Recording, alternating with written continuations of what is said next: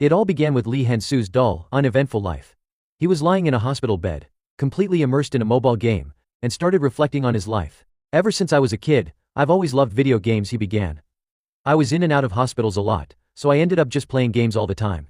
They became a huge part of my life. He lay there completely focused on the screen.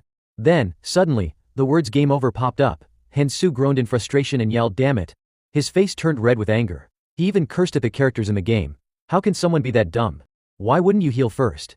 But of course, when you do something for too long, it eventually wears you out. That was exactly what happened. Hansu sighed in boredom, tossed his phone aside, and muttered, I'm done. Gaming just wasn't as fun as it used to be. It wasn't about the game genres or anything like that. The real issue was how every game released these days felt like garbage. Year after year, it was the same repetitive trash. He criticized the state of mobile games, and he wasn't the only one. A bunch of people online shared his opinion. The plots and game mechanics were all way too familiar and boring. They're no different from last year's crap. Same storyline, same characters, just a new UI, and a different background, he scoffed. There's no depth at all, it's basically a copy-paste job. Resting his arms on the table, he sighed in disappointment. Is there seriously no original game left out there? That's when he found the game. A strange new title popped up on his screen with an intriguing description, Dungeon and Stone. What's this? He muttered. Judging from the old-school interface, Hansu figured it was some sort of indie RPG. The 2D pixel graphics were a rare sight these days. He glanced at the screen, unimpressed. What the hell is this? It's all in English. Not really my style. But it was free, so he figured he'd give it a shot. There were tons of classes and character types. Hey, I'm not gonna play this seriously. I'll just pick something random. The retro design brought back memories. It's been forever since I've played a side-scroller like this, he thought. Maybe this is exactly what I need. At first he played half-heartedly.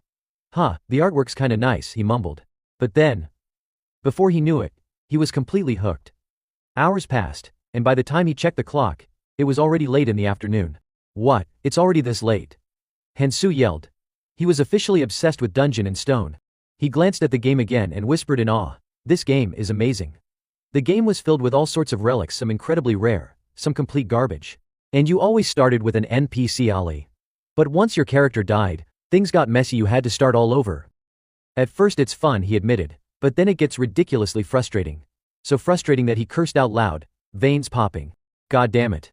I died because that dumb priest didn't heal me even though I was right there. A nurse snapped at him, "Please keep it down. This is a hospital." Embarrassed, Hansu quickly took off his headphones and apologized. "Sorry, ma'am." Then he put his headphones back on and kept playing. Up 3, left 4, down 1, there's a trap here. And just like that, he was locked in, desperate to beat the game. Frustrated, he muttered. What a garbage game. No tutorial, not even in Korean or English, whatever. No matter how long it took, he had to beat this game. From that moment on, while he was still in the hospital, while preparing for civil service exams, when he got discharged, went back to college, graduated, went to job interviews, got hired, started working, and came home exhausted, he kept playing Dungeon and Stone. But every time the same result, game over, you have died. Damn it, again, over and over, countless times. 9 years passed in the blink of an eye. Then finally Hansu smiled, the smile of someone who had conquered the impossible. The final boss room. He shouted with joy. His character stood before the gates of hell. He pumped his fists in the air and cheered. Did you guys see that? You bastards. Has anyone even made it this far? His eyes welled up. He thought about the years of effort, 9 long years. I sacrificed my entire 20s for this damn game. Then a message appeared. Do you want to enter the boss room? Yes, no. Without hesitation, he selected yes. But then another warning popped up. You won't be able to return once you enter. Do you still wish to proceed? Hansu was giddy. Is it because it's the final boss? That's kind of ominous, but there was no way he was backing out after coming this far. He firmly clicked yes. Leaning back in his chair, he took a deep breath. I'm not expecting to win right away. I'll gather as much info as I can, figure out the boss's attributes, spot the patterns. There has to be a final trick somewhere. What if I manage to beat it on my first try, fully prepared? He wondered, heart racing. Then, the screen flickered. Huh? That's it. Something didn't feel right. Hansu suddenly felt a deep sense of regret. This is why you reached the abyss, you were a step too slow. Strange words appeared on the screen. This is why you reached the abyss. You were too slow. Tutorial complete. Hansu stared, confused. Tutorial. What? Then he realized, wait a sec, this is in Korean. But I thought Dungeon and Stone only supported English. He clutched his computer in shock. You've got to be kidding me, I spent almost a whole decade studying just to understand this game. Just then, the system made an announcement, player scan complete. What the hell? A brilliant light burst from the screen. Hansu clutched his head in agony, as a searing pain burned through his entire body. He drifted into a hazy daze, confused and disoriented. "What the hell?" he muttered. Before he could grasp what was happening, his body was sucked into a blinding light. System message, beginning transfer. "I've lost consciousness," he thought, slipping deeper. Then, a voice echoed through the void. "Congratulations, young warriors, what? You will leave this sacred place today," it boomed. A blurry image of an old man came into view, and Hansu instinctively looked around. "Who's talking so loud?" he mumbled. Somewhere in his subconscious he sensed it when I opened my eyes again. The towering old man shouted, "And become true warriors." Hansu snapped back to awareness, stunned. He was facing a scene so surreal, it felt like a dream. Torches lit the space around him, real, burning torches, not electric lights. Everywhere he looked, there were massive, muscular barbarians. A few strange individuals stood nearby, mumbling among themselves. Then the old man bellowed, "Choose a weapon that suits you." Hansu spun around, bewildered. Weapons? What is he even talking about? He quickly realized this wasn't any language he had ever heard before, but somehow, he could understand every word. And why am I even here? No. Calm down, he told himself, trying to stay composed. He rubbed his chin and began analyzing the situation. If this is the introduction of some ultra-hard game, then what do I need to do? Gather intel. Understand the scenario. He looked at his hands, rough, large and muscular. Tattoos snaked up his forearms, and his body moved freely, completely under his control. His entire body had transformed into that of a barbarian. Is this me? Hansu still couldn't believe it. The old man called out again, "Those who have been summoned, step forward." "What the hell is going on?" Hansu muttered. The elder began calling names. "The third son of Vanin Karak." A man stepped forward, picked up a twin axe without hesitation, and raised it with pride. The elder nodded in approval. "Twin axe. Good choice. The third son of Vanin, Karak, you are now a warrior. The second daughter of Fanelin Einar. Step forward." As Hansu watched, a strange déjà vu washed over him. Wait a minute, I know this scene. One by one, the young warriors stepped forward and chose their weapons. A blonde girl picked a sword. The next person chose a spear. "A wise choice," the elder praised. "A fine weapon for someone of intelligence." And now, he declared proudly, "To all young warriors, may the blessings of the god Rafdonia be with you always." A flash of memory struck Hansu, a vision of a magnificent city, buried deep in his mind. And in that moment, he realized without a doubt this was Dungeon and Stone. Hansu remembered clearly. The very moment he selected the barbarian tribe at the beginning of the game.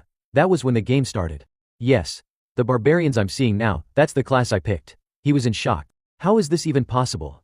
Suddenly someone beside him groaned in disbelief. No way. A red-haired young man stood frozen in fear, muttering to himself, This is Dungeon and Stone." He trembled, visibly terrified. Hansu could see it in his eyes, confusion, fear, panic. He's different from the others. He's just like me, another player. As Hansu tried to process it all, the old man suddenly roared, "Who just spoke?" Hansu stiffened, sensing a murderous intent in the air. The old man's cold eyes widened menacingly. When Hansu looked up, he was already standing right there. When did he get so close? The elder growled, "Was it you?" Thinking fast, Hansu straightened up and shouted back confidently, "No sir."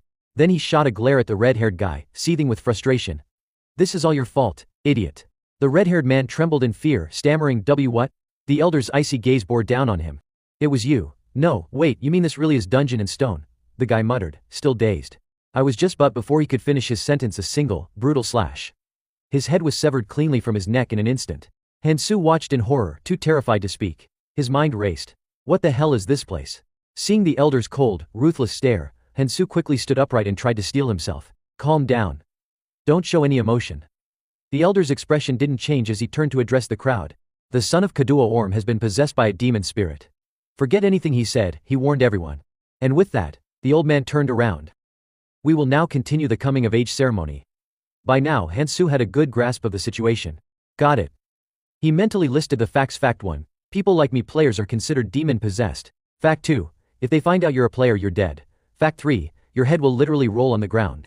Conclusion: I need to survive without being discovered. The only problem was Hansu was still completely overwhelmed, lost in confusion and panic. Then the elder's booming voice rang out again. "Next, the fourth son of Senik, Serum. Step forward."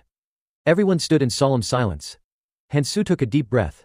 "Me," the call of death echoed through the air again and again. Next, Hansu's heart pounded. He didn't even know his own name. Agonizingly, he screamed internally, "What the hell is my name?"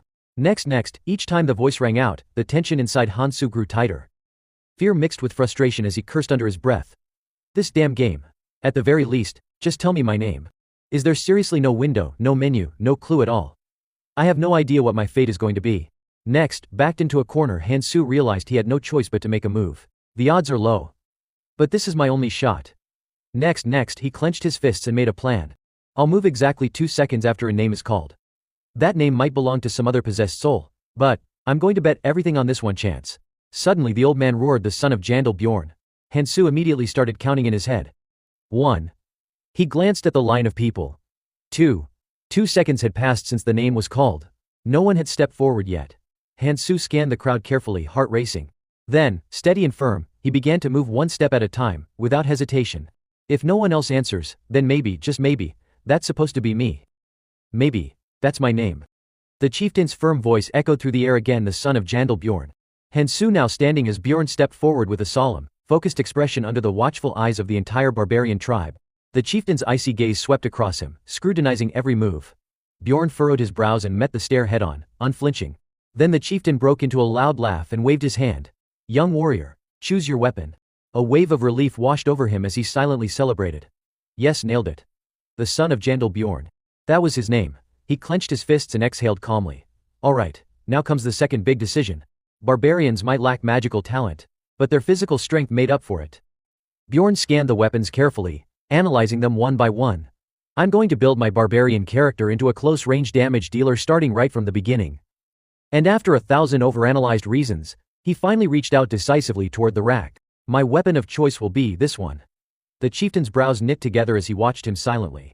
It was a shield. Bjorn's face remained tense and taut, but he was satisfied. Yes. This is the best choice I can make. Then the chieftain declared, the son of Yandel, Bjorn. With this you are now a warrior. At that exact moment, a rhythmic beep, beep, beep filled the air.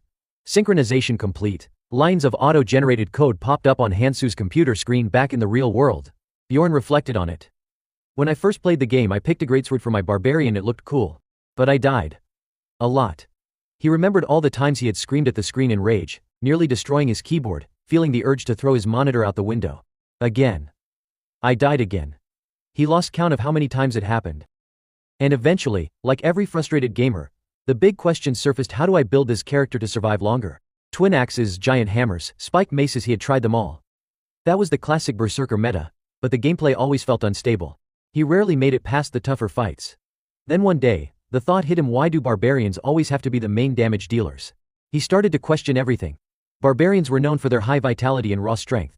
While they couldn't tank as well as dwarves, they still had the baseline traits to become defensive powerhouses.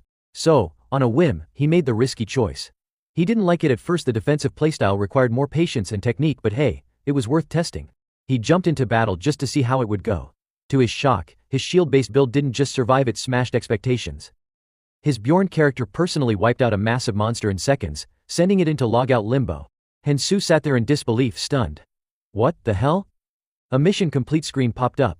He couldn't stop himself from muttering, mouth half open, damn, this character has insane stats. In that moment he felt certain. This build works. I'm sticking with it. Back in the present, Bjorn stood tall with renewed confidence. I won't regret this. Not long after, the coming-of-age ceremony wrapped up. The chieftain shouted, open the gate. A deep, grinding noise echoed out as the heavy iron gate lifted. Behind it, the roaring cheers of the entire barbarian tribe exploded into the air. Bjorn's pulse quickened as he stepped forward nervously, following the others. If memory served him right, the barbarians had to complete their coming-of-age ritual by entering a labyrinth. A city lies inside that maze. Right now he and the rest of them were basically walking to the slaughterhouse. A place full of deadly traps and dangers, Rafdonia. Just before they departed, the chieftain turned to address them one final time. Young warriors, march forward.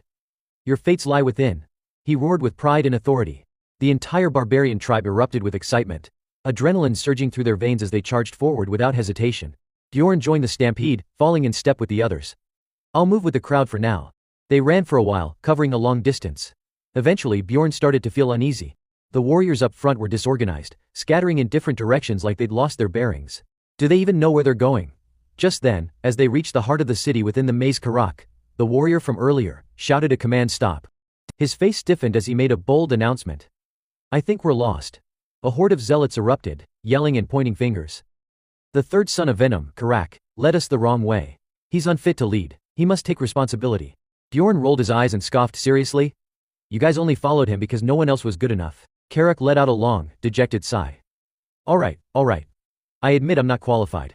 I'll step down as the guide. Einar stepped up, patting him on the shoulder in consolation, then quickly seized the chance. I'll lead from here. The zealots erupted in cheers like they'd struck gold. Daughter of Fenneline, Einar. Einar is brilliant. She'll lead us to the right path. With a smug smirk, Einar soaked in the praise. Bjorn stared at her nervously.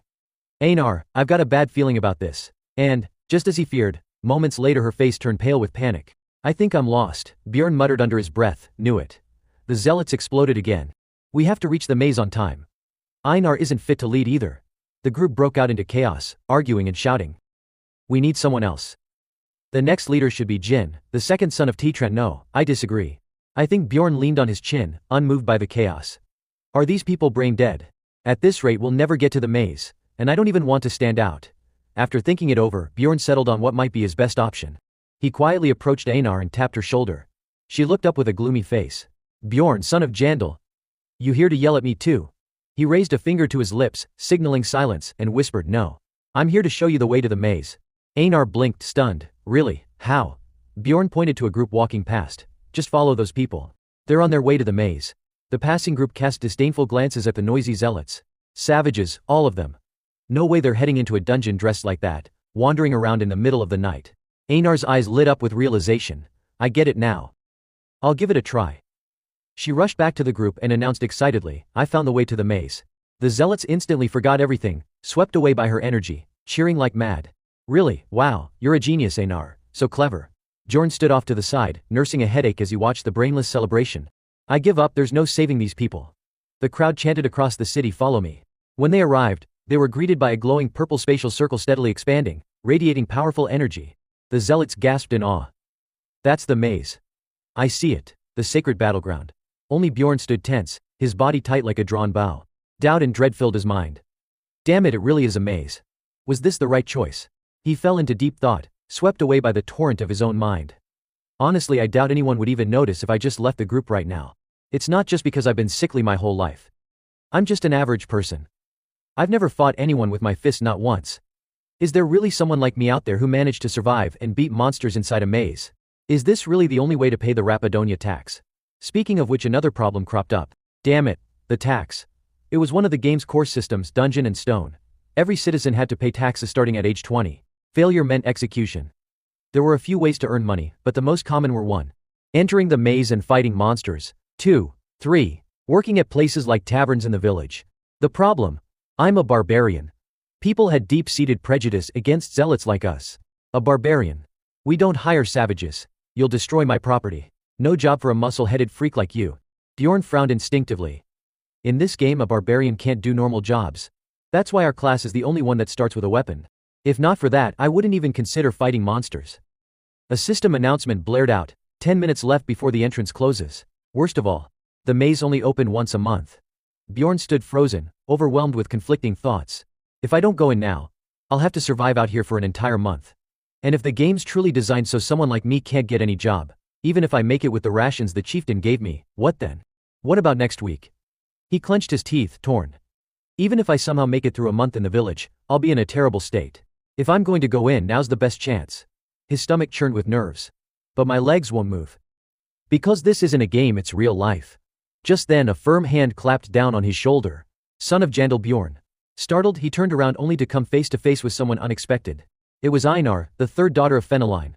Or so he thought. She casually corrected him. I'm actually the second daughter. And by the way, just so you know, the other warriors have already entered the labyrinth. It's just the 2 of us left now. We have to hurry, we're already late. A loud voice from the mage echoed behind them. 5 minutes until the gate closes. It's shrinking fast.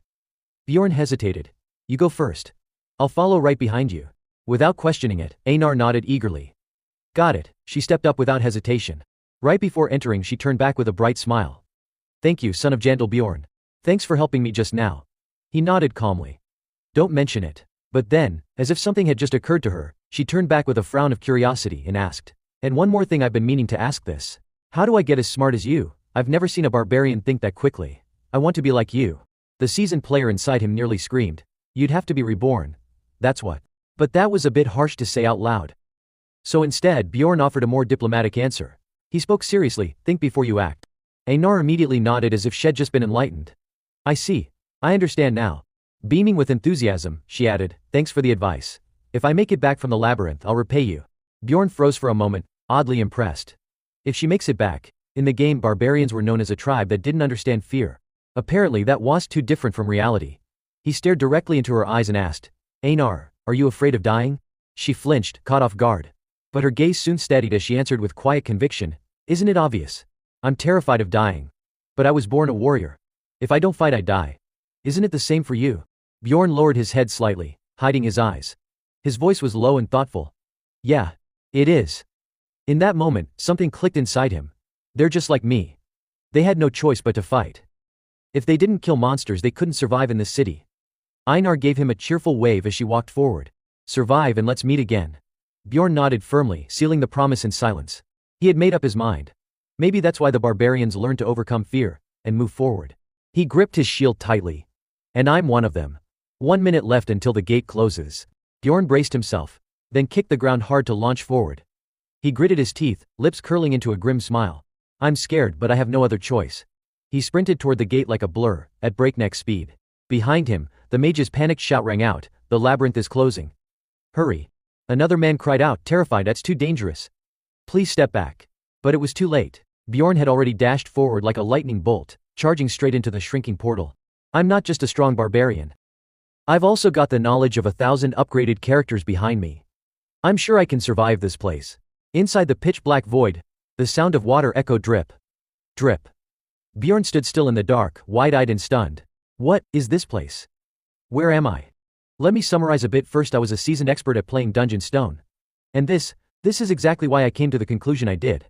If I could combine the brute strength and resilience of a barbarian with my deep game knowledge, then maybe, just maybe, I could survive. That was my reasoning back then. Back to reality, Bjorn let out a pained sigh. Damn it, it was too dark to see a thing. The others had already entered too, but why wasn't there a single soul around? Bjorn fell into silence, reevaluating his surroundings. Based on the game's map design, I shouldn't need a torch here. There were luminous crystals embedded in the walls of the first floor, so why is it pitch black? He frowned, thinking hard. Then something clicked. Wait, no way, don't tell me I've spawned in the Shadow Zone? That place on the outskirts of the first floor's labyrinth was infamous for its total lack of light. A rare, almost forgotten region. And he had landed there. What kind of cursed wrong would throw me into a place like this? He thought, horrified. The Shadow Zone wasn't even supposed to be a starting location. But he quickly forced himself to calm down. No. This is real life now. There's no for sure here. In reality, the spawn point could be random.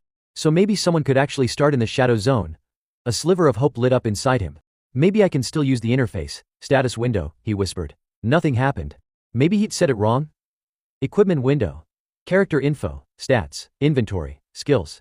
Lodge and log, a deafening silence. Nothing worked. Bjorn's frustration exploded. God damn it.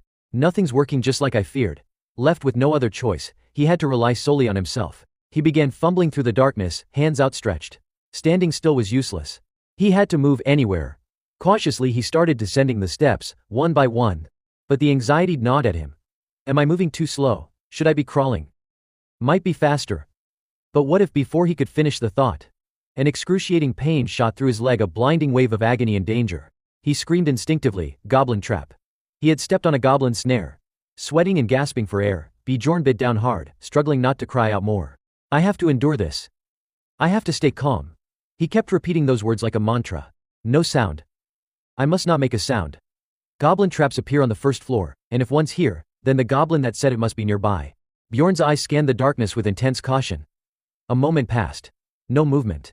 No sound. Maybe it's not here right now. Yeah, maybe it wandered off for a bit. If that's the case, I got lucky.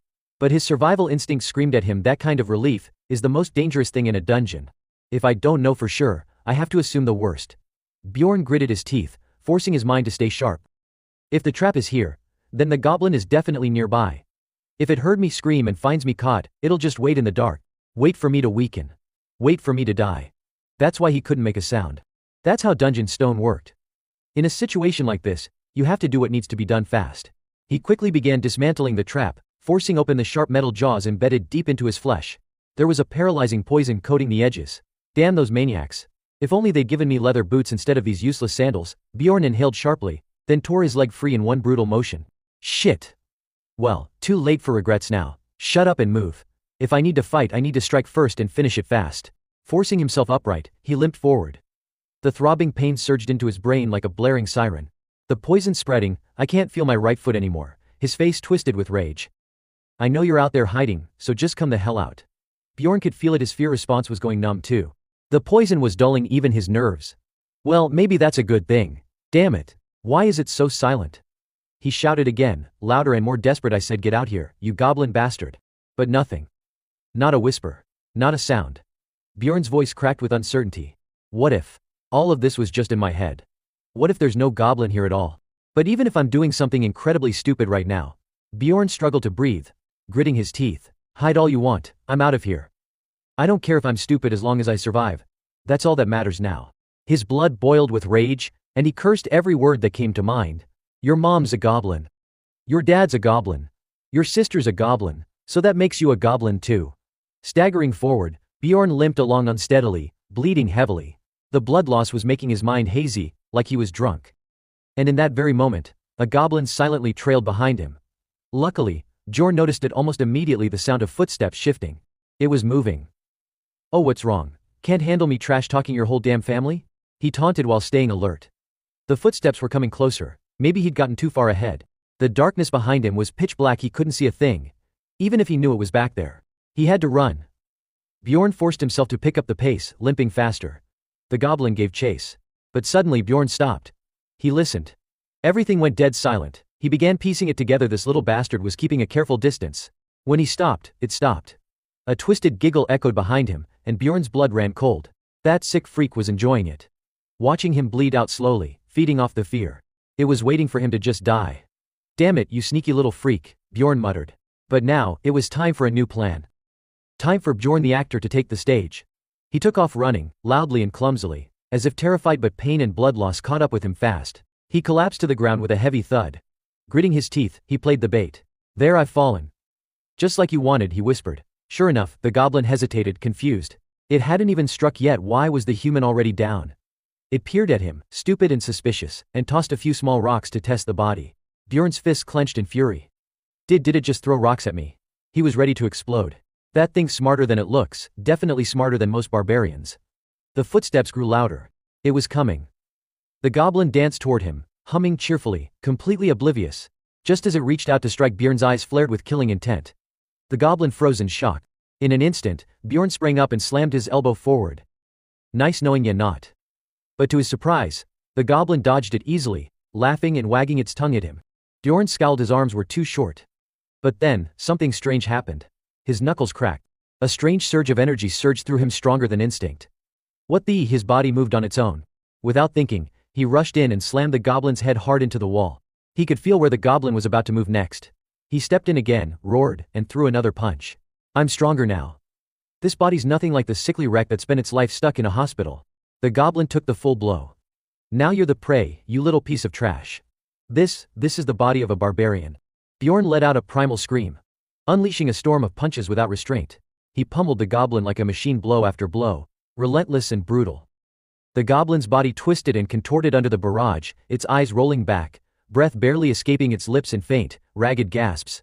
Well, if you're already halfway to the afterlife, Bjorn muttered with a wicked grin, let me help speed things up for you. Channeling all his remaining strength, he brought both fists crashing down. A sickening splatter of syrupy liquid burst from the goblin's crushed skull. It was over. Bjorn had officially taken down a goblin.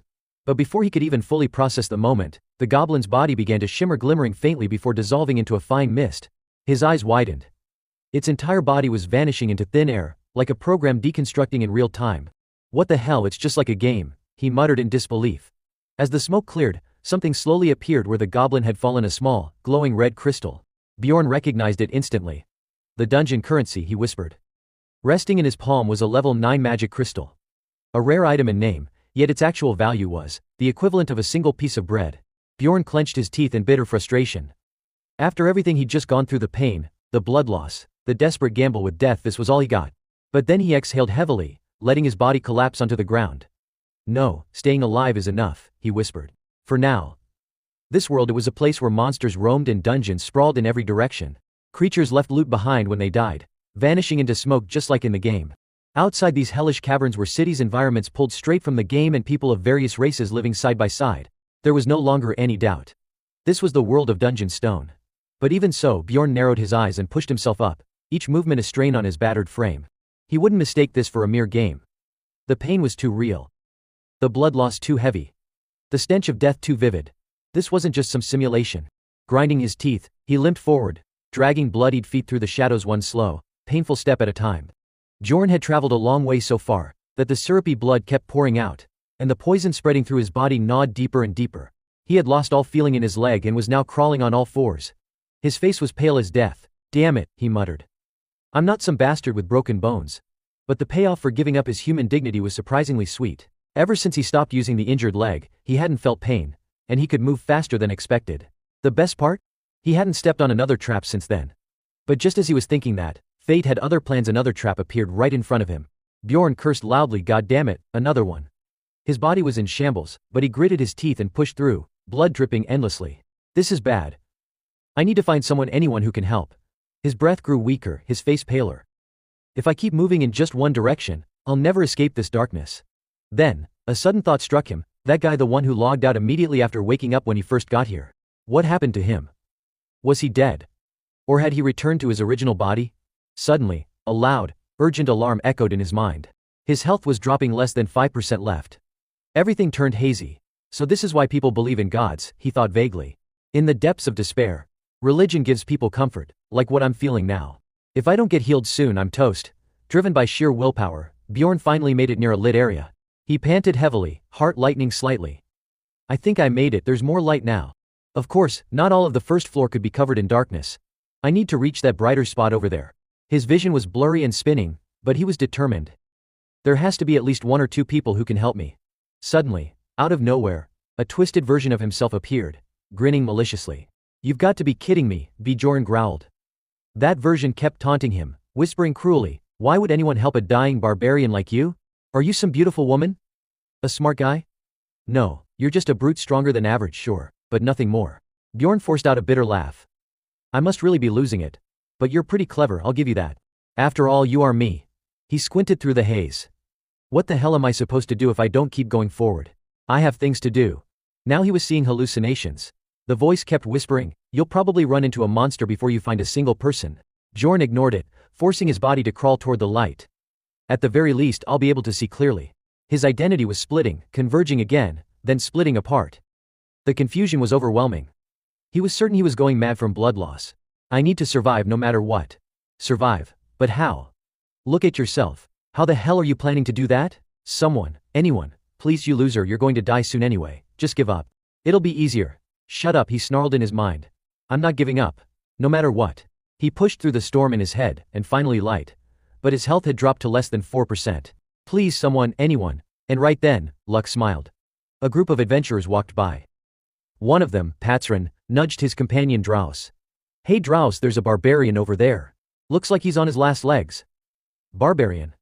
Draus knelt in front of Bjorn, eyeing him closely. From the look of it, probably a rookie. Rookie? Bjorn swore silently. Then help me, you bastard. The group raised their guard. This isn't suspicious at all. How'd a rookie get here faster than us? Bjorn tried to speak but only managed a pained moan. Damn it, I can't even talk anymore. He stared daggers at Draus. Stop staring and help me, you asshole. Draus's face stayed stoic as he studied Bjorn's expression, searching for any signs of deception. Then suddenly he gave a slight smirk. Turning to someone behind him, he asked, Hey, Priestess Ursina. You think you can heal this guy? Bjorn blinked in disbelief. A priestess? There's a priestess in this party. If they had a priestess, that meant this group operated at a high difficulty level. This is a miracle. I'm saved. But before he could finish the thought, reality slapped him in the face. I refuse, Ursina said coldly. Draus sighed, thought so. He turned to Patron for help, guessed that meant he wasn't going to get any. Patron, could you spare me one of your potions? Draus asked. Patron shook his head. Those are for emergencies only, for when divine power can't heal us. Draus lowered his voice, trying to persuade him. You've got more than enough. I'll pay you back once we get out of here. With an annoyed grunt, Patron tossed him a vial. Draus smiled, then turned to Bjorn with a warning. Since this isn't blessed with divine power, it's going to sting a bit. In that case, just hurry, Bjorn urged, desperation creeping into his voice. Draus poured the potion directly into the deep, venomous wound in Bjorn's leg. Instantly, a wave of searing, mind-numbing pain exploded through his nerves and shot straight to his brain. What the hell is this? He screamed, Though he could feel his vitality quickly returning, it felt like his entire body was dissolving.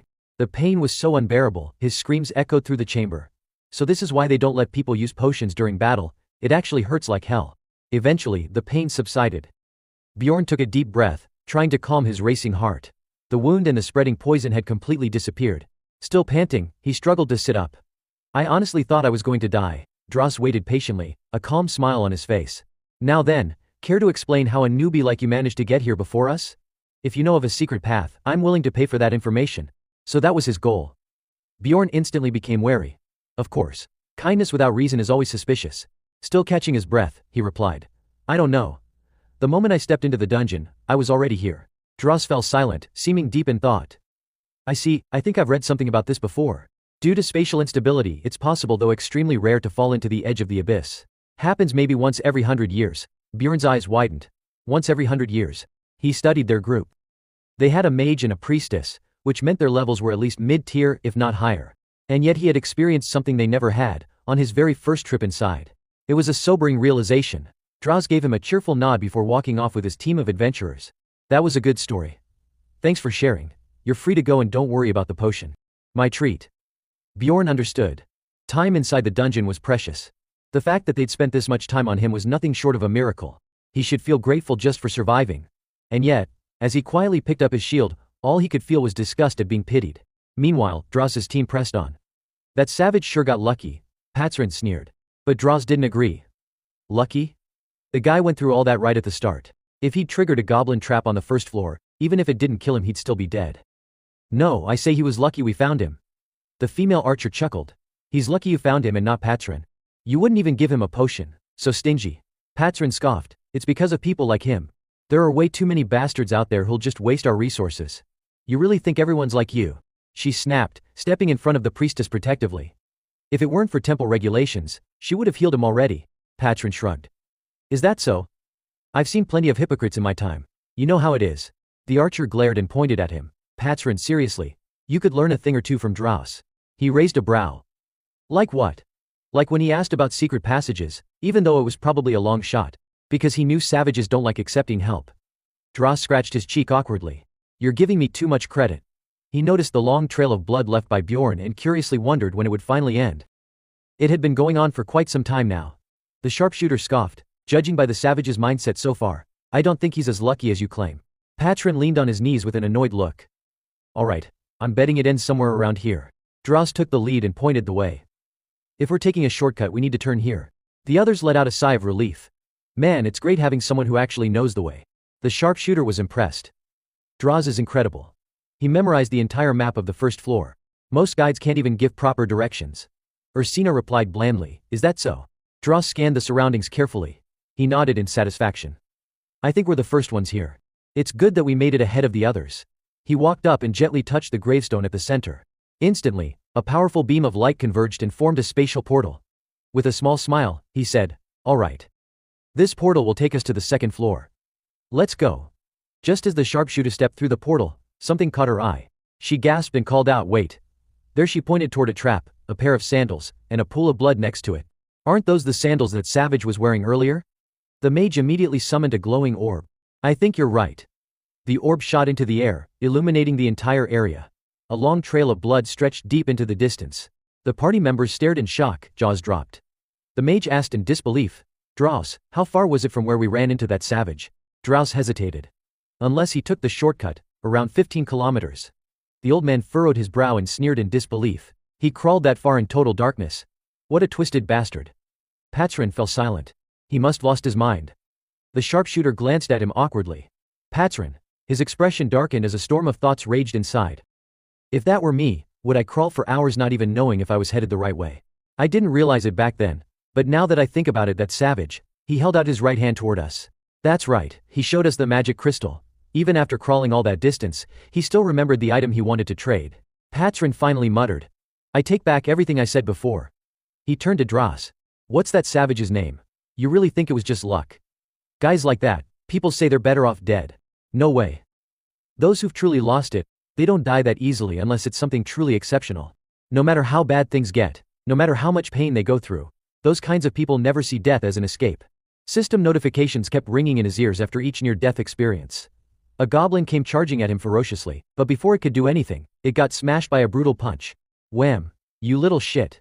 It was sent flying and sprawled across the ground. Bjorn kept charging into groups of goblins without rest. He let out a tired sigh. They're still coming. He had been worried at first, but once his vision cleared, the goblins stopped being a serious threat. He noticed the traps scattered across the dungeon floor and scoffed. Idiots. At least cover them with dirt or something.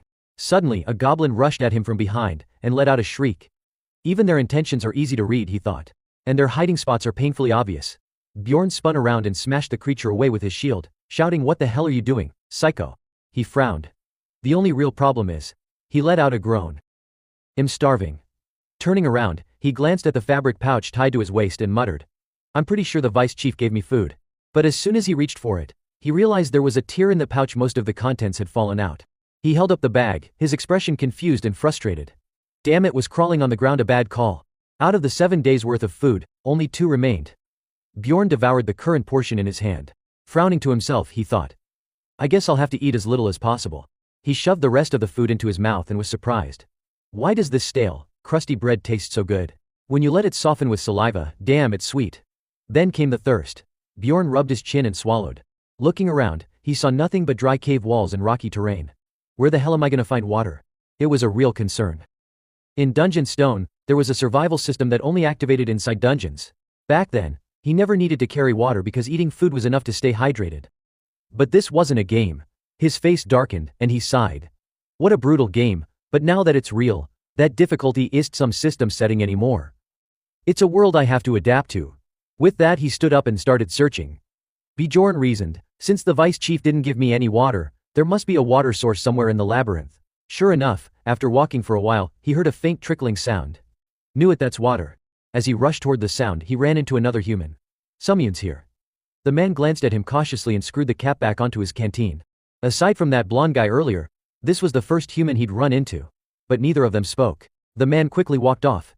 It was an unspoken rule among adventurers. Don't interact with others unless absolutely necessary. 41, 42, 43, 44. The count echoed through the cave. Bjorn paused, reflecting. I've gathered quite a lot.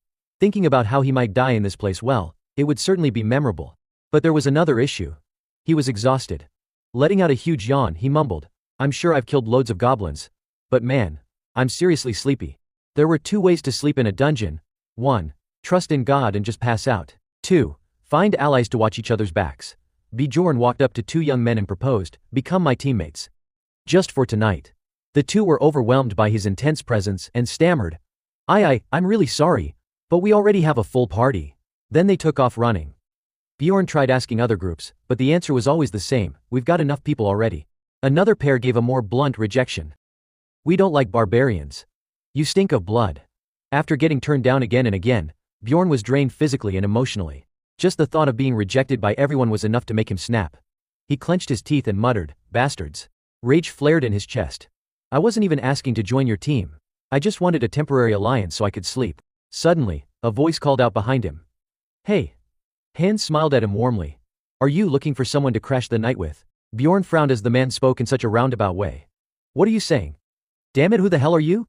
The guy smiled warmly and explained. "I figured you didn't ask anyone to keep watch for you. I thought I could catch a little sleep since you looked like a trustworthy barbarian, but I guess I was wrong." Bjorn blinked, slowly realizing what he meant.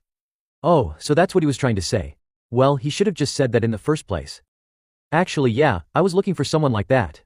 In the game, it was recommended to find a knight companion. The man eagerly reached out to shake hands. "That's great. Then let's stick together. I'm Hans." Bjorn hesitated. "I thought it was just a party member to share the night shift, a friend or something. But the way he says it, it sounds kinda perverted." Still, he reached out and introduced himself. "Fine. I'm Bjorn, son of Yandel." Hans grabbed his hand and gave it a light shake, his tone annoyingly cheerful. "Alright, Bjorn it is.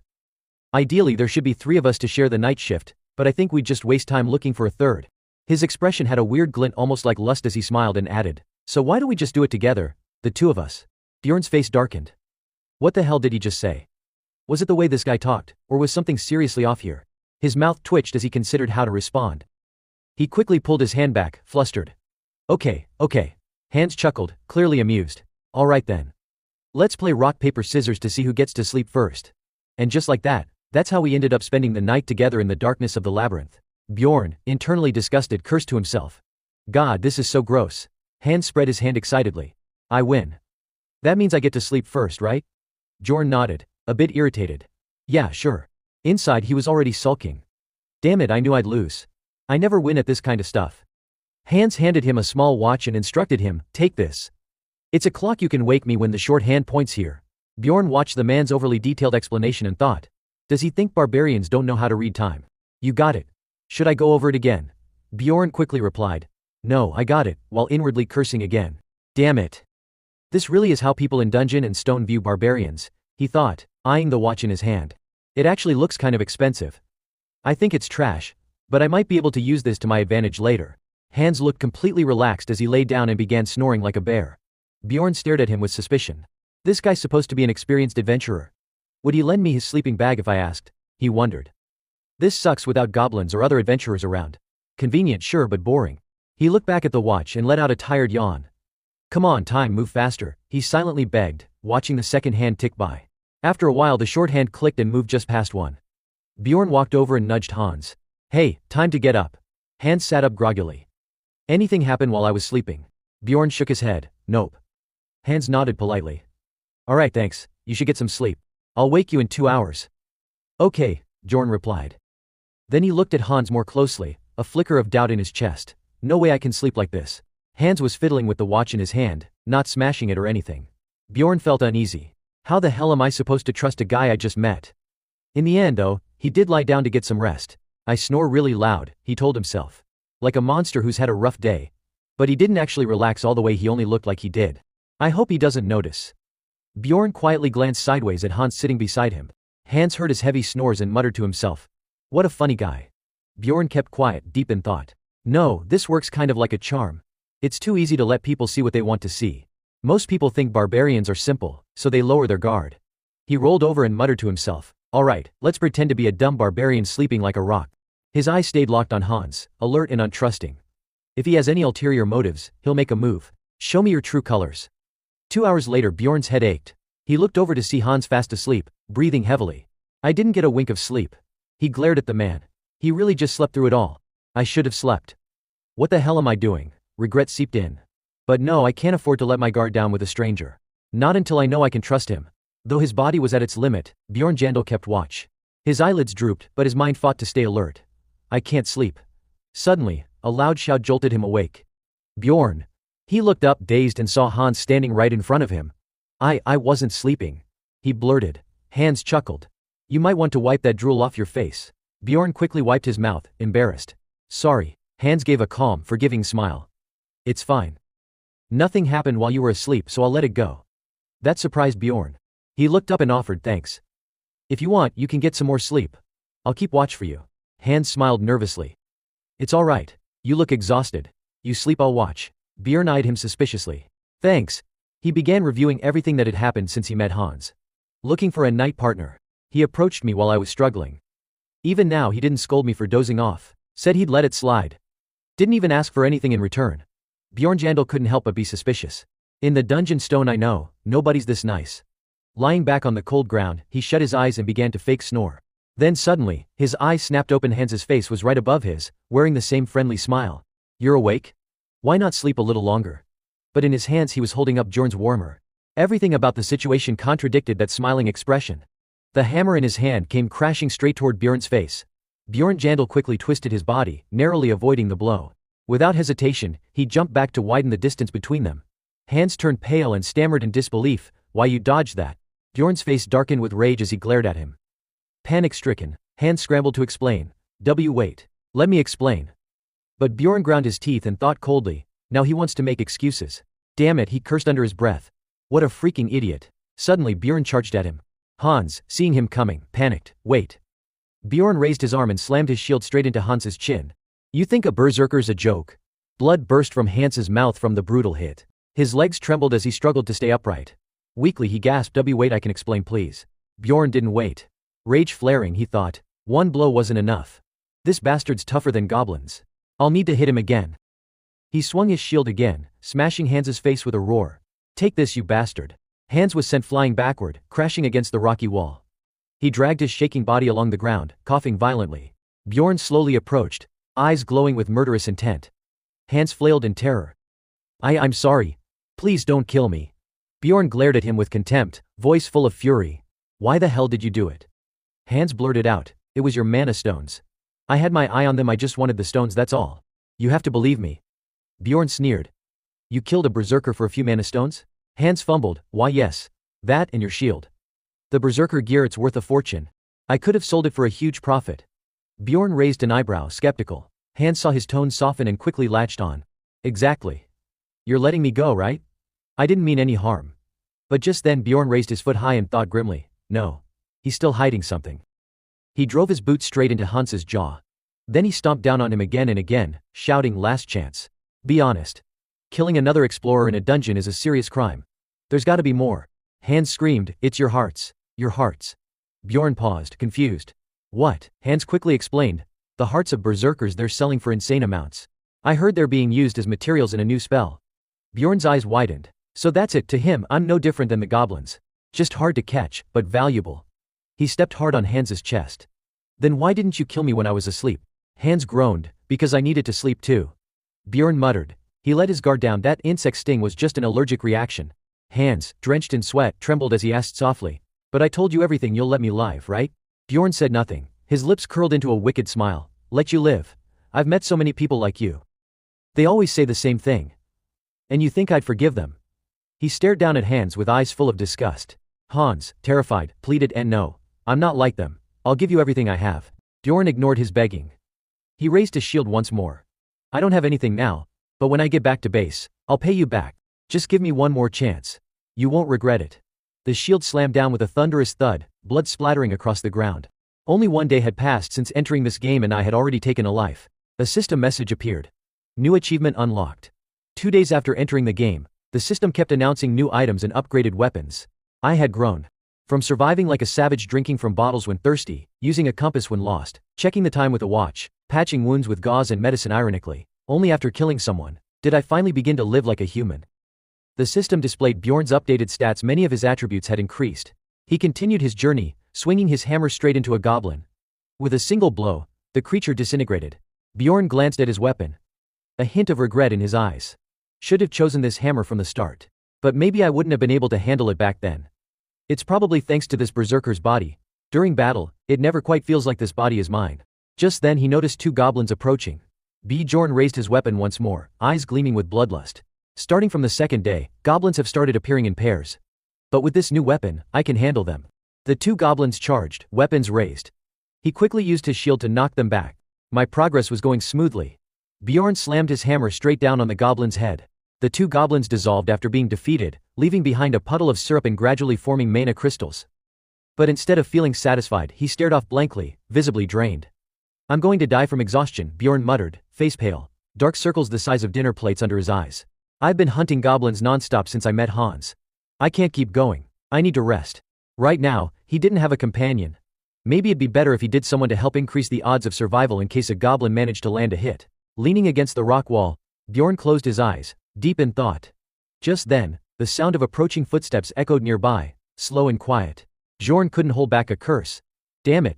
These damned things. Every time I stop to think they show up. 2 goblins were approaching, their little feet clattering against the stone.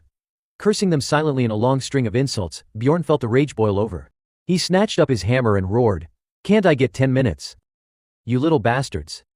The next moment was filled with a loud clang of metal striking flesh. After finishing them off, Bjorn slumped back against the rock wall, lost in thought. Back then I wiped out everything in sight. He muttered to no one, please don't show up again.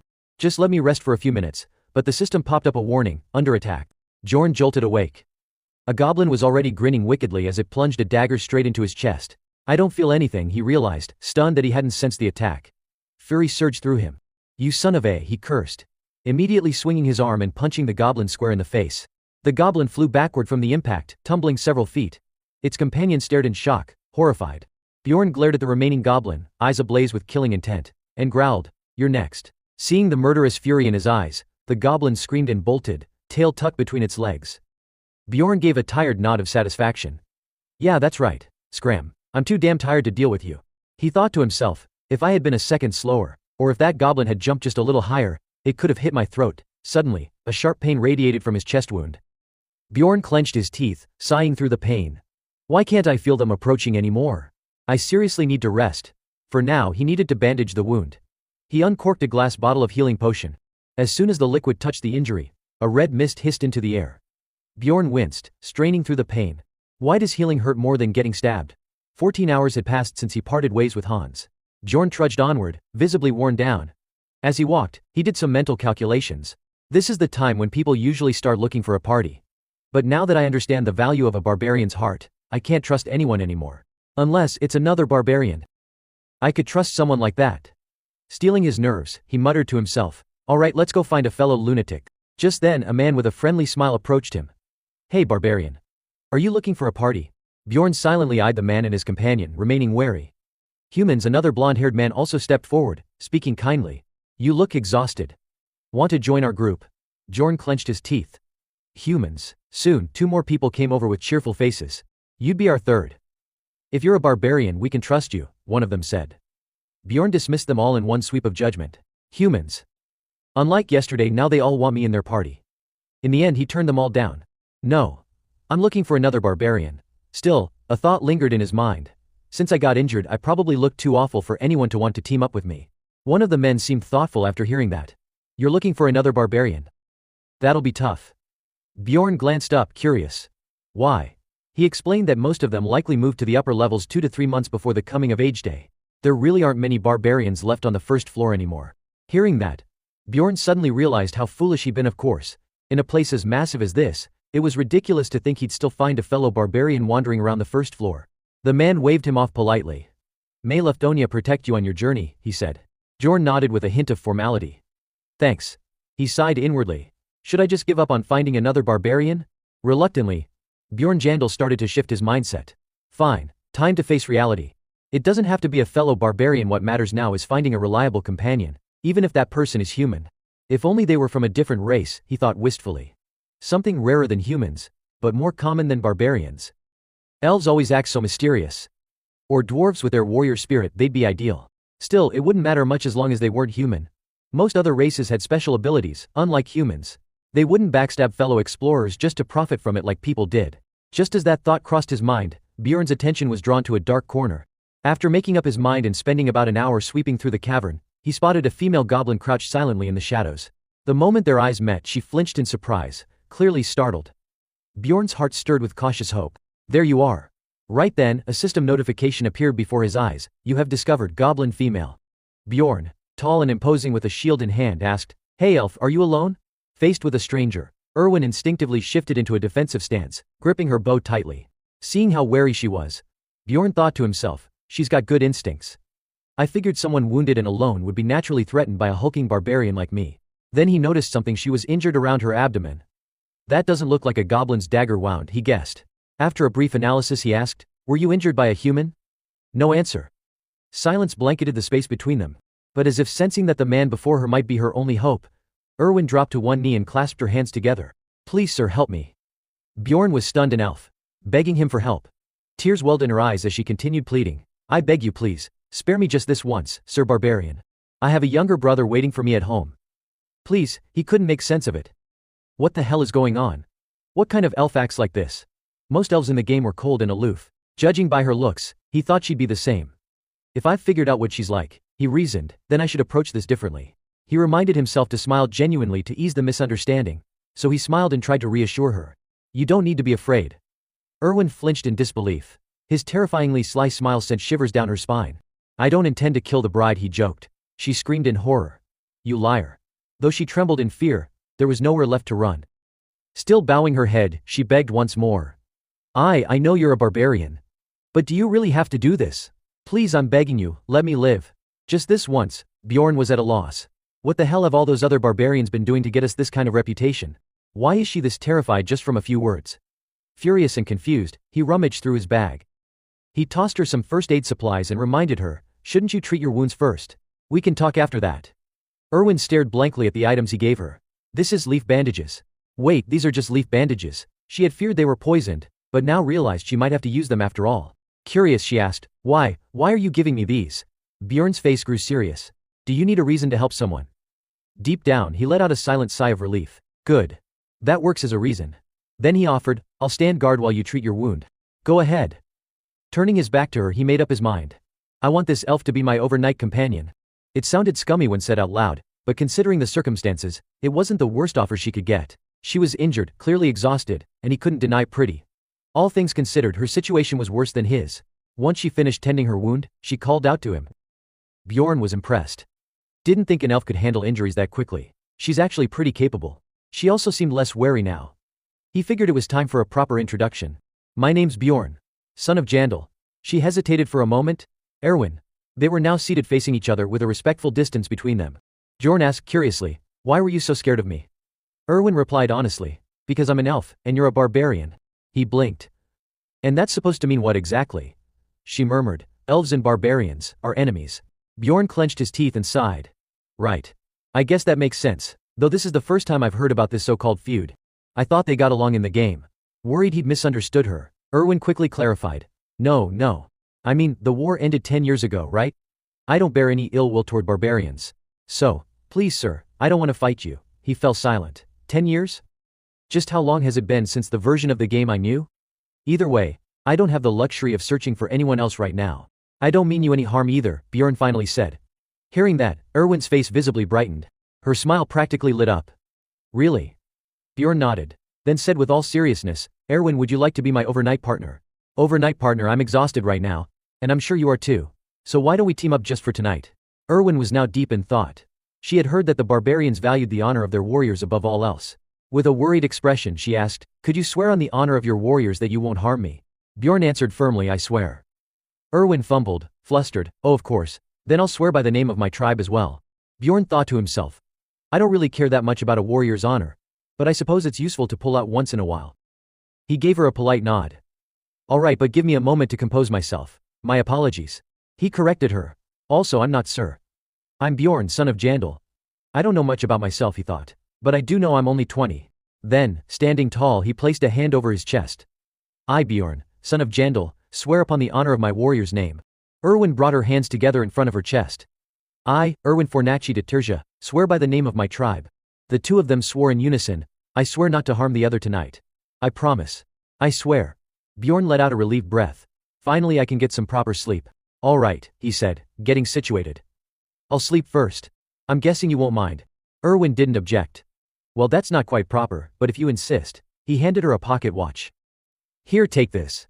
It's a bit pricey, so please be careful with it. She nodded earnestly. I'll be careful, I promise. Bjorn lay down, but despite his fatigue, sleep didn't come easily. It's hard to sleep when you know someone could do anything while you're out cold, he thought. But she'll never know if I'm really asleep, so I'll just pretend for 10 minutes, and a loud yell startled him awake. He bolted upright. Wow, what time is it? He mumbled, half asleep. Erwin cheerfully held out the watch. It's been 2 hours. Here's your watch. Bjorn blinked, baffled. Wait, I fell asleep. When? I didn't even fake snore yet. Could this be the combined power of the blanket and the backpack? If Hans had lent me this stuff, there's no way I'd have dodged him in that ambush. Guess I should return the favor. Without hesitation, he tossed the sleeping bag to Erwin. Here, you can use this to cover yourself if you want. Or even as a pillow. She caught it, stunned. Huh.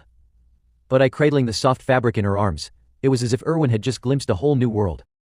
Without hesitation, she unrolled the blanket and curled up beneath it. Then I'll use it well. Thank you so much. And just like that, she fell asleep the moment her head hit the ground.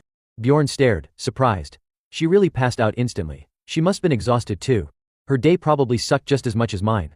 Feels like 5 days have passed, but it's only been 3. He leaned against the wall and sighed. I wonder what's happening in the real world right now. Am I reported missing yet? Probably not.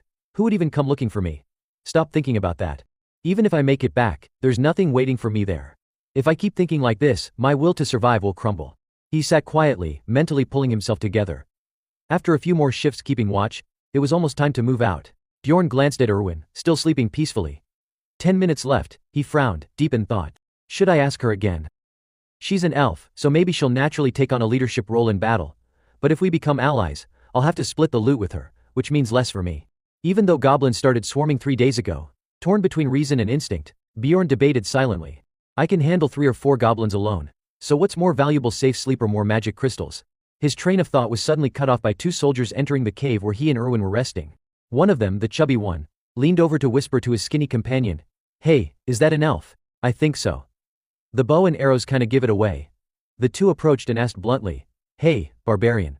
What's your relationship with this elf?" Bjorn replied curtly, "Like you said, we're companions for the night." The fat soldier let out a greasy laugh. "A barbarian and an elf spending the night together, huh? Interesting. So how much longer does your time run out?" Bjorn had had enough. His expression darkened, teeth clenched. "I have no obligation to answer your damn questions." His fury was palpable, and the two soldiers froze, realizing they'd stepped too far. Awkwardly, they backed away. Right. Got it." And they turned tail and ran without looking back. Even though the troublemakers were gone, Bjorn felt a storm stirring inside. "I have a bad feeling about this. They're definitely looking for Erwin." He turned toward her and called, "Erwin." She groaned and rolled over, hugging the blanket. 5 more minutes, Bjorn's jaw tightened. "You're about to get hunted down and you still want to sleep." He ignored her act and continued shaking her. "Erwin, wake up." He saw movement beneath the blanket. He knew full well she was pretending to sleep. The blanket that had been loosely draped earlier was now pulled tightly over her face. Suddenly, Erwin was yanked upright by a strong force, catching her off guard. Startled and unprepared, she was about to scream when she realized it was Bjorn. "Seriously? Who the hell taught you to treat women like that?" she snapped. He loomed over her, visibly angry. "Why were you pretending to sleep?" Intimidated by his anger, she hesitated before murmuring, "If I got up, you would have me behind." She sniffled, her voice trembling. Bjorn was taken aback, so that's what she was afraid of. They weren't officially allies, but they had spent the night together as temporary companions. They had taken turns keeping watch through the night. And now, the moment she opened her eyes, that unspoken pact had ended. He began packing his gear and stretching, still curious. "What's the story with those people back there?" Erwin looked flustered.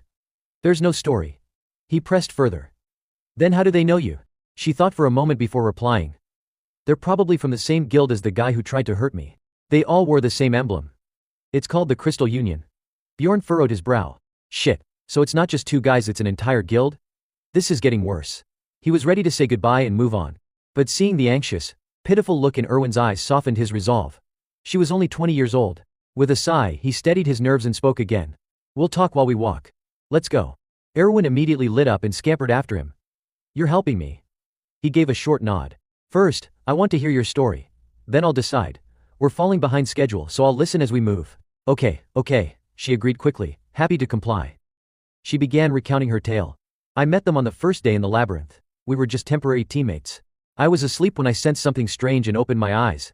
There was this man, he had a shady face, and he suddenly leaned in and said something disgusting. 'Oh no, you're awake. That's okay, you can just go back to sleep.'" Bjorn frowned. Erwin continued, "I found out later he was the leader of a guild that operates regularly on the first floor. Somehow I managed to escape, but his guildmates kept chasing me. That's how I got hurt." Her voice grew somber. Bjorn sensed something off. "Wait, how exactly did you get away?" She thought for a moment. "I think they were using something called a message stone to track me." "A message stone?" Bjorn raised an eyebrow. "That was never in the game, tell me more." "They're magical devices," she explained excitedly. "If you sync them beforehand, you can communicate within a range of about 300 meters. He frowned. "Sounds like walkie-talkies." He calculated the situation, countless enemies, magical communication, and nowhere to hide. If he left her now, she'd definitely be caught. But something still didn't sit right. "You didn't do anything wrong," he said. "So why are they so persistent?" Erwin looked conflicted. "It's not just that. When I ran away the first time, I threw my dagger, and it hit that spot." Bjorn's eyes widened. "That spot, you mean?" She nodded, embarrassed. "Yeah, that one. I heard it was a clean slice, completely severed. Even healing potions couldn't fix it." She grinned mischievously, proud of her accidental triumph. Bjorn broke out in a cold sweat. "That's more than enough reason for them to chase you. Damn it, why are you smiling about this?" "Well, I guess it's karma," she said sheepishly, scratching her head. "Sorry." Then suddenly her eyes went wide. "Someone's following us," she said, her voice tight with tension. "Don't look back." About 150 meters behind. Though Bjorn couldn't sense anything, her intense gaze suggested otherwise. Maybe this was a natural gift of elves' keen perception beyond human senses. He suggested, "Let's pick up the pace." "You okay?" She nodded. "Yeah, I'm still good for now." The wound had opened again, yet she didn't complain. She was brave. Bjorn was pleased and darted ahead. "How far are they from us?" he asked. "Still about 150 meters, she replied after a quick calculation. Even after speeding up, the gap hadn't changed. They must have already reported their position to the rest of their group. Things were about to get dangerous. Understanding the situation, Bjorn made a decision. "We need to take them out. If I were the target, that's exactly what I'd do. But killing that bastard meant they'd pass the point of no return." He had to think this through. What were the risks? The rewards? Suddenly, Erwin cried out, panicked. Hey. To make the right call, he needed more information. He turned to her and asked, Erwin, what are you good at? She puffed up with pride. Laundry and sweeping. Bjorn stared at her speechless. What are you talking about? Oh, combat skills, right. I'm good with a bow. I can also use spirit magic fire element. He was impressed. A textbook elven archer and fire. That's one of the rarest elements. Then, out of nowhere, he hit her with a blunt question that made Erwin freeze. Have you ever killed anyone? Her grip tightened on her bow. No, but I can now. Her eyes were tense, but full of resolve. Bjorn gave a firm nod. All right, Erwin. Do you want to team up with me at least until we escape this labyrinth? I take 9 shares, you get 1. I won't accept any complaints. Erwin's answer was immediate and full of excitement. I agree. Bjorn nodded and got back to business. The distance now? 100 meters, she replied quickly. He frowned. Even at top speed, they're still closing in. No point in running anymore. He came to a sudden stop and gave the order. Erwin, we're changing tactics. Summon your spirit. Got it. A fiery blaze erupted as she called forth the fire spirit. To think I'd be back here again, he thought, standing in a pitch-black cave now lit by the flickering flame. They're close now.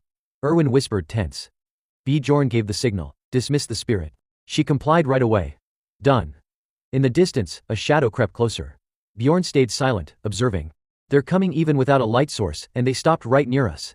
Someone in that group must be using tracking magic or something similar. He whispered, Erwin, shoot. A cloaked figure approached. Without hesitation, Erwin raised her bow. One cold, precise shot. The arrow pierced clean through the figure's head. Syrupy blood dripped down with a splat. Her hands trembled. Her face went pale. It was the first time she had ever sent someone to the underworld. Bjorn walked over and patted her on the shoulder. Nice work. If you'd hesitated, we might've been dead. They quickly moved in to inspect the body. Sure enough, the man was still holding a voice-transmitting stone. Certain. A voice came from it, frustrated and impatient. Certain, answer me. Shit. We've lost contact with him. He was chasing the elf and that barbarian. Anyone hearing this message regroup at the goblin zone.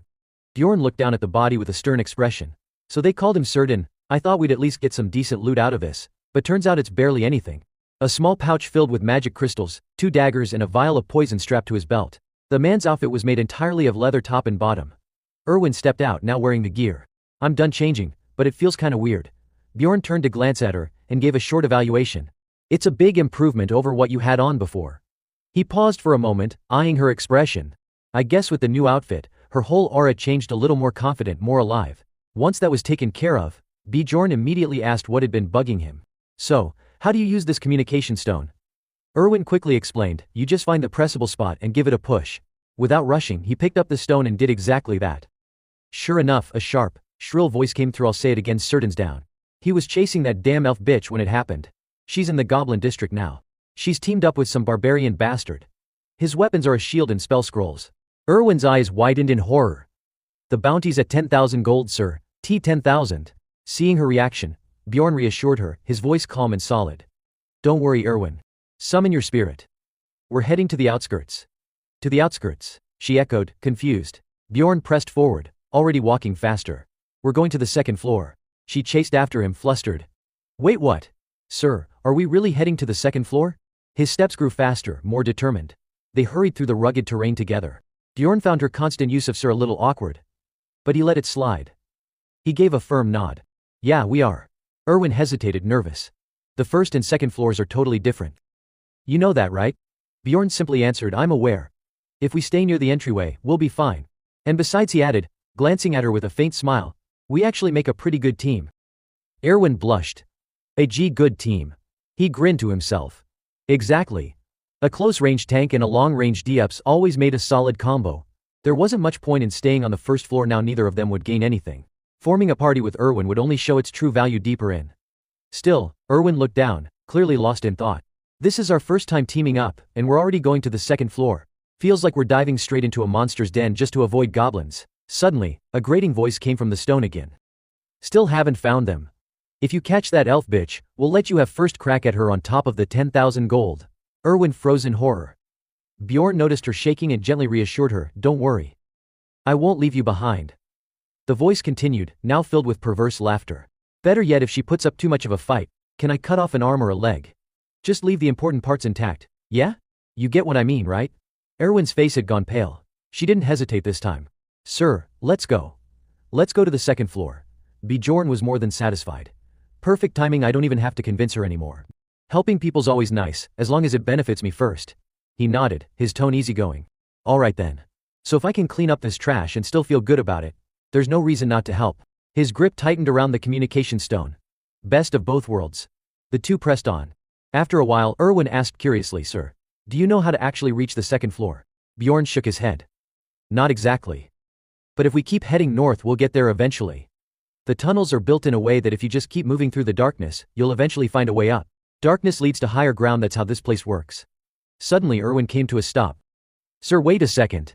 Erwin pointed toward a metallic object ahead and warned, there's a goblin trap. Bjorn scoffed. Now they show up. A bit late, aren't they? I'm just a few steps away. He paused. A sudden thought hitting him, maybe goblins didn't usually appear in the light. Was that why they'd taken so long? Man, just my luck, he muttered, slapping his forehead in frustration.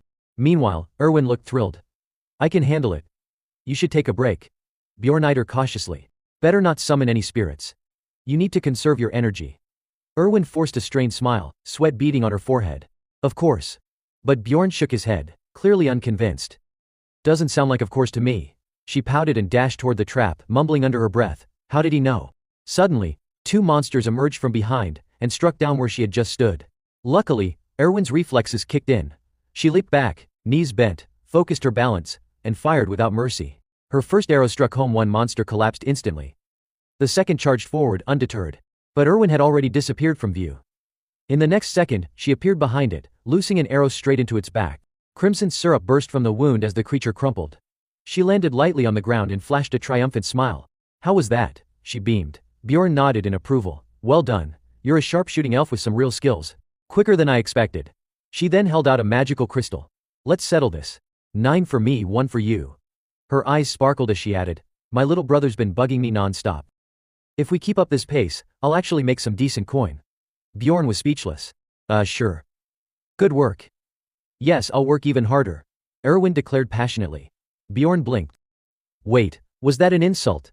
Her tone shifted in an instant. A high-pitched voice echoed from the stone. Reward for hunting elves has increased to 20,000 gold. Alive or dead? Erwin flinched and leaned into Bjorn for comfort. He whispered, don't worry. No one's going to search for us in the dark. Besides, those bastards aren't exactly the cooperative type. Indeed, angry voices echoed from nearby. I'm switching to hunting Maine wolves. Anyone want to take a break with me? Bjorn chuckled. Hear that? Plenty of folks have no interest in chasing you. But the smooth sailing made him uneasy. Based on his luck, something bad should have happened by now. Just then, Erwin let out a terrified scream. Sir, it's a ghoul. Bjorn's eyes widened in horror. What? Ghouls. But they're not supposed to be here. On the first floor, monsters only spawn depending on the direction you go.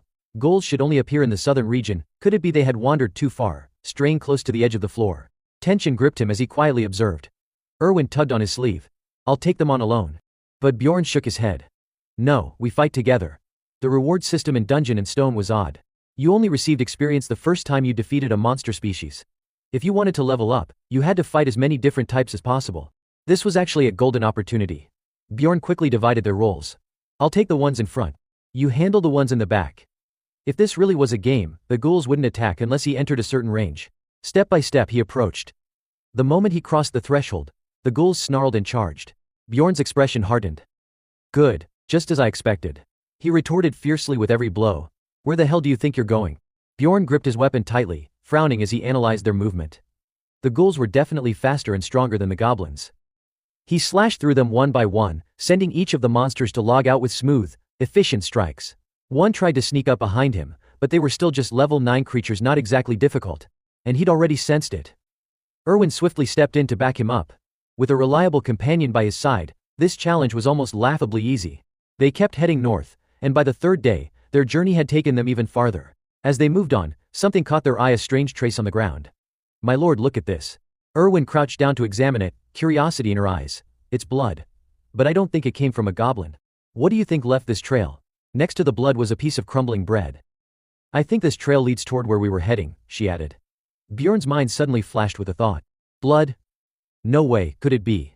Next to the bloodstains were a goblin trap and a single, abandoned sandal. He stood there silently, staring at them. A heavy weight began to drag down his mood.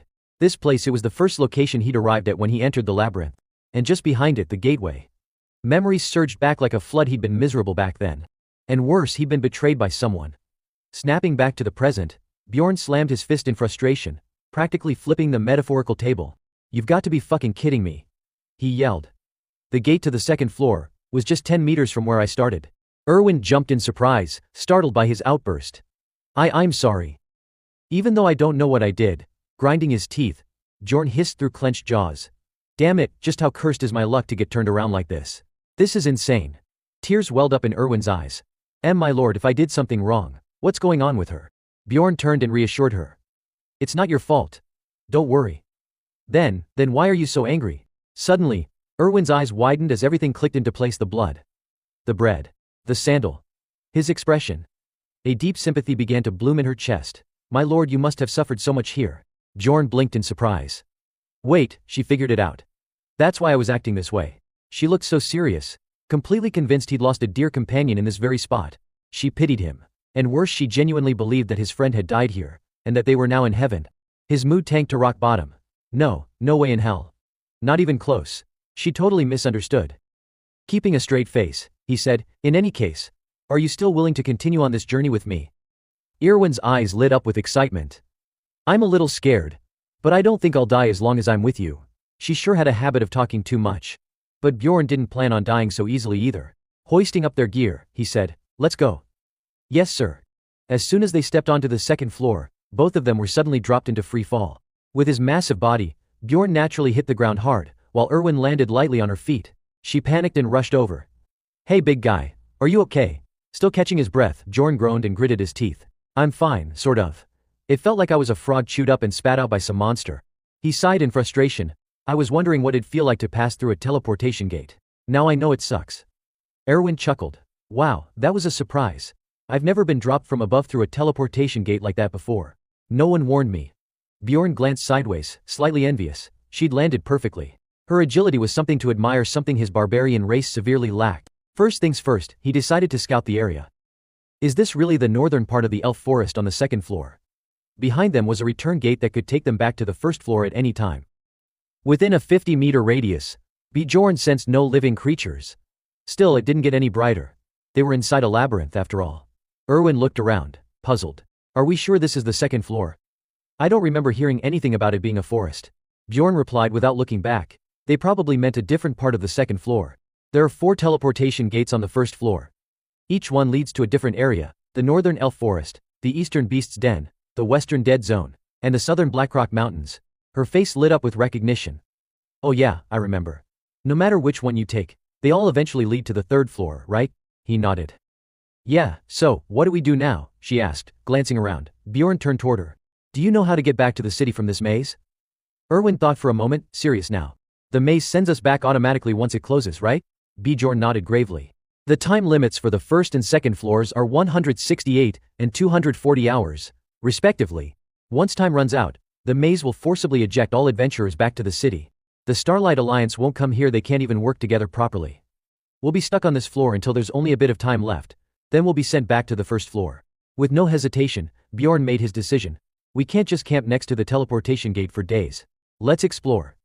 He stood tall and gave the order, lead the way. Erwin grinned. You got it. As they walked, she casually sang a few verses. It's nostalgic being in the forest like this, even if it's full of monsters, it feels a little like the ancient elven shrines. The more she spoke, the more delighted she seemed. Then suddenly her senses sharpened. Trap ahead. Be sure to follow my footsteps. She pointed toward a thick patch of undergrowth. See over there? Another one. Bjorn squinted, confused. I don't see anything, smirking. Erwin teased. Look under the leaves. Watch this. She hurled a stone into the brush. Sure enough, a trap was triggered. Whoa, Bjorn muttered in awe. That's your elven sense kicking in, huh? Erwin stood tall with pride. Impressive, right? She really did seem dependable in that moment. Though he wanted to say it out loud, Bjorn just nodded awkwardly. Instead, he blurted, I'm good at throwing rocks too. That wasn't what he meant, and they both knew it, but he couldn't bring himself to praise her directly. Disheartened, Erwin muttered. Is that all? Bjorn said nothing and walked ahead coldly. Finding traps is your job anyway, he thought. Don't get excited over something so minor. You're already a real adventurer. His tone was frosty. But instead of being offended, Erwin beamed with joy. A real adventurer, huh? Okay then. Bjorn sighed inwardly. She's way too easy to motivate. Back in the moment, Erwin narrowed her eyes, scanning the surroundings.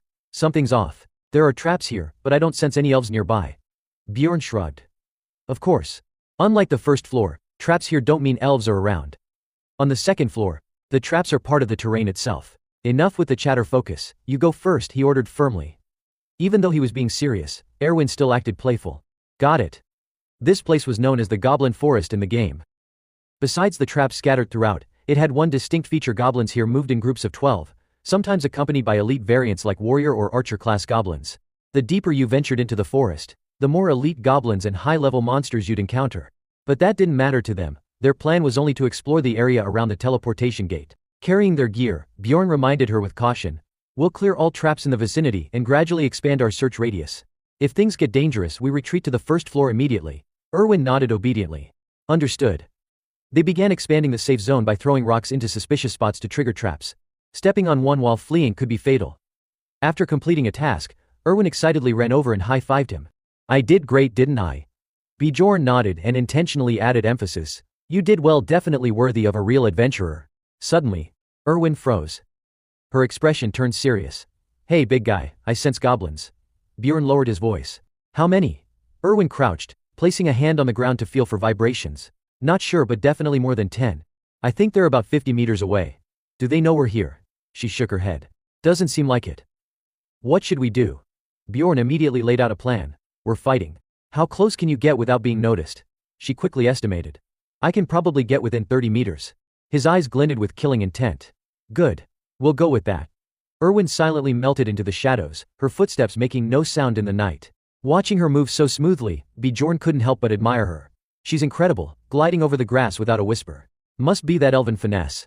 From afar, Erwin spotted the goblin group slowly approaching. She signaled back with a wave. Bjorn gave her a steady nod. That was all she needed. Instantly, she drew her bow. The sharp arrow whistled through the air. Bjorn slammed a foot down, launching himself forward at full speed. She hit one. I can't hear the impact from this distance, but she must have. He sprinted in to support. Fall back, Erwin. He shouted. She nodded and moved back as he charged head-on into the goblin formation. Bjorn clenched his teeth, steeling himself. The second floor is definitely different. I'll be facing 3 times as many goblins as the first floor. Even if they're just goblins, they're stronger here. Some are even warriors. They were fearsome, no doubt. But oddly, he wasn't afraid. The heart of a warrior inside me is pounding like a drum. He let out a battle cry, voice full of vigor. Then a furious punch came crashing down. He unleashed his special move, Raging Blow, at 2 goblins flanking him. In a clean sweep, both were taken out instantly. He followed up with a crushing uppercut that launched them into the goblin mob. His eyes burned with fury. Then a cataclysmic punch landed, obliterating a goblin in its path. Suddenly he tensed up. A chill ran down his spine. A goblin had snuck up behind him, thrusting a spear. It scraped by, narrowly missing a hair closer, and it could have killed him. Bjorn reacted just in time, swiftly leaping backward to widen the gap. That was way too close. If I'd been a second slower, I'd be done for. Damn it, he muttered under his breath. They're not even giving me a moment to breathe. Sure, they're just regular goblins, but fighting more than 5 of them at once? That's no joke. As waves of goblins came charging in, Bjorn braced himself and sighed. Guess getting hurt is inevitable now. But that's only if he were alone. A sudden flash of light streaked across the battlefield. Instinctively, he tilted his head to align with the incoming projectile. From the rear, Erwin exhaled in relief as her arrow struck true.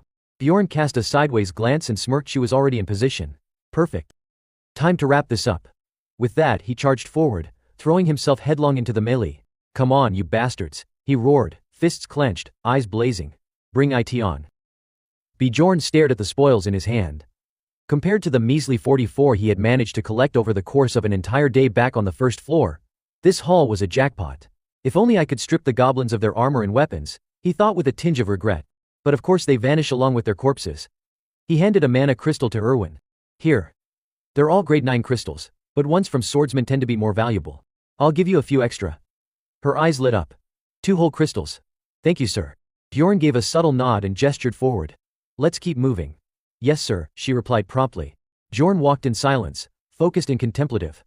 I wonder how much we can rake in after 4 days of this. As they pushed farther, roughly 3 kilometers, and they began encountering goblin groups every 5 minutes. There's an archer in this one, Erwin alerted, eyes narrowing. Look.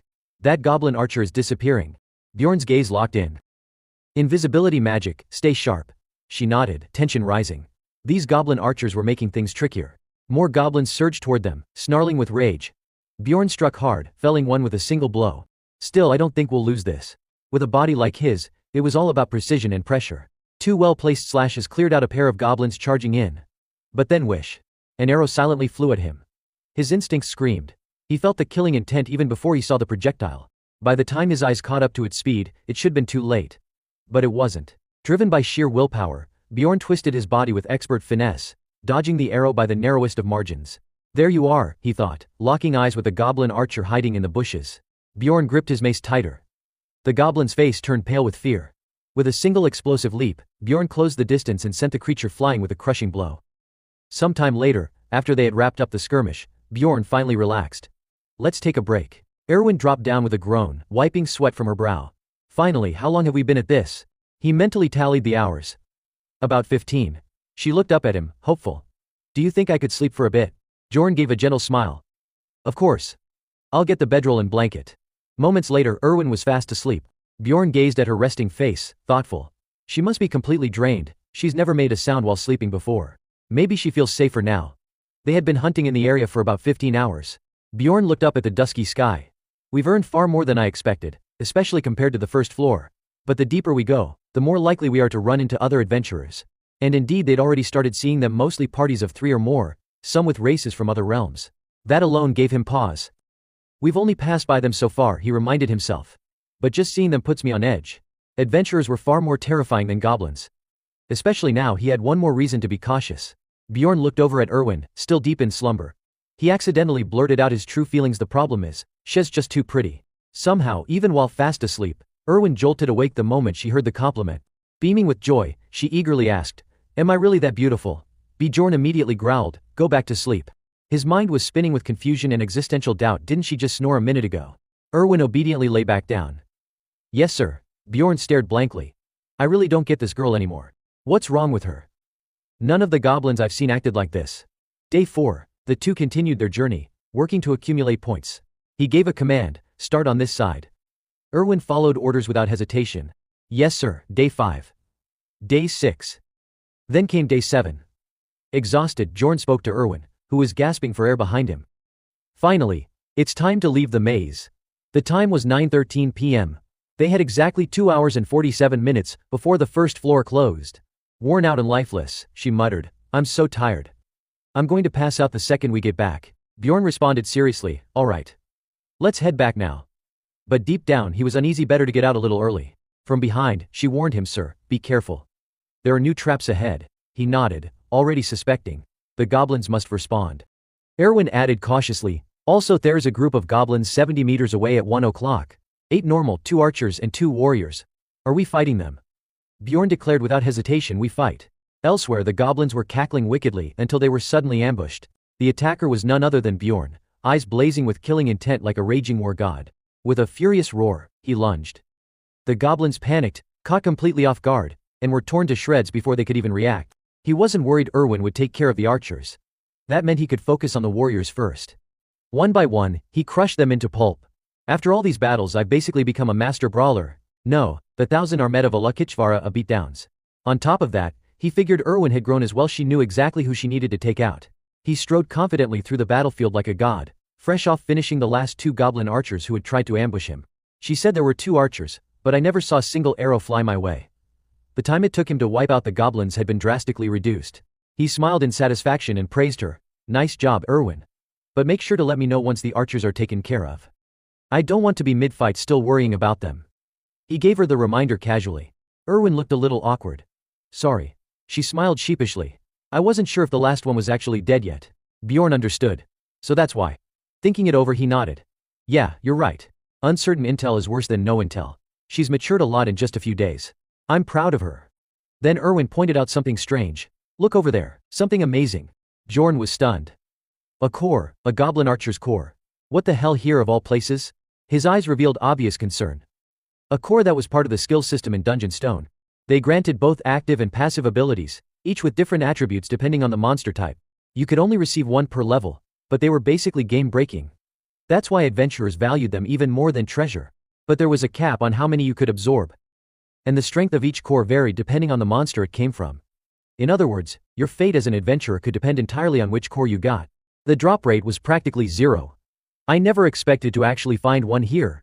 Erwin was gazing at it with innocent curiosity. So this is a core. But even with something this lucky, Bjorn couldn't shake the unease in his gut.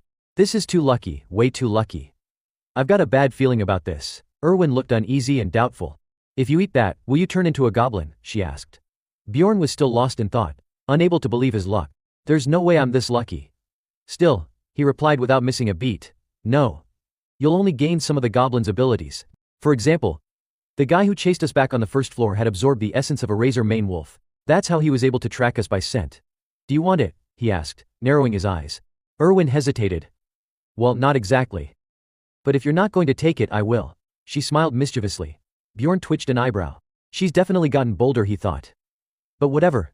He already knew what kind of essence he needed. If he just grabbed any random one without thinking of the future, he'd end up wasting a fortune. The goblin archer's essence wasn't something a barbarian like him could use well anyway. With a low, firm voice, Bjorn decided, all right. Erwin. If you promise me one thing, the essence is yours. I'll tell you what it is once we reach the first floor. Suddenly, a loud yell rang out. A group of strangers appeared out of nowhere and shouted, don't move. A red-haired man pointed directly at them with arrogant authority. A barbarian and an elf. What the hell do you think you're doing here? Bjorn's face darkened. Knew it. This luck was too good to be true. Erwin stood there, confused and unsure how to react. What do you mean? We were just hunting. But Bjorn grabbed her shoulder tightly and said coldly, don't answer them, Erwin. Before she could even grasp his intention, he suddenly shoved her toward the goblin's essence. The moment she touched it, her body absorbed it entirely. The strangers were stunned. What the hell? She took it, they shouted, caught completely off guard. That essence was ours. Erwin slowly turned back and whispered, thank you. Bjorn knew this was bound to happen sooner or later. People like them always show up when there's something valuable. They must rushed over the second they saw the essence. But what could they do now? Erwin had already consumed it. Bjorn stepped forward, challenging them outright. If you want to fight, bring it on. He glanced over them, sizing them up. We're outnumbered. But the more cornered you are, the tougher you have to act. If we show weakness now, they'll jump on us. So, I'm ready to throw down. Come at me. And if you're scared, then get the hell out of here. Bjorn stomped hard, gathering momentum. He gave a sharp order, run. Head straight for the gate. Erwin followed without hesitation. Got it. As they sprinted, she glanced back and asked, didn't we already shake off those 4 guys earlier? Do you think they'll chase us all the way to the first floor? Bjorn recalled the red-haired guy shouting, you'll pay for this. He frowned, certain. Even if they're not chasing us now, we'll run into them again eventually. Erwin was confused. What do you mean? Bjorn explained thoroughly. They're a 4-man party, just the right size for hunting on the second floor. But earlier they were lingering around the entrance, which means they might be planning to head down to the first floor and return to the city on Saturday. In other words, they're doing the same thing we are, Erwin said, clearly impressed. Damn, you're sharp. Suddenly Erwin froze, her eyes wide with alarm. She rushed ahead and shouted, hey. A group of goblins 5 meters ahead. Bjorn sprinted after her. This time we avoid fighting them. But Erwin shook her head urgently. We can't. They're coming straight at us. Bjorn clenched, his jaw rattled. What? We've never been detected by goblins first. That's only thanks to your tracking ability. Was this just coincidence? He quickly turned around. Then we'll run the other way. Erwin barely got out a word, got it before an arrow whizzed out of nowhere, cutting through the air toward her. Bjorn yanked her aside just in time to save her from being hit. His eyes widened. That's not a goblin's arrow. Erwin clutched her neck, coughing. I could have dodged it myself, Bjorn muttered darkly. It's them. What? She asked quickly. They lured the goblins here. They're probably waiting for us on the other side. They want the goblins to wear us down first, he growled. Fine, then we fight. Use your power. My power? Erwin blinked, baffled. No, he corrected. Use the power from the essence. Each essence had unique effects, and Erwin had just absorbed the essence of a goblin archer. According to the game system, it boosted stats and granted both passive and active skills. But I don't know how to use it, she stammered. You already can, Bjorn reminded her. Erwin gasped, startled. He glanced at her interface and marveled to himself. The skills activate automatically based on user intent, no chance or anything needed. She casually examined her screen. Oh, it's working. Bjorn handed her the organized backpack. Here, take this. I'll go handle the goblins. Meanwhile, you find the guy with the crossbow. His brows furrowed tightly like 2 wriggling caterpillars. Erwin panicked. What? You're going alone? That's dangerous. There's no time, he said firmly. Go invisible. When I give the signal, take out the crossbow guy. You'll only get 1 shot. Until then, don't do anything rash. With that, he turned and ran. Erwin stood frozen. Wait, what signal? Bjorn finally found a spot and muttered to himself. This should be far enough. It didn't take long for him to notice the goblins off to his left. Damn bastards still won't show themselves after that first arrow, he cursed furiously. Without hesitation, Bjorn charged in for close combat. He was certain of one thing: they'll come out of hiding once I've finished off all these goblins. Blood sprayed like a fountain. He swung his sword wildly, facing about a dozen goblins. 2 of them looked like sword fighters. Effortlessly he began thrashing the goblins left and right. No arrows flying at me, must mean there's no archer nearby, he muttered just in time to realize something crucial.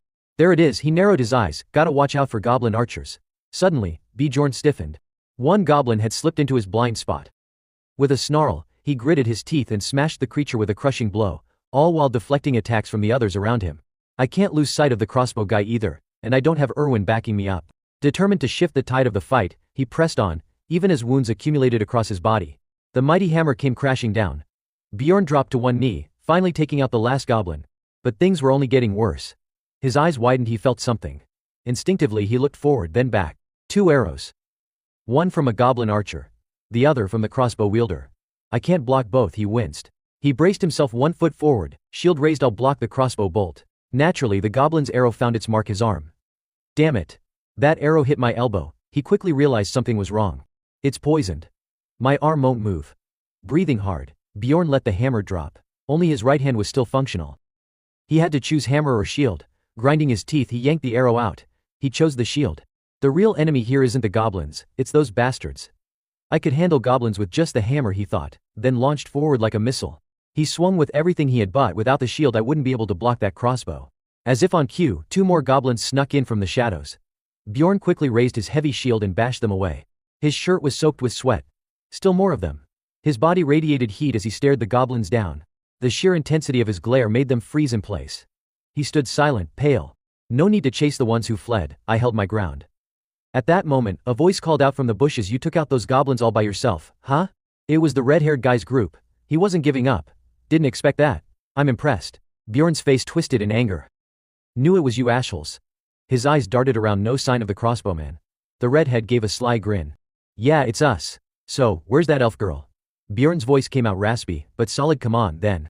Bjorn's bloodlust burned so intensely that even the red-haired leader flinched. You really are a barbarian, still fired up after taking down that whole goblin pack. But then his eyes narrowed. Though looks like you took quite a few hits. How about this, tell me where that little elf girl went, and I'll let you go. Bjorn sneered. Let me go. You think I'm that dumb? The redhead raised his sword threateningly. Did you just laugh, you lunatic? Fine, then beat the crap out of him first, then ask questions later. He barked to his crew, stay sharp. Don't let your guard down. Just pretend you're hunting a giant beast. At his signal, the group charged at once, fierce and loud. Bjorn's hand trembled, but he gritted his teeth and stood his ground. His left arm was still useless, paralyzed from the poison. I don't know if Erwin has taken out the crossbow guy yet, but right now, I need to signal her somehow, a sign only someone from this world would understand. Then it hit him. A spark of an idea. With a defiant smirk, he slowly raised his right hand and flipped them off, middle finger high in the air. Yeah, I'll use this. The red-haired man blanched, eyes wide in alarm. Why, you, what the hell are you doing? Bjorn didn't answer. He anxiously scanned the distance, wondering if Erwin had seen his signal. She's too far, I can't hear anything from her side. But he had no choice, he had to trust her. Without hesitation, he charged forward. Now locked in close combat, steel clashed as Bjorn and the red-haired fighter went head-to-head. Panic flickered across the redhead's face. Elias. At once, an older warrior appeared, swinging a heavy blade down with terrifying force. Bjorn's heart skipped, this guy's strong. But retreat wasn't an option. Gritting his teeth, he lunged forward again. I need to keep them distracted. I have to give Erwin an opening. Bjorn swept his shield across the battlefield, forcing the enemies back. She won't lose to the guy with the crossbow, right? He reassured himself, hoping Erwin was holding her ground. Suddenly, an arrow whizzed through the air. The shield bearer stiffened, eyes scanning for the source. Elias pursed his lips, silent, waiting. Bjorn and the redhead both stared tense, holding their breath. Was that from the crossbow guy? Or Erwin? Bjorn followed the arrow's trajectory carefully. It was headed straight for the shield bearer. He let out a subtle sigh. That's got to be her. The man with the shield shouted, focus on the savage. I'll block the arrows. One by one he deflected every incoming shot with precision, his shield catching them all. Smug, he sneered. What, you think you can just do whatever you want? Bjorn scowled. Damn it. That bastard planned this from the start. He's been blocking Erwin's arrows the whole time. He barely had time to fume before the other two charged again. Bjorn struggled to parry the flurry of blows. I can't take all of them alone. Elias moved behind him for a sneak attack. Then, I'll have to give something up. His eyes hardened. My left arm's useless anyway. Bjorn spun forward, dodging Elias's strike and charging the redhead. If I can trade this worthless arm for him, that's a fair exchange. His shield crashed into the redhead with brutal force, sending the man stumbling back, dazed. You monster. Bjorn didn't even glance at him, his gaze was already locked on Elias. The old man lunged again, but Bjorn evaded, leaping backward and putting distance between them. Elias's eyes widened. He hadn't expected such agility. The shield bearer growled, "Focus. I'll keep blocking the shots," but Erwin was one step ahead. A flaming arrow shot through the air. Foosh. The wooden shield burst into flames. The man cried out in shock, tossing it aside. Shit. Bjorn grinned. Nice one, Erwin. He sprinted forward. Your turn now. You really think you can block every arrow? The shield bearer snarled and hurled the burning shield to the ground. Damn you. Bjorn's eyes gleamed with pride. That's my archer, a full-blooded elf. Only Elias remained standing with any strength. The two locked eyes and clashed. Steel sang as they exchanged furious blows. Meanwhile, the redhead, battered and broken, lost all hope. This is bad, he muttered, then abruptly turned and dashed away. I'll take care of that damn elf girl. Bjorn's eyes widened. Shit. He clenched his teeth in frustration. He's too far already. I won't catch him in time. Elias snarled, give it up, savage. Bjorn made a decision, he'd place everything on Erwin now. She'll handle him, I believe in her. Digging his heels into the ground, he steadied his stance. Elias charged straight at him. Bjorn raised his massive shield, planting it firmly before him. Elias's eyes flared too late. He tried to pull back, but momentum betrayed him. The old man crashed head-on into Bjorn's wall of iron. Bjorn launched a deadly strike, but the man in front narrowly dodged thanks to his flexible body. Still, the shield bearer behind him was so lucky he took the full brunt of the attack, and was flung back over 10 meters, instantly knocked out. Elias was so shocked his helmet flew off. Shit, you bastard, he cursed and charged in with a few wild slashes. Bjorn glared coldly. Now it's just you left. In truth, he had to admit this guy was strong. Strong enough that Bjorn couldn't understand why someone like him would even team up with those weaklings. But then again, that was probably the biggest mistake of his life. This time Bjorn was all in. He narrowed his eyes and drew back his arm for a powerful swing. So what? You gonna keep backing away like that? I'm guessing you're just stalling for time, waiting for that red-haired bastard to come back, huh? His voice sharpened. Well, that's not happening. The man glanced at Elias and made a decision. He feigned an attack with his shield, then suddenly hurled it. Elias couldn't react in time. The flying shield slammed into him with a bone-crushing impact, completely wiping the smirk off his face. The man was left a mangled mess. Bjorn grabbed him by the collar and growled, "This is it." He clenched his teeth and dragged the body across the dirt, pummeling him without mercy. Bjorn roared like a beast. You think I'd die in a place like this? With a savage bite, he tore through the man's flesh. Die already, he snarled. Finally, the man collapsed at his feet, defeated. Bjorn spat out the metallic taste in his mouth, and looked around with disgust. Just then, Erwin came running up, panicked. Are you okay, Bjorn? Judging by her own ragged state, he could tell she'd won her fight too. She was nearly in tears. You're badly hurt. Bjorn, quick, drink this potion. He eyed it warily. Drink it? She nodded firmly, practically shoving it at him. It's better than pouring it on the wound. You're poisoned too. Come on. He didn't really have a choice. Fine. A moment later, Bjorn clamped his eyes shut and chugged it all down. Pain surged through him instantly, it felt like his insides were boiling. Every vein in his body screamed, and his skin was burning and itching like fire ants crawling beneath it. Erwin encouraged him gently. Hang in there, Bjorn. Through gritted teeth he asked. What time is it? She glanced at her watch. It's 11:20. We've lost 10 minutes. Bjorn's mind kicked into gear. That means we have 40 minutes until the first floor seals shut. We don't have time to rest. Her eyes widened. His next word sent a shock through her. Strip them, what? Her face turned beet red. So sudden. Wait, no way, he must have a reason. Bjorn shook his head. Not you. I mean the corpses of those adventurers. Time left, 39 minutes and 59 seconds. After a quick search, he made the call. We don't have time. Just take their equipment, their mana crystal pouches, and their backpacks. I'll go grab the red-haired guy's gear and the crossbow user's stuff. Good. Move fast. 34 minutes 27 seconds. 26 minutes 48 seconds. 13 minutes 37 seconds. 8 minutes 33 seconds. 2 minutes 15 seconds. There it was, the gate. 50 seconds, Bjorn warned. We're going straight through. 48 seconds. Remaining time, 40 seconds. They both made it through the portal just in time, crashing into the second floor. Erwin shouted joyfully, we made it. Bjorn, on the other hand, felt like he'd been thrown out of a moving carriage. Why is it that she always lands perfectly? Erwin turned to him with a radiant smile. You did great, Bjorn. He didn't hold back either. You too. We had what, minus 30 seconds left. That was close. She suddenly remembered something.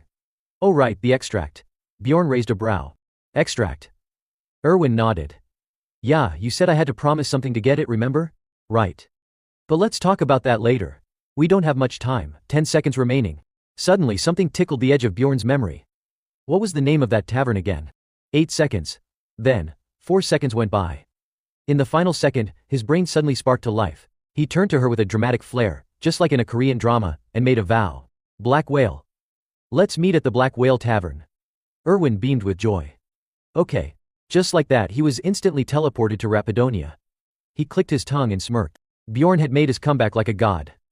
I'm back. Rapidonia. Bjorn looked around, quietly assessing the scene. He knew every adventurer had gathered here, but still this crowd was insane. He hunched over his watch, studying it carefully. Time inside the labyrinth worked differently than in the city. No matter how long you spent inside, when you stepped out, it would always be noon the next day. So, he needed to reset the watch to match the city's time zone exactly noon. Suddenly, a rather loud guy came running over shouting Bjorn. Son of Yandel. Bjorn dug through his memory. Who the hell is this again? Starts with a V maybe? The guy ran up and grabbed his hand enthusiastically. Karak. Second son of Vanon. Bjorn hesitated. Third, wasn't it? The guy corrected himself cheerfully. Third, yeah, my bad. Another man approached Serum. Karak, third son of Vanon, huh? Good to see you still alive. I'm Serum, fourth son of Senik. Still breathing too, huh? Out of nowhere, a whole gang of battle maniacs swarmed in, greeting each other like long-lost brothers. Hey, isn't that Farman's boy from the Nurun family? Still alive and kicking, huh? Karak, how was the labyrinth? Those main wolves were nothing, right? With that high-tier axe of yours? Bjorn blinked, overwhelmed. Damn, this guy knows everyone. What is this, some kind of Lost Brothers reunion? Where the hell did these lunatics even come from? He was speechless. Someone even excitedly threw out a challenge. Karak, my friend. Fancy a little duel at the checkpoint tonight? The man laughed heartily. Absolutely. I'll show you all the true courage of a warrior. The others chimed in with shouts and cheers. Let's go, boys. Pretty sure most of the mana crystals will end up in my hands anyway. One of them turned to Bjorn. You in, Bjorn? He gave a reluctant nod. All right. Inside the shop, the cashier counted the loot carefully. 24,476, 28,420, 41,446. A young man looked at Karak, impressed. Over 40,000. Damn, that's insane. Karak, third son of Vane, and you're a warrior among warriors. Then the cashier turned to Bjorn. All of this mana crystals. He nodded. Yes, she responded like a robot. Let me count. Bjorn's jaw dropped. Fast as hell. Finally she announced own. Total, 182,418. The lunatics immediately swarmed in. 180,000. Bjorn, son of Yandel, just brought in 180,000 crystals. That's the highest record ever. And it's not just the crystals. He's got an axe, boots, a bag. How the hell did he pull that off? I'm jealous. Bjorn, son of Yandel, you really are the warrior of warriors. His name echoed from all directions. Bjorn. Bjorn. He sighed, staying quiet. Can't blame them for being excited, he thought. After all, he was the first lunatic to enter the labyrinth empty-handed and come out a recognized citizen. He raised his axe with a wide grin. I am the greatest warrior. The maniacs erupted. Bjorn. Bjorn. He didn't even care anymore. This felt damn good. Everyone kept shouting his name until someone grumbled. Hey, keep it down in here. They fumbled a quick apology. Sorry about that. The guard's voice dropped to a whisper. Please keep the noise down. They agreed, but only because they wanted to. Onlookers outside shook their heads. Ugh, another lunatic party at the checkpoint. Is it always this chaotic? After a while the hype died down a bit. Bjorn sat between Karak and a few others, thinking maybe I should stick with these lunatics. Feels like there's still something big I don't know about yet. I'll just sit here and wait for them to regroup. Then I'll follow. He glanced around and then he saw it. Erwin, there was no mistaking her. Her face still lit up the way it always did. She was chatting warmly with her sisters, and from the look on her face, Bjorn could tell she'd figured something out. I think I know how to handle the spirits now, she said confidently. Her older sister affectionately ruffled her hair. Oh really? I heard fire spirits are pretty short-tempered. You're gonna have to. Bjorn's expression suddenly darkened. So that's the type she usually hangs out with. Around her were nothing but tall, broad-shouldered guys with too much cologne and too little charm. He grumbled to himself, damn, I'm jealous. Then their eyes met. His heart skipped a beat. She's looking this way, nice. He quickly made a subtle gesture. Tonight. Let's meet. She smiled and nodded, okay. Unfortunately her sister caught on immediately and pressed her. Erwin, do you know that guy? Startled, Erwin stiffened. What? No, of course not. Meanwhile, not far away, Karak was busy being nosy. Bjorn, son of Yandel, what are you looking at? Don't tell me you actually know those elf girls? Bjorn quickly waved it off. Nope. Not at all. But Karak wasn't buying it. He let out a screech that could wake the dead. Oh ho, you so do. No way a top-ranked warrior like you knows any of those long-eared weirdos. That's gotta be it. The commotion caught Erwin's sister's attention again. Bjorn, seeing the situation escalate and tension rising like dry powder meeting a flame, could only shake his head in silent resignation. Seriously? I'm gonna die surrounded by a bunch of cavemen. What is this, Romeo and Juliet? As the rest of the group finally exited the tavern, Bjorn sighed in relief. Finally. It's over. He stood up, hoping this would be the end of it. Everyone's here. Let's move. Karak, as always, was hyped. Hell yeah, let's hit the road. Trying to talk to Erwin in this kind of atmosphere was impossible. He'd have to wait till nightfall and find her then. Just as they were about to leave, a choked voice called out, Dad. A young adventurer ran into his father's arms. Tears spilled as they embraced. I missed you so much, Dad. I missed you too. You've been behaving at home, right? Watching the heartfelt reunion, Bjorn was momentarily stunned. Right? This kind of stuff happens in the game too. All around them, others were lost in joy. A brother came running, arms wide. You're back. A mother burst into tears. Thank the gods you're alive. It was the happiness of reunion, of seeing loved ones and friends again. But there was also heartbreak. A blonde woman cried out in agony, Marion. My husband, where is my husband? Someone gently replied, I'm sorry, I truly am. Elsewhere, a little girl tugged on her mother's hand, unaware of the tragedy. Mom? Isn't Dad coming back? Grief seeped through every corner. One person dropped to their knees. It's all my fault. I should have done more. Another tried to console them through tears. No. There was nothing any of us could do. Bjorn had played Dungeon Stone thousands of times. But hearing the real sobs, not sound effects or 2D cutscenes, hit differently.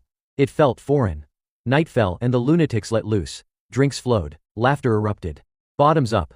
They were celebrating with the crazed joy of survivors. Bjorn, meanwhile, was at his wits' end. Have you all gone completely insane? Like he'd said before, the only reason he was hanging around this party of lunatics was because he thought he might have missed an important story beat or something along those lines. Important, my ass. All they were doing now was guzzling booze like there was no tomorrow. They didn't even know what day it was anymore. Sticking around any longer was just a waste of time. Bjorn looked at the wild bunch in front of him and shook his head in dismay. He stood up, resolute. I'm stepping out for a bit. Karak tried to stop him. Wait, what? You leaving for good? Startled by his movement, the people around all turned to stop him. What's this? The star of today wants to leave already. Why so soon? Bjorn twitched his lips. Star of today, my ass, he cursed inwardly. These guys really won't let me go. What if, truthfully, their tone was friendly, even warm? Can't blame them, he thought. Good luck out there, mighty warrior, son of Yandel. One of them called. The sunset over the town was stunning. Bjorn walked, taking it all in. Wait for me. Someone shouted behind him. Bjorn glanced back and muttered. It's so peaceful here, no monsters lurking. No scheming bastards trying to get him killed, just people going about their daily lives. What should we do tonight? Someone asked. Let's hit the tavern. My husband's heading into the labyrinth again. Others laughed and joined in. There was a strange sense of order here, a tranquility he hadn't realized he missed. Even if you tripped and fell in this town, you'd be able to stand up again as if nothing happened, because someone would definitely be there to offer you a hand. Bjorn clenched his fist. This is a different world, he thought. Maybe not as civilized as 21st century Earth, but still. He stepped into his hotel room and turned on the shower. Hot water poured down, wrapping his muscular body in warmth. His mind remained oddly still. Maybe living in this city isn't as bad as I thought. After his shower, he let out a long breath. Man, that feels good. Bjorn flopped heavily onto the bed, staring blankly at the ceiling. His eyes stayed open. He rubbed them and whispered to himself, no, if I'm being honest, I still want to go home. I really want to go home. A wave of emotion surged inside him, even though no one would be there waiting for him if he did go back. Night had fallen. The moon now hung directly overhead. It was 9:18 p.m. He stretched and sat up. Waking with a start, he looked up at the clear sky. It was about midday when I left the labyrinth, he thought. So I must have slept 4, maybe 5 hours. It was time to meet Erwin at the Black Whale Tavern. But then, a local broke the news to him. The Black Whale Tavern.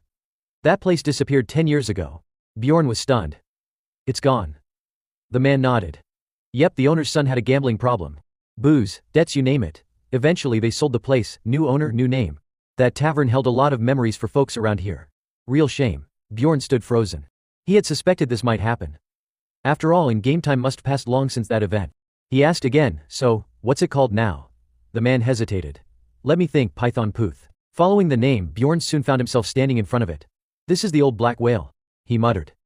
Looks nothing like the game version. At least I can still read the writing here. I should hit the library sometime and brush up on local script. Inside, the place was lively as ever. Welcome. Someone called. Hey, bring another bottle to this table. We've got a guy here who doesn't know what drunk means. Bjorn made a face. So damn loud. Where's Erwin? Before he could finish the thought, someone called out, Hey you! He turned and froze. She waved cheerfully. It was her, the woman from earlier that day. She scowled. So the lunatic from this afternoon is you, huh? Bjorn approached and introduced himself seriously. Bjorn, son of Yandel. And you are? She crossed her arms unimpressed. I'm this girl's older sister. Erwin, the younger girl said softly, eyes misty. Sis, Bjorn sighed, pretending to misunderstand. Wait, your name is this girl's older sister. She slammed the table, frustrated. Just call me Teresia. Bjorn went quiet. Erwin's full name is Erwin Fornacci de Teresia. Guess she doesn't want me knowing her real last name. He sat down and lowered his voice. So then, Teresia, what brings you here tonight? She couldn't stay calm. Slamming the table again, she glared at him. Listen, lunatic. I have one question. Why did you ask a young girl to meet you at a tavern, late at night? Teresia shot up and slammed her hands on the table. Last night you told Erwin to meet you at some sleazy tavern, and then you never showed up. She waited the whole damn night. And now you have the nerve to ask me about it? You thick-skinned barbarian, she added. While Erwin looked like she wanted to defend him, but didn't dare. Bjorn frowned, his tone serious. Wait, what are you talking about? Last night, Teresia's face darkened. Don't play dumb. Bjorn turned to Erwin instead. How long have we been out of the dungeon? She thought for a moment. About 30 hours? Bjorn's eyes went wide. 30, not 4. 30. His face drained of color, sweat poured down like rain. No wonder I felt so rested when I woke up, I slept for a whole day. He winced and turned apologetic. I'm sorry, Erwin. Then, arms crossed, he added more firmly, seriously, I'm really sorry. I overslept. The two girls were taken aback. Erwin looked especially confused. What did you just say? She stammered. Bjorn blinked. Was she really that shocked? Had no one ever seen a barbarian apologize before? Teresia cleared her throat and interrogated. I mean, I didn't expect someone like you to be on time, being a maniac and all. So tell me, why did you ask Erwin to meet you there in the first place? Bjorn thought. I could give a long-winded excuse right now. But instead, he casually picked his ear and replied with a smirk. I don't owe you any explanations. If you're curious, go ask Erwin. Veins popped on Teresia's temple as her lips twitched. This guy, he's asking for a fight. Interesting. Real smooth talker, aren't you? Bjorn raised his chin defiantly. What's this got to do with anything? You might want to drop the attitude unless you're planning on babysitting Erwin for the rest of her life. Teresia glared. You savage. Erwin quickly stepped in. Guys, please. Teresia slammed a pouch onto the table. Here, take it. That's 350,000 stones. It's Erwin's earnings from the essence she got. Bjorn frowned, a strange déjà vu hitting him. Wait, isn't this just like those melodramatic K-dramas? She's gonna throw the money in my face and yell, take the cash and get out of her life. Or something. Teresia crossed her arms, staring at him. Well, why won't you take it? Her voice turned suspicious. Don't tell me you had some other motive for sticking around. Bjorn ignored her and turned to Erwin. What about you? Do you agree with her? Erwin hesitated. Well, Bjorn let out a sigh. Remember the deal. In exchange for the essence I gave you, you agreed to help me until I collect enough for my mission. Realization dawned on Erwin's face. Oh, that's right. But then her expression dimmed again. I'm sorry, Bjorn blinked. Why? We worked well together in the dungeon. Teresia cut in, answering for her. From now on, Erwin will be entering dungeons with me. We only let her go solo this one time as part of tradition. I never planned to let her keep adventuring alone. Bjorn clicked his tongue. I see, so she already has someone to team up with. He looked away, visibly disappointed. Just when we were starting to click, Teresia pushed the pouch toward him again. If you understand, then take the money. Bjorn narrowed his eyes. Hold on. Isn't 350,000 only half the value of the essence based on current prices? Teresia shrugged. Of course. But hey, you got plenty out of it, didn't you? Bjorn didn't budge. Still missing 280,000. We agreed on a 9-1 split, remember? Teresia smirked. Oh right, almost forgot. She slammed another pouch on the table. Here, 280,000 stones. Bjorn stared at it, speechless. What the hell was she seriously planning to short me if I didn't bring it up? You petty pointy-eared elf. Bjorn muttered. Now I get why barbarians hate your kind. He looked at Teresia with a wary expression. Anyway, if you're done, could you step out for a bit? I have something I'd like to say to Erwin. Teresia raised an eyebrow. You still have something to say to her? Just then, Erwin tugged on her sister's sleeve and pleaded softly. Sis, thank you for worrying about me and coming all the way here, she said, her eyes shimmering. But could you go on ahead? I need to say thank you and goodbye to him. Teresia had a lot on her mind but held back. After a moment she sighed. Fine. You're not a kid anymore. But then, as she turned, she suddenly jabbed her finger right at Bjorn's face. Then swear it, you damn barbarian. He flinched. Swear. Swear what? Teresia's face turned deadly serious. Swear that you won't sleep with Erwin. You do that, and I'll leave right now. Erwin's face flushed crimson as she shot up from her seat. What? What are you even talking about? Bjorn blinked, then calmly analyzed the situation. Wait, don't sleep with her. So everything else is fine. Teresia didn't care what others thought. She stood her ground. Swear it. Bjorn didn't even hesitate. I swear, by the honor of a warrior. Of course, deep down he was completely relaxed. Honor of a warrior? Please. I've never cared about that crap. Erwin looked visibly disappointed. You. Having gotten what she wanted, Teresia turned with a smug look. All right then. I'm out. Wait sis. Erwin called after her. But a few steps later, Teresia suddenly stopped and added, almost forgot. She turned her head slightly. Thanks for saving Erwin, Bjorn, son of Yandel. Once Teresia was gone, Erwin slumped onto the table with a long sigh. When she looked up, her eyes were watery. What do I do now? She whispered. I've never gone against my sister before. Do you think she's mad at me? Bjorn gave her a confident smile. She didn't look too mad to me. Erwin let out a small breath of relief. That's good. Then she hesitated, looking a little flustered.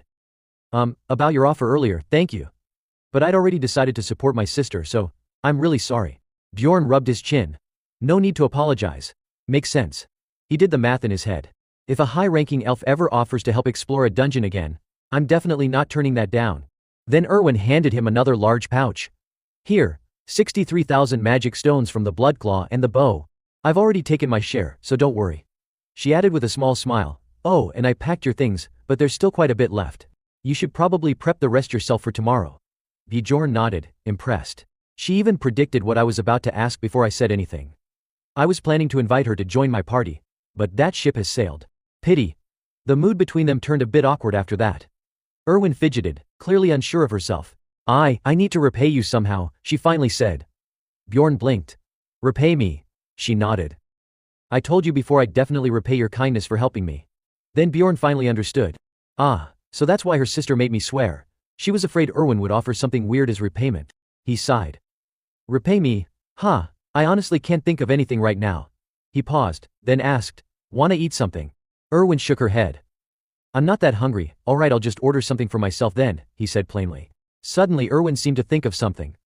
Her face turned red, and she hesitated, then leaned in closer, gathering her courage.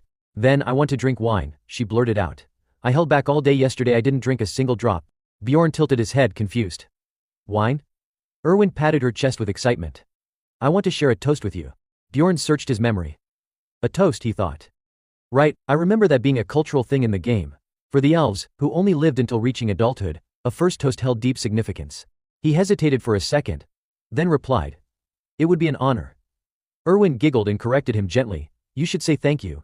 Bjorn nodded and immediately fixed himself. Thank you. She beamed, her eyes crinkling with a radiant smile. Of course. We've made it through the maze together. Obviously our first toast should be with each other. Erwin fumbled a bit, clearly flustered. Though this might not be your first toast, right? Bjorn gave her a confused look. What do you mean? It's my first too. Her eyes widened in surprise. Huh? He scratched his head and explained. I told you, I'm only 20. She stared at him skeptically. You're not messing with me, are you?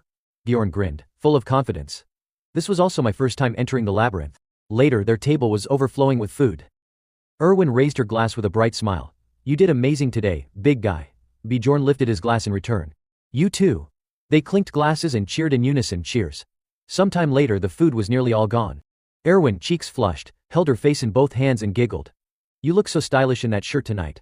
Bjorn didn't say it out loud, but he thought to himself, she looks pretty cute in that dress too. That's enough small talk, he thought. Should I bring up the important stuff now? Meanwhile, Erwin was still praising his drinking ability like it was legendary. Bjorn took another hearty swig and wiped his mouth with the back of his hand. Erwin, earlier you said you wanted to repay me, right? Well, I've thought of something. She blinked, intrigued. What is it?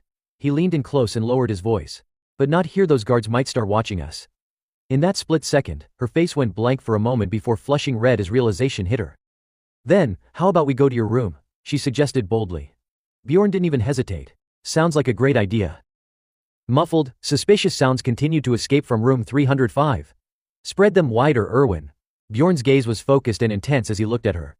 Erwin, panting, protested. Even if you say that, she cried out in pain, pinned face down on the bed. My shoulder. You're dislocating it.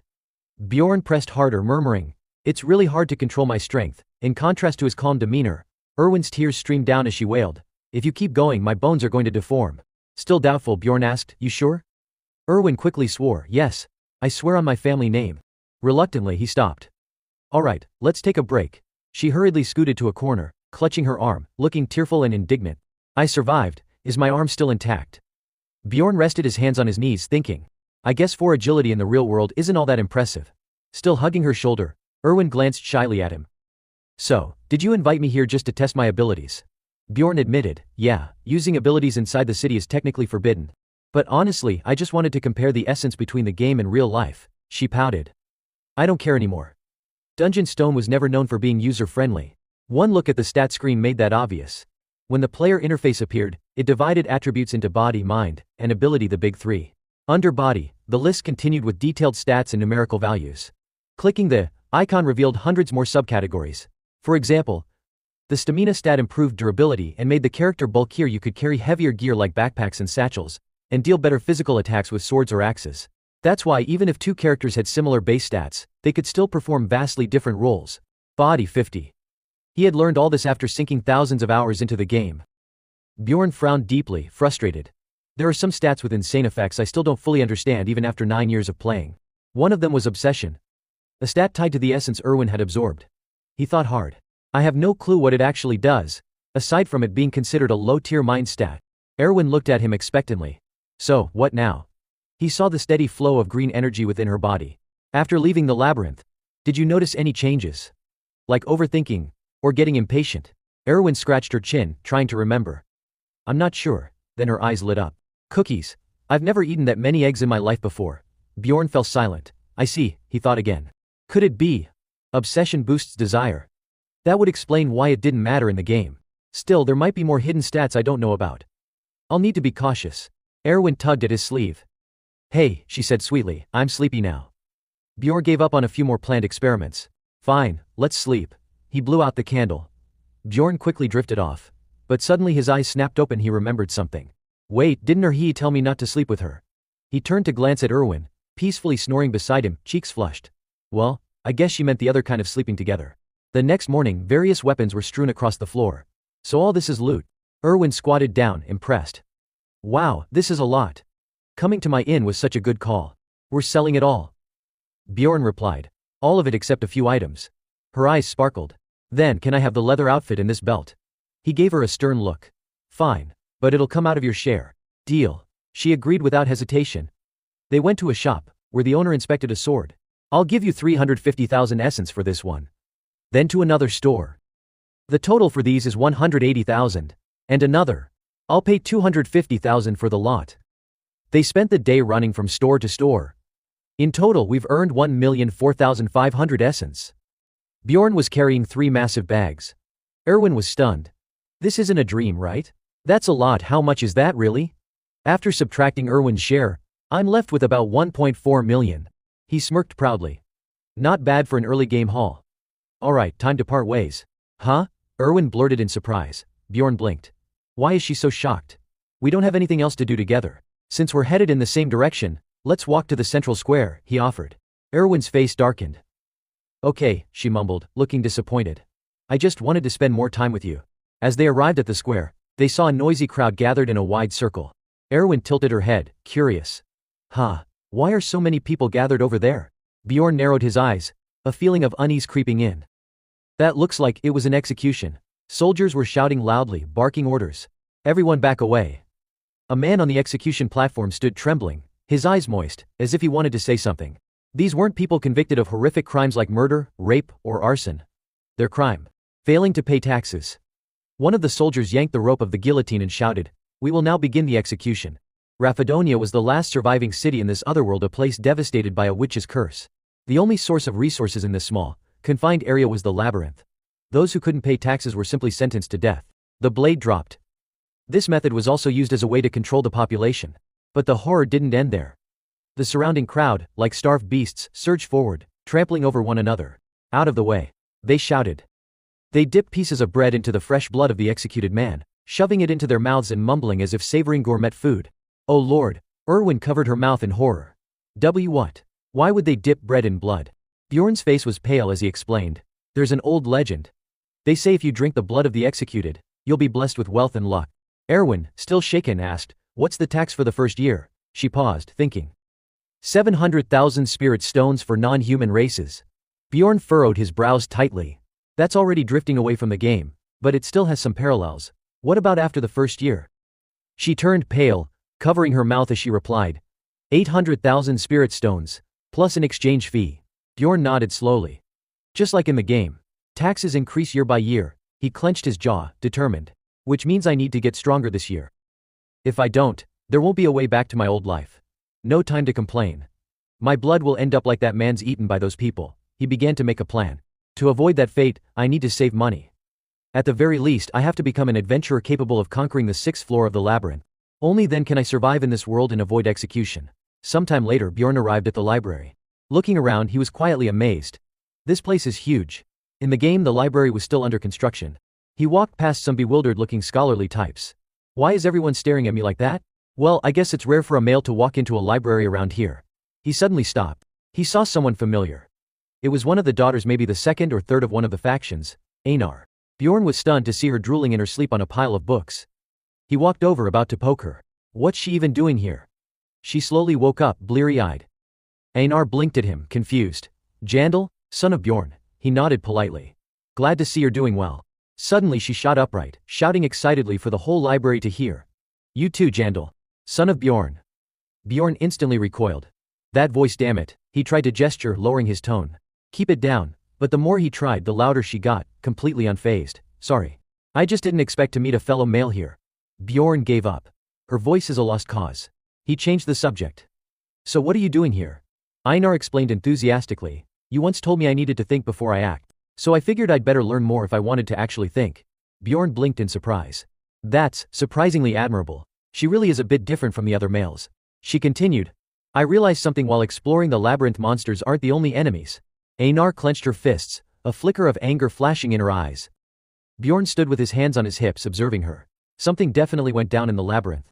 Other males would just brag about what they killed. But her, she's different. Einar sighed and shut the book. Yeah, that's why I decided to study. But reading is so hard. Bjorn shook his head in disbelief. That's the problem. She suddenly stood up, full of determination. That's why I'm thinking of visiting the temple to learn reading and writing from the elders. He raised a brow. You're going now? Einar gave a reason that left no room for argument. If I don't do it now, I'll forget. Bjorn was speechless again. The more I get to know them, the more I feel sorry for these barbarians. Before leaving, she turned and smiled. I just remembered I promised to repay you for your advice if we made it back alive. If you ever need help, come find me at the Angry Bull Inn. I'll do everything I can to help. Bjorn narrowed his eyes but agreed. Alright, but don't forget that promise in the next few days. Einar. I think I'll be needing your help soon. A while later, Bjorn sat in the library, clutching his head in frustration. How the hell am I supposed to find the book one need in this gigantic place? Suddenly he noticed the librarian hunched over the desk. Curious, Bjorn walked over and studied her. She's got to be the librarian, right? Is she seriously falling asleep on the job? He cleared his throat and gave a fake cough. The woman slowly raised her head, looking serious and unamused. Pefrock stared at him and asked bluntly, what is it? Bjorn stammered, I'm looking for some books. Where can I find the ones on history? As soon as he finished his sentence, the librarian cast a spell without hesitation. Farsi tech, she muttered. A stream of glowing light flowed from her hand and wrapped around his body. Bjorn stood frozen, bewildered. Did she just use magic on me? He waited for something to happen, but nothing felt different. Still confused, he blinked blankly, his head full of question marks. Yawning, Pefrock finally explained, if you walk around now you should be able to find the books you're looking for. But you can't check them out, please return them to their place after you're done reading. He raised an eyebrow. So, all I have to do is walk around? Before he could get a reply, she rested her chin on her hand and promptly went back to sleep. Bjorn sighed internally. She's asleep again. What's with this girl? Left with no choice, he did as she said. I think I'm starting to get how this magic works, he thought. As he wandered around the massive library, he noticed a soft glow between the bookshelves, the same color as the magic Pefrock had used. He pulled out the glowing book. So this spell makes the books that match the keywords in my mind light up. That explained why such a massive library only needed one librarian. Bjorn looked at the first book, The Collapse of the World. Thousands of years ago, no life could survive on this land due to a curse cast by a witch. The last stronghold to remain was Raphonia, the only place to escape disaster. The royal family opened a portal to another dimension, because the people were starving. The land's resources had nearly run dry. That portal became the labyrinth they now knew. Bjorn nodded thoughtfully. The early history of this world really does line up with the opening of the game. He picked up the second book, A Brief Commentary on Alchemy IV. It explained how the mana crystals from monsters could be processed into bread, water and even steel. Bjorn frowned. I can't understand the theory no matter how many times I read it.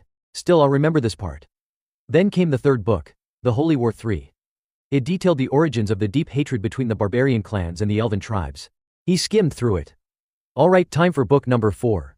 This is the one I really need to read. The Demon Souls of the Abyss. In this world, demon souls refer to beings from other dimensions who possess the bodies of locals. Bjorn nodded again. Yeah, that's a fair way to describe it. The book didn't explain the cause of this phenomenon, but it did highlight how much effort the royal family and the church had put into ending it. He grabbed another book nearby. So basically, as long as I don't say any forbidden words, I should be fine.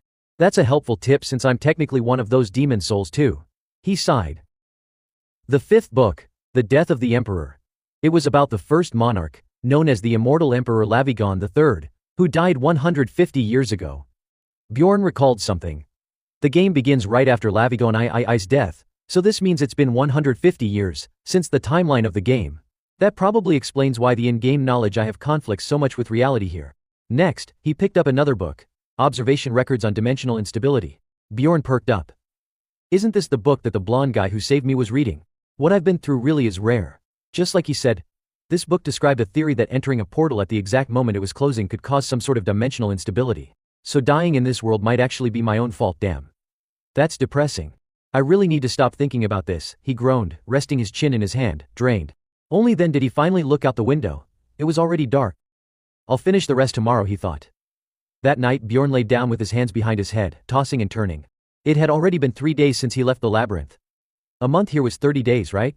The labyrinth would open again at midnight on the first day of the month, so he still had 27 days left. Starting tomorrow, he planned to find a new team member. Time passed, and the next morning Bjorn was suddenly woken by continuous knocking on the door. A soft voice called out, Bjorn, wake up. He immediately recognized it, Erwin. Bjorn frowned, annoyed, and opened the door. It's early morning, what brings you here? Before he could finish, a strong gust of wind hit him, twisting his face in discomfort. Erwin excitedly showed off, I succeeded in making a contract. Look, I tried 10 times with the spirit crystal my sister bought me, and it finally worked. Plus, the wind spirit combines really well with fire, she added proudly.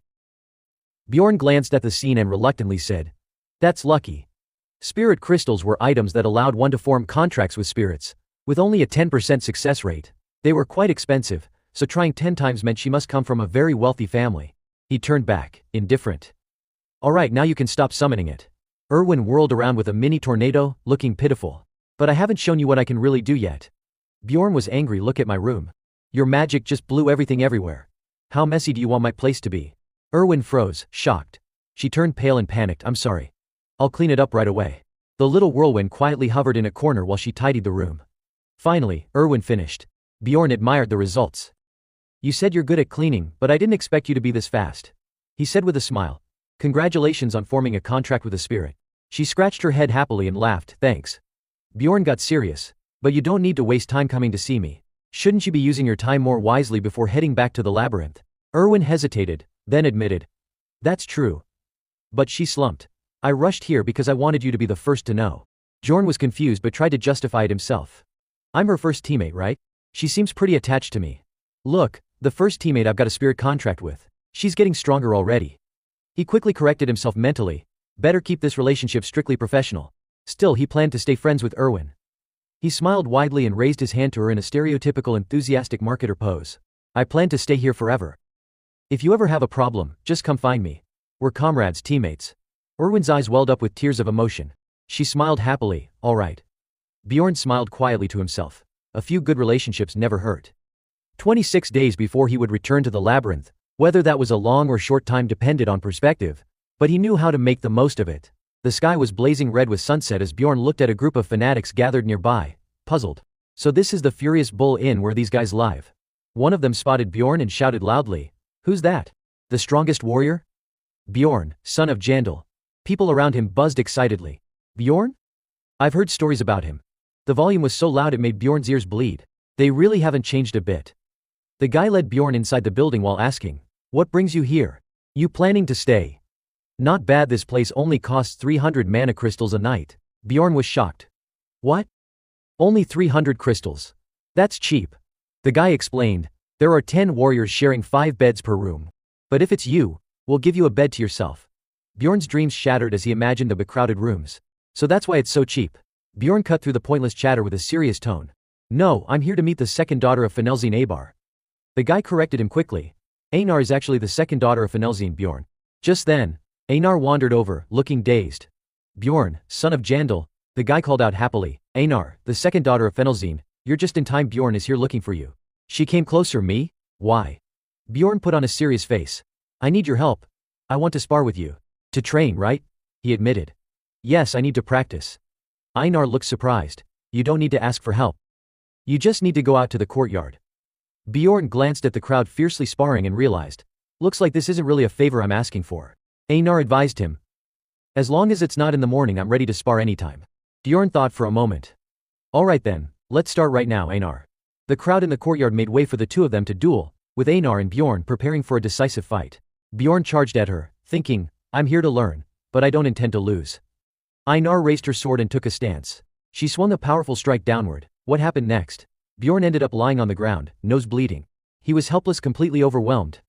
The crowd cheered wildly. Einar is the strongest warrior now. The great warrior Einar, the second daughter of Fenelzine. She paid no attention to the cheers. When someone asked, "Are you okay?" Bjorn lifted his head weakly. "I'm fine." He had to admit, she was really skilled. That was the best use of time he had seen. He wiped the blood from his nose, once again. Next, she slashed and knocked his shield away, but Bjorn shouted, again. He lost again but kept shouting one more time. The second time. Einar was so fast he didn't even get a chance to strike. Again. Third time.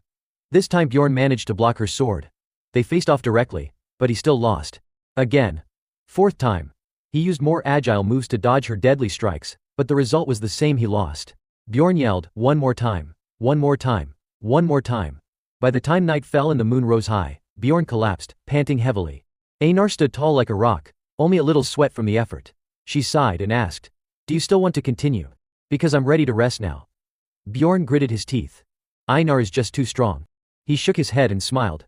"No, that's enough for today," she agreed, "I get it." Well done. Besides, she was clearly smarter than most men, and he didn't think she would ever betray him since they were from the same people. Bjorn decided to make an offer. "Einar, are you planning to go into the labyrinth alone next time?" She nodded calmly, "Probably. I don't have money to form a team." "Well then the best choice for me is," he held out his hand to her, proposing, "would you want to be my teammate?" She looked confused. "Teammate?" Bjorn nodded. "Yes, I'll take 80% of the profits, but I'll pay the team fees." Einar's face darkened and cut him off. "Enough, no need to explain more." Bjorn worried, "Damn, does she not like these terms?" He hurried to list other benefits. "Listen, I'll also cover equipment costs," and Einar firmly grabbed his hand. Smiling, she said, "No matter what you say, I won't understand. I'll trust you, Bjorn Yandel." Bjorn smirked with satisfaction. "Then I look forward to working with you." "Great, now I have a friend." Time passed.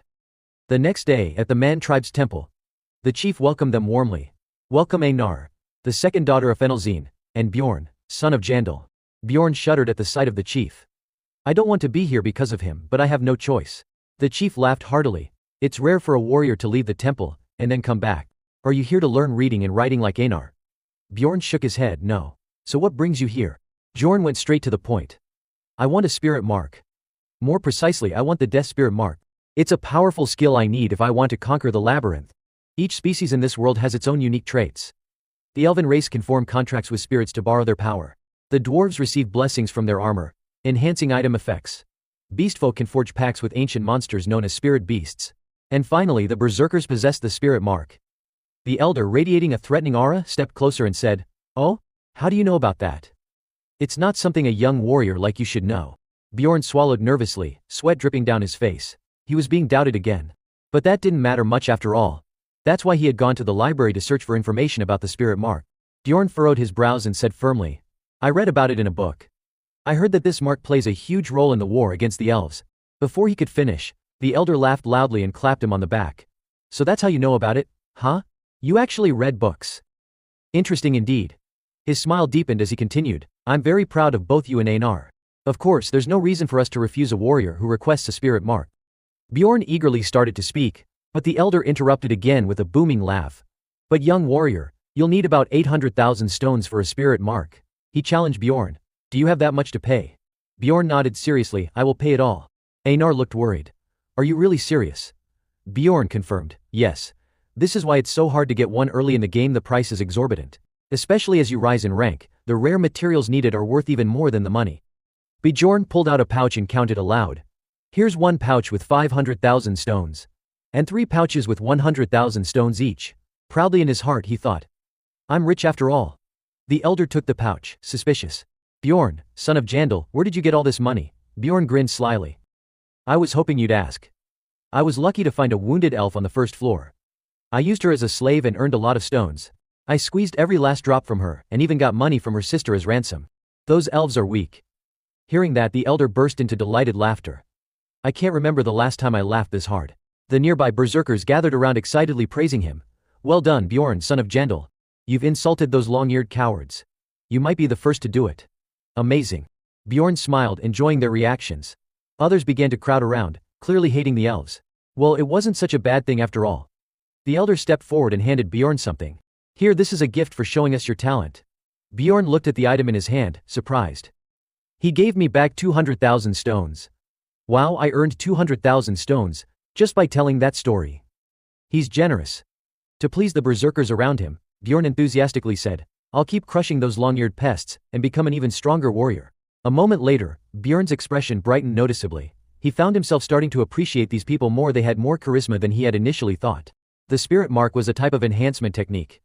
This skill worked by absorbing the essence from magical materials to generate a special power. The tattoos on the berserkers' bodies when they were born were proof that their souls remained pure, which was why these markings remained visible even after they grew up. That's why all berserkers bore such tattoos. Later, Bjorn sought out a wizard for help. The wizard warned him, I'll give you one last chance to reconsider, young warrior. If you choose this path, you won't be able to get any other spirit marks. But Bjorn sat firmly within the magical formation, unwavering. It's fine. An immortal tier high-level spirit mark is essential for a berserker tank. The wizard pulled out a needle. Then we'll begin. With his other skills already strong, choosing the immortal path was an obvious choice for any experienced player of this game. He then started applying pressure points on Bjorn's body at a speed so fast it was only visible as streaks of light. Only then did Bjorn realize he would have to endure this pain every time he leveled up. His face went pale, the pain was excruciating, and he cursed under his breath before finally screaming out loud. Status boards popped up, showing that he had activated the immortal mark level 1, which boosted his recovery and strength stats. After the initiation, he painfully pushed aside the curtain and stepped out. Before leaving, he didn't forget to look at the wizard and say, thank you. His back ached and burned, and the wizard just chuckled. Bjorn wondered why the wizard was laughing. The wizard smirked. This is the first time I've seen a real warrior thank a mage. Not caring about the wizard anymore, Bjorn quickly left. Did I do something wrong? Better get out before he suspects anything. Time passed. The next morning, Bjorn went to the trading district to buy necessary equipment. From training with Einar, he realized he wasn't suited to be a swordsman. He planned to focus only on shield skills once he obtained the spirit mark, so upgrading swordsmanship would be a waste of time. Entering a shop, the owner greeted him, welcome. What would you like to buy? Bjorn casually replied, I want to buy a one-handed weapon. The owner showed him around. Then from here to here are the heavy weapons that berserkers usually choose. Bjorn smiled to himself, approving. These definitely match the berserkers' preferences. Bjorn shook his head. I want something more ordinary.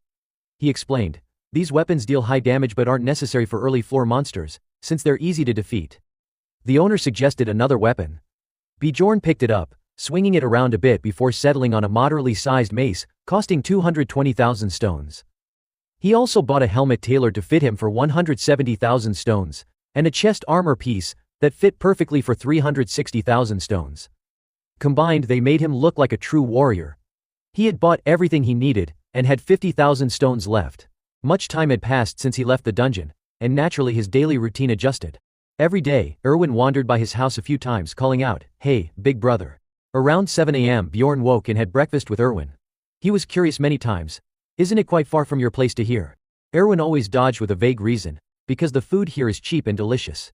Afterward, Bjorn went to the library, and read until 4 p.m. He looked at Pefrock, smiling, noticing she was dozing off again. Later he ate somewhere new, gathering information he couldn't find in the library.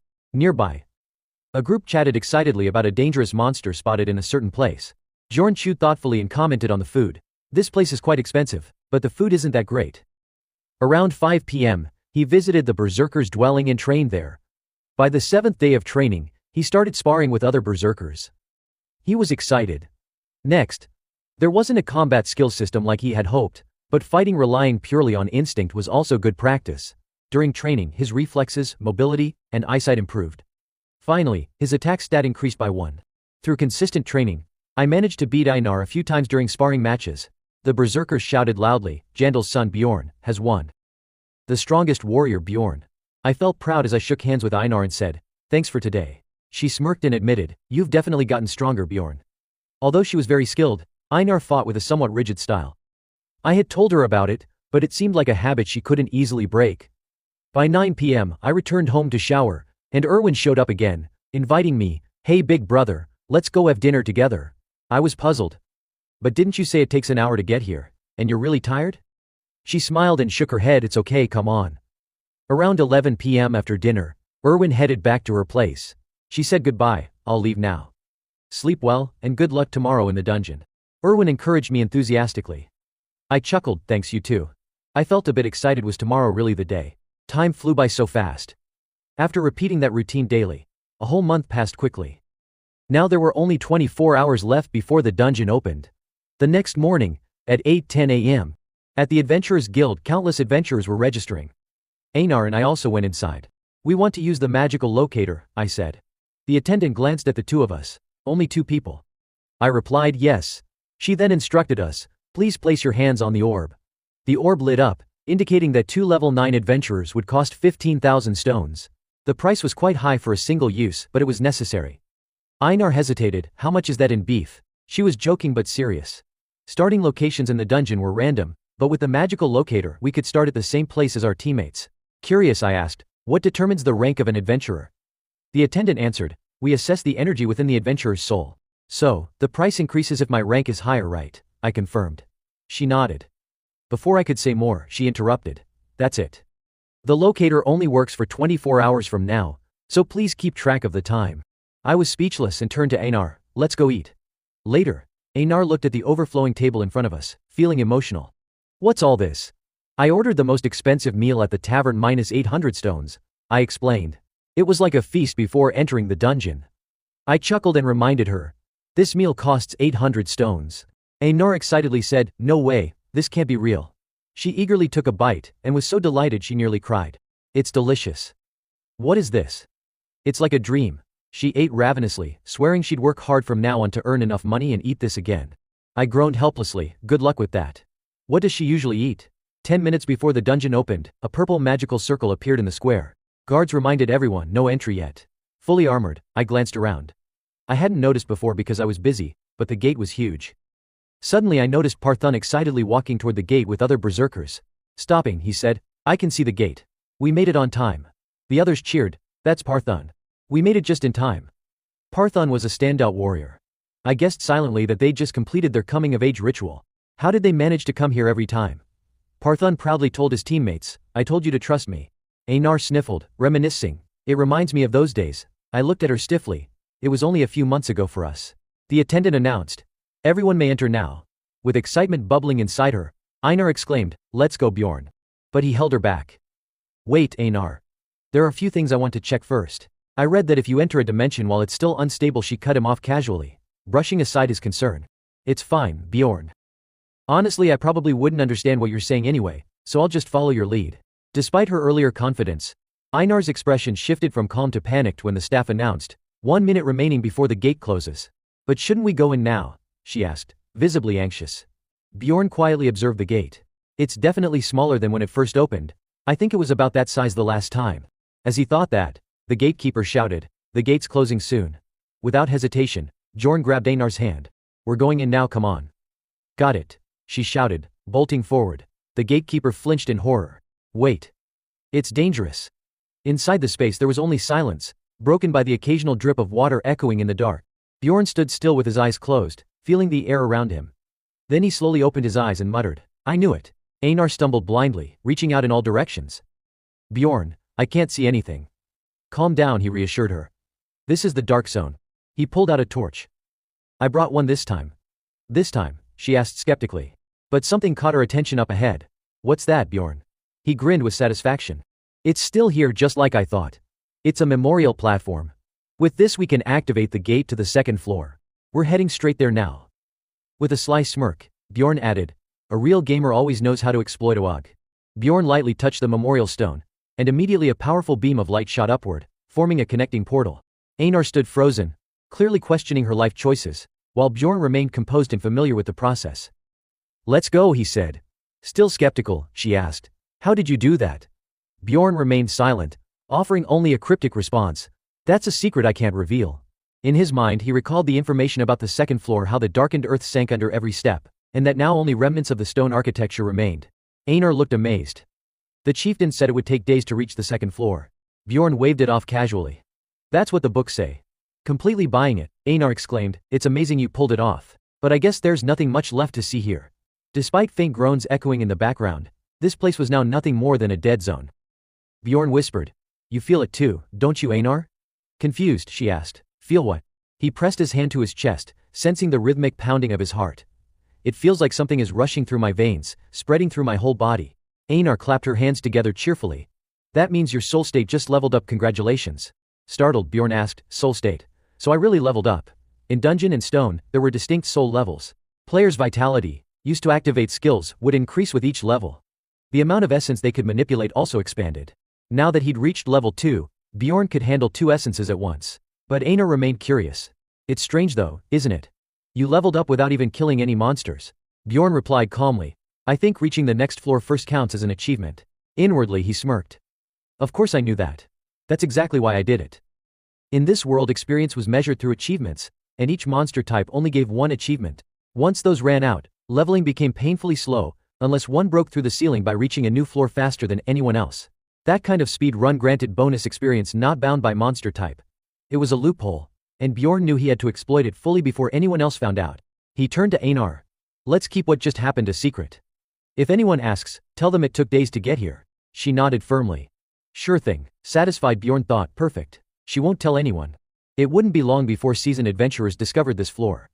If they saw beginners like him and Einar here already, they'd start asking uncomfortable questions. Best to pretend ignorance. "We should leave this place for now," he said. "Those veteran explorers scare me more than any monster." Bjorn strapped a torch to his helmet using a bit of rope. "I call this the Torchman mode. Veteran adventurers used this trick before, but I still feel silly doing it." Einar beamed, rubbing his helmet playfully. "You look awesome. And it's not even that hot." Bjorn responded coolly, "Of course not.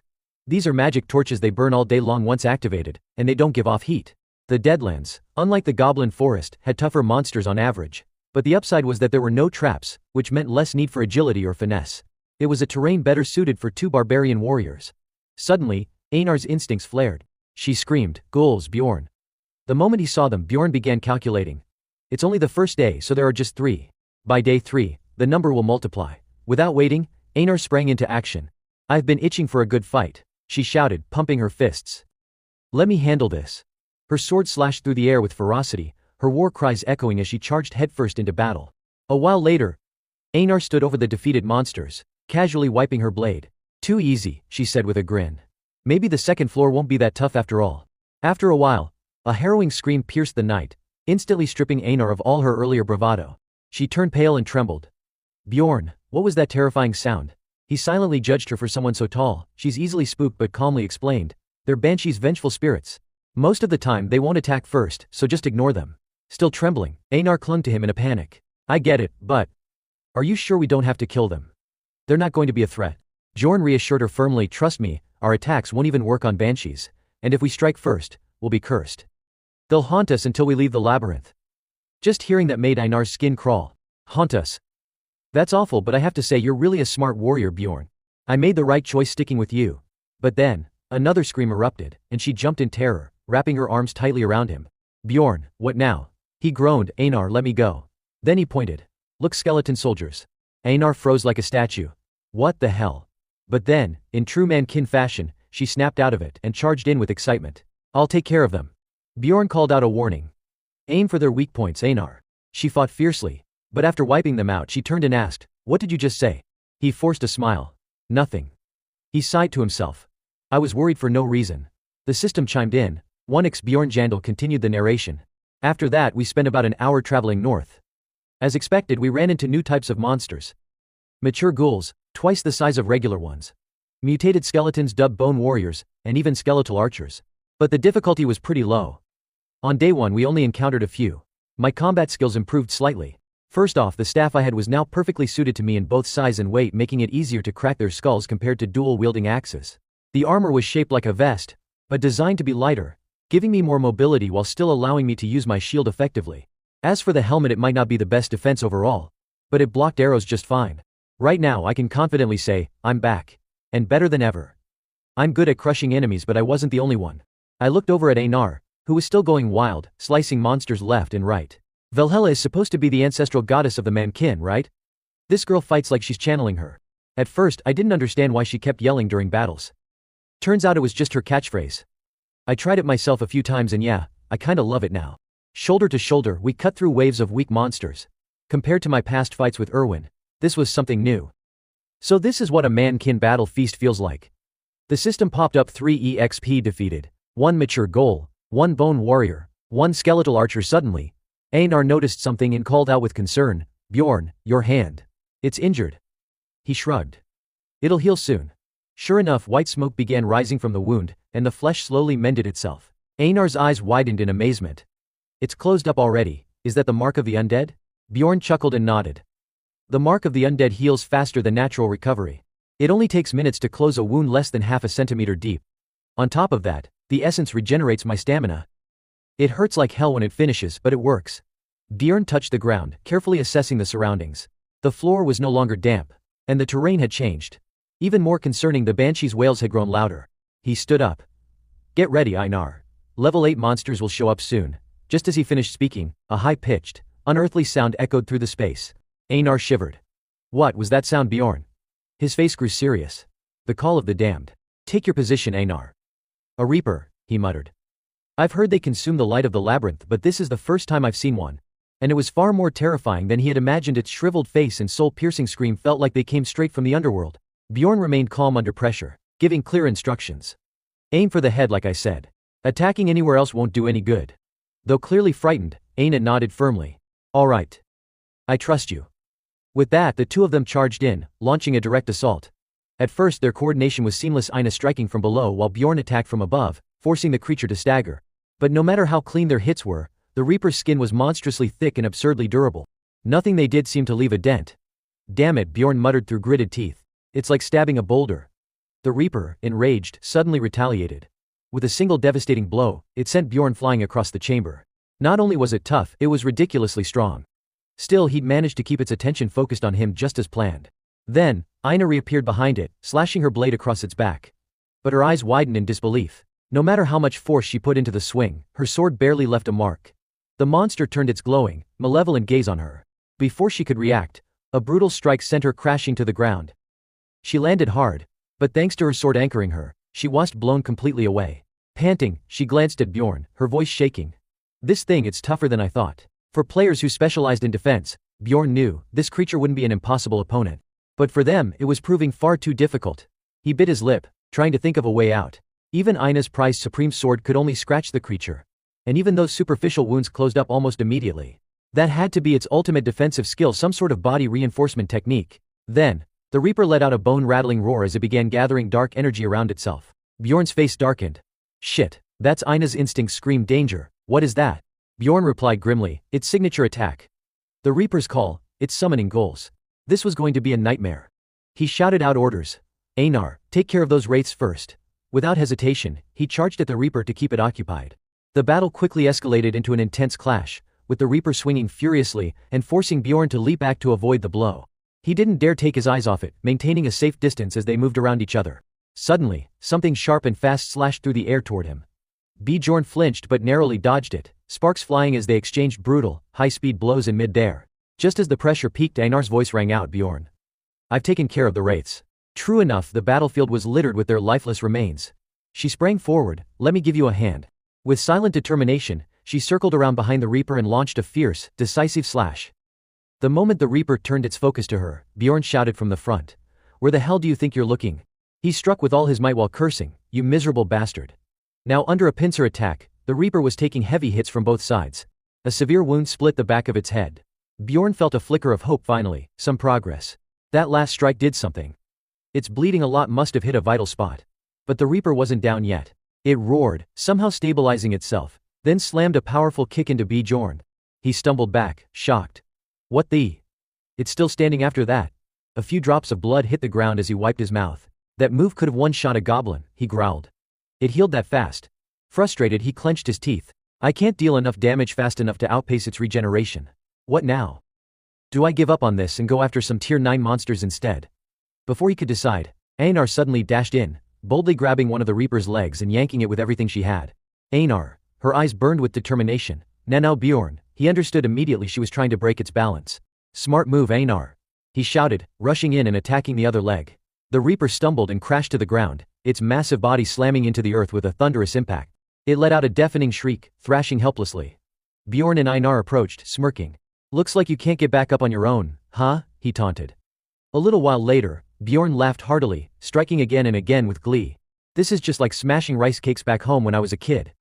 Einar giggled, her strikes just as enthusiastic. This one's for the trauma I got as a kid when the brat who was supposed to be my playmate cried and ran home. Turns out, they weren't just fighting, they were thoroughly enjoying themselves beating the Reaper into the ground. This is actually kind of fun, huh, Einar? I was thinking the same thing, Bjorn.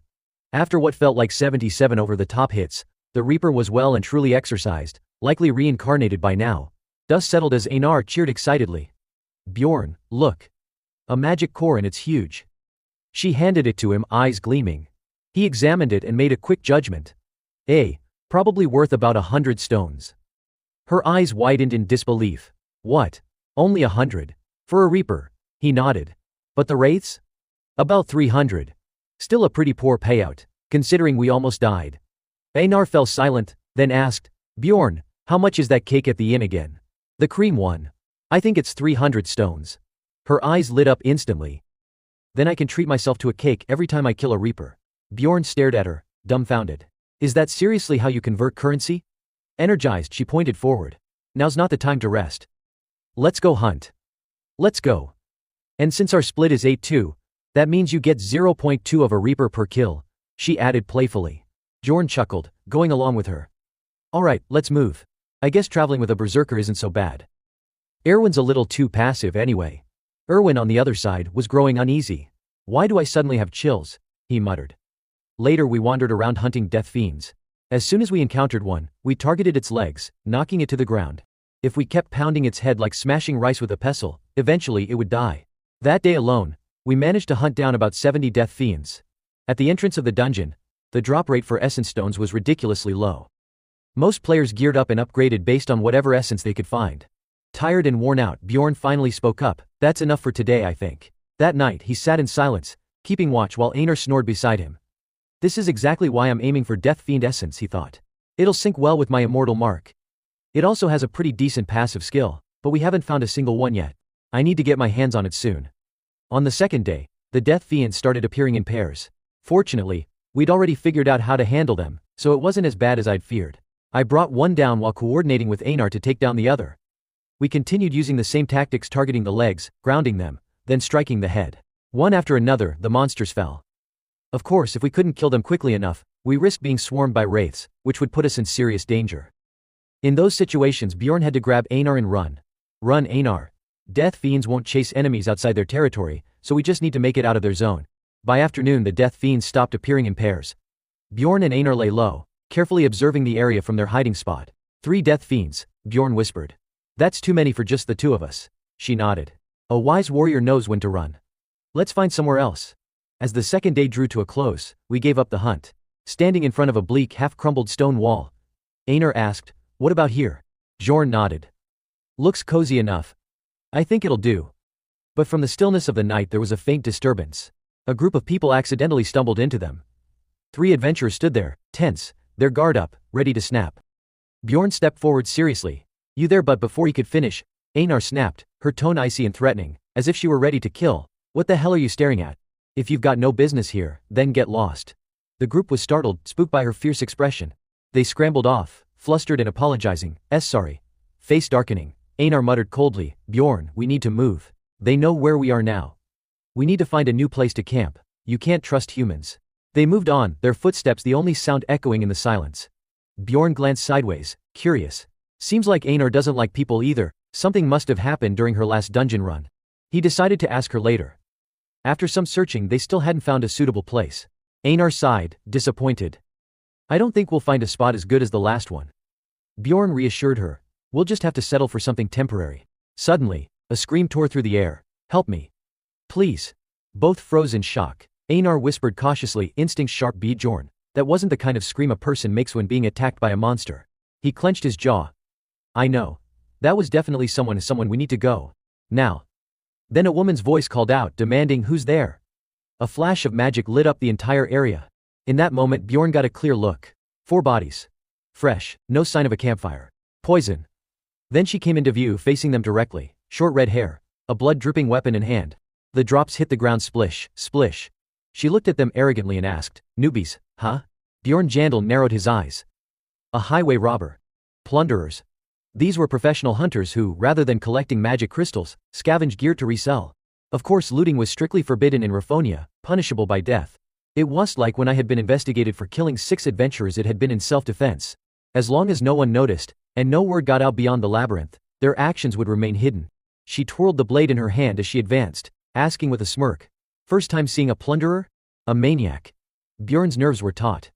This was bad. He'd never seen a plunderer who looked as professional. She was over 170 centimeters tall and lean, her movements quick and fluid.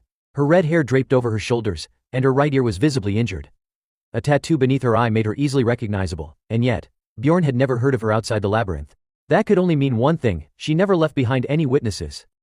Einar tightened her grip on her sword and took a guarded stance. She seemed to sense the danger too. I think she's strong, Bjorn. There were 4 corpses nearby. Judging by their gear, they seemed to be high-ranking adventurers, including a mage. They had likely operated at the 5th floor or deeper. 3 of the bodies showed no external injuries, they must have been poisoned. The 4th person was missing. Bjorn made a bold assumption. She was probably their companion. The woman indifferently grabbed one of the bodies by the collar and responded flatly, who knows? I'm guessing they thought the same thing, Bjorn muttered, stunned. She turned her back and began looting. He figured she didn't see 2 apprentice maniacs as a threat, which made her careless. Her massive sword fit easily into her bag, it had to be an expensive spatial pouch. Bjorn couldn't even imagine how strong she really was. His nerves screamed. Suddenly, Amelia spoke up, maniac. His mind raced, gears turning frantically. He swallowed hard. There was only one way out of this alive. Einar glanced at him, are we fighting? Without hesitation he turned to her and said firmly, no, run. As fast as you can. Just run. The woman's eyes followed them with unsettling calm as they bolted. Bjorn and Einar sprinted at full speed. We've bought ourselves a bit of time, he thought. But there's no telling when she'll come after us. His eyes darted around, searching desperately. Then he noticed something, markings he had carved to help navigate. We'll follow these signs and head toward the teleport gate that leads back to the 1st floor. Suddenly Bjorn stopped dead in his tracks, shocked. Just their luck. In the middle of this chaos, they ran into another group of adventurers. Bjorn scanned them quickly, 4 human adventurers. The leader stepped forward and asked, maniacs? Einar's expression darkened. She looked ready to draw her sword, but Bjorn stepped ahead and held her back. It's hard to trust humans, but we don't have a choice. He spoke earnestly, we're being chased by a plunderer. We need help. The bald man narrowed his eyes. And how do we know you're not the plunderers? Bjorn stood firm. I swear on my honor as a warrior that I'm telling the truth. The man seemed to waver, perhaps convinced. If you say so, Bjorn exhaled in relief. A warrior's oath is basically like a cheat code in a game. The bald man offered a deal. If we take down the plunderer, we'll be taking all the loot. Bjorn agreed instantly, fine. The man grinned. Good, you head that way, I'll use the Dwarven God's skill to hide here. No one will notice once I activate it, he said as he cast the skill Dwarven God's art, camouflage. The skill seamlessly blended a person into the environment within a 3-meter radius. It was a powerful long-range stealth skill. The downside was immobility, but with it, one could avoid any unnecessary combat. We got lucky, Bjorn thought with a deep breath. Suddenly the bald man chuckled darkly. Lucky indeed. 2 maniacs just walked right into our trap. Bjorn and Einar froze, their bodies stiff and unmovable. They had been hit with a controlled debuff. The bald man laughed gleefully as his companions approached. What's wrong, can't move maniacs? He sneered. Oh, that's right, you can't even answer. Furious, Bjorn cursed under his breath. Shit. We've been duped. These bastards are plunderers too. The scent of essence on him must have triggered their greed. It's the stone golem's active skill paralysis. All Bjorn needed was to take some damage and the effect would break. The other adventurers closed in, rummaging through Bjorn's belongings. You must have gotten a lot these past 2 days. It's ours now. One of them grabbed Einar's chin, examining her face. Too bad. We need women to sell into slavery, but this one's a maniac. Another scoffed. Even better. Don't you know how much a maniac's heart goes for on the market? Bjorn's face darkened. I can feel their disgusting lust, he thought. The hooded man smirked at him mockingly. Scared, huh? What are you gonna do, glare me to death? You're not getting out of this control skill anyway. Then he drew a knife as another voice gave the order, take them out. If we don't, it'll be a real pain later. The hooded man scoffed. Relax, I never mess up something this simple. Bjorn wondered bleakly, is this really how we die? With a grin, the hooded man lunged toward him. Goodbye, berserker. Bjorn gave a grim smirk. No, I just need to take one hit. As the blade plunged into his neck, he jerked his head back, narrowly avoiding a fatal strike. Plan worked. Without hesitation, Bjorn swung his mace, catching the attacker completely off guard. What? How are you? He didn't get to finish. Bjorn sent him straight to the underworld with one clean blow. The other 2 thugs turned pale as they watched their comrade go down so fast. This is good, take him out now. Bjorn yanked the knife from his neck, syrupy blood gushing like water. He calculated his aim, then hurled the blade while shouting Einar. The dagger landed in her arm, snapping her out of the skill's control. Despite the pain, she clenched her teeth and endured it. Bjorn, on the verge of collapse, murmured, I'm trusting you, the rest is yours. With that he passed out. Einar's eyes snapped open, her face grim as she regained control. She drew her sword and with a few precise strikes fueled by pure fury, cut the remaining armored thug into pieces. Then she turned, stepping slowly toward the last man, the bald one who was shaking in fear. Wait, please don't, but Einar's expression was ice cold. Without a word, she slashed him down and sent him to log out instantly. Her eyes narrowed as she glanced behind her. The bald thug was trying to flee in a panic. Grinding her teeth, she muttered, coward. Then she turned and was horrified. Syrupy blood was everywhere. Bjorn. You're bleeding way too much, don't die, Bjorn. He barely managed to whisper, Einar, potion, but her frantic yelling drowned him out. Bjorn's dying. Those bastards killed Bjorn. Fine, I'll avenge you, just hold on. Eventually she managed to get a proper potion into him. As she tended to the wound, her face was still full of worry. This is gonna scar for sure. Bjorn twitched his lips weakly. Well, the good news is, that wand activated my undying berserker seal. I would been dead without it. Einar grinned and slapped his shoulder. Awesome, Bjorn. You're probably the only berserker with a scar on your neck. Bjorn blinked, confused. Is she seriously treating this like some sort of achievement? Well, he reasoned, probably not many berserkers survive a neck wound like that, no matter how tanky they are. Anyway, if you've looted everything, we should chase that last guy. He hasn't gotten far. Soon after, Einar caught up with the bald thug. He squirmed and pleaded, please, don't kill me. Bjorn stepped in with a calm voice. Einar, let him go. We need his stealth skills to sneak past that rogue assassin girl. Just then, a throwing knife flew through the air, piercing straight into the guy's neck. Bjorn froze. Poisoned, throwing knife. Amelia stepped out from the shadows and calmly praised, hey, you berserkers did pretty well back there. Bjorn stiffened. She's been watching the whole time. He shouted, Einar. She turned toward Amelia, her face dark and full of killing intent. If we can't run anymore, then we fight. Together they charged in to strike first. Einar launched a flurry of powerful sword strikes, but Amelia dodged with ease, each movement fluid and precise. She didn't even seem tense, just calmly watching them both. When Bjorn rushed in, she sidestepped at the last moment, and with a flick of her wrist, used a tiny dagger to parry his full force blow. Only then did it hit him. She's fast. Just how much essence does she have stored? There was no other way. They had to take her down. I'll push her, get ready. Bjorn shouted. Einar, now. But before she could react, Bjorn's eyes widened in shock. His knees buckled beneath him, and he collapsed to the ground, completely limp. What the hell, why can't I move? He looked down and realized the truth. Amelia had slipped a dagger through a gap in his armor, and stabbed him clean in the side. How did she? She's an aura user. That changed everything. There was no way they could win now. Einar rushed in from behind to attack, but she didn't fare any better.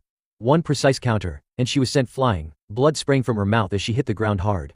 Bjorn, helpless, could only curse under his breath. Damn it, Einar. Amelia strolled toward them, casually confident. Give it up, she said. The paralytic venom of a basilisk is already coursing through your veins. Bjorn's heart sank. She was superior in every way: speed, power, technique. Is this really how I die? Here, like this. She raised her dagger to his face, but instead of striking, she paused. But if you swear never to speak a word of what happened here, I'll let you live. He blinked in disbelief. What? I was going to do that from the beginning. I don't want to kill any barbarians. I owe them. Bjorn's eyes narrowed as the pieces started to fall into place. She didn't help us when we were under attack earlier. Maybe she was hoping the other group would kill us, so she wouldn't have to. Suddenly, Einar dragged herself forward, bloody but furious. Bjorn, don't believe her. She's just toying with us. Bjorn hesitated, eyeing Amelia carefully. And if I refuse? Amelia's voice turned cold. Then I'll kill you. That's a promise. He asked. A promise to who? She snapped. Not your concern. Bjorn gave a slight nod. All right then. I swear on the honor of my warrior's blood. Amelia stood up and smirked. You really are something else. She poured a healing potion onto his wound. Then she turned to Einar. What about you, barbarian girl? Einar's glare didn't waver. I refuse. Amelia nodded calmly. I understand. Then there's no other choice. Farewell, barbarian. Bjorn panicked. No, if I don't stop this now, Einar will die. He threw himself forward. Einar, swear. Swear right now. She looked up, dazed. Bjorn, but the honor of a warrior. His voice rose with frustration. Didn't you say you'd do anything I asked? Swear, Einar. Trust me. What good is pride if you're dead and buried 6 feet under? Einar fell silent for a long moment. Then finally, with a reluctant scowl, she muttered, Fine. I swear. Just before Amelia turned to leave, Bjorn called out one last time. Wait. Let me ask you something. What floor? She paused, lips still sealed for a moment. Then she gave a short reply. Floor 8. Bjorn watched her walk away, stunned. The 8th floor. She's from the 8th floor. They only survived up there, because of that promise. A fire lit in Bjorn's eyes. Next time, things will be different, Lady Thief. The system announced you have entered floor 1 of the Jade Cavern. Einar stumbled during the landing, face planting hard against the cavern floor. Seeing that, Bjorn turned to check on her. Are you alright? He asked. Einar groaned in pain. It hurts. A lot. But I'm not a warrior, so I don't deserve to complain. Deep inside, she still felt bitter. Is it really so shameful to beg for one's life using their honor? This humiliation felt worse than she expected. Noticing the turmoil in her eyes, Bjorn encouraged her. Einar, the warrior who held out the longest is the strongest among us. We still have a chance to win next time. But she shook her head, dispirited. I won't understand if you keep saying so much, she muttered, then paused. But I think I get what you're trying to say. If I can endure this humiliation and the urge to just end it all, maybe it means I am a strong warrior like you. Bjorn flinched awkwardly. I don't even have those kinds of feelings. I'm not really one of those savage brutes. Still, keeping up appearances, he nodded solemnly. One day we'll make them pay for this disgrace. I'm sure of it. Later, Bjorn sat in silence, lost in thought. We've been awake for 20 straight hours. After all the chaos we've been through, my mind's a mess. But I can't sleep. I may not feel the same shame Einar does, but this feeling still sucks. He glanced over. Einar had already dozed off and was snoring peacefully. It reminded him of that time the blonde swordsman had saved him. The priestess had refused to heal him, and that guy had tossed him a potion like he was throwing a bone to a dog. He'd drunk it like a damn mute. Sure, I was glad to live, but that feeling, I'll never forget it. I swear I'll never let myself feel that way again. So what's the issue now? I've made the best choices I could in every situation. I've tried to focus on surviving the present. What else could I have done differently? From the moment I opened my eyes, someone was already decapitated. Then everything spiraled into insane, surreal chaos. I had no choice but to prioritize survival. But I can't keep living like this. Time to change the plan. Bjorn's eyes lit up with determination. He turned to Einar. What if I told you there's a way to become stronger, but it's incredibly dangerous? She answered bluntly, Of course I'll do it. We'll die anyway if we don't get stronger. Bjorn understood. Life was going to be chaotic, no matter what path they took. So the best strategy was to strike first. He stood up with resolve. All right then, Einar. Let's move out. They pushed forward into the Senki, throwing themselves into the chaos headfirst. Whatever doesn't kill you only makes you stronger. The moment they entered, they began mowing down the small fry monsters like maniacs. The X poured in like a flood. Einar was amazed. 4 different monster types at once. I didn't even know a place like this existed on the first floor. Bjorn replied. That's why no one talks about it much. It's a pain. 4 monster types all at once, and you have to use torches because it's pitch black in here. No one comes here unless they're trying to take a shortcut and save time. Which also makes it a perfect place to hide things, she said, eyeing a gravestone curiously. Hey Bjorn, what's this? He walked over to inspect it, a memorial. For the first person who discovered this labyrinth. To Diflon Grondel Gabrilius, the wise one who made the first great strides forward. That's exactly what the game text said, Bjorn thought. The hidden condition must still be the same. He looked to Einar and warned her seriously. I'm about to open the Senki. From this point on, everything that happens is a secret. Without hesitation she nodded. I swear on my honor as a warrior. Then she tilted her head, confused. Oh, what's a Senki? Bjorn massaged his temples, already regretting asking. It's a labyrinth hidden inside another labyrinth. In the game, it was called an instant dungeon. Only selected members can unlock it. He continued, to open the first chamber of the Senki, you have to place 4 magic stones from different monster types on the memorial. Carefully he laid the stones magic cores from goblins, undead dwarves, storm wolves, and finally, a death wraith. With a level 8 core from a second floor monster, the Senki will open. Let's go Einar. This core will unlock an instant dungeon that can hold up to 5 people. The difficulty scales with the number of participants. So, what's waiting for us in there? Hoi ChatGPT. Rupture is a labyrinth nested within another labyrinth. In the game, it's referred to as a specialized dungeon, a newly generated realm that appears randomly on each floor. These rupture zones also have cooldown periods. On average it takes at least 3 months, city time, for a rupture on floor 1 to naturally reopen. But waiting around for it to do so is inefficient and overly time-consuming. That's why humans started finding ways to forcibly trigger them. There are 4 ruptures on floor 1. The one we entered features a blood-red sky, as if the apocalypse were on the horizon, with countless flocks of crows circling ominously above a dark castle crimson-stained citadel. Einar gawked in awe. It's massive. Bjorn remained quiet. I knew that was the crimson-stained citadel because I used a magical crystal from a friend who passed away. Seeing it in real life, the sheer presence is overwhelming. Thankfully, on floor 1, no matter how intense they look, rupture zones are considered manageable. What matters now is who's going to show up next. The members of this raid have already been predetermined. Suddenly Einar nudged him. Bjorn, someone's coming. Heavy footsteps echoed through the stillness. Their hearts pounded in anticipation. Who could it be? Meanwhile, at floor 1's crystal cavern maze, another voice rang out. Erwin, are you using spirit magic again? Erwin hesitated sheepishly. It's just, I only have this little dagger. It's really hard. Teresia scolded him.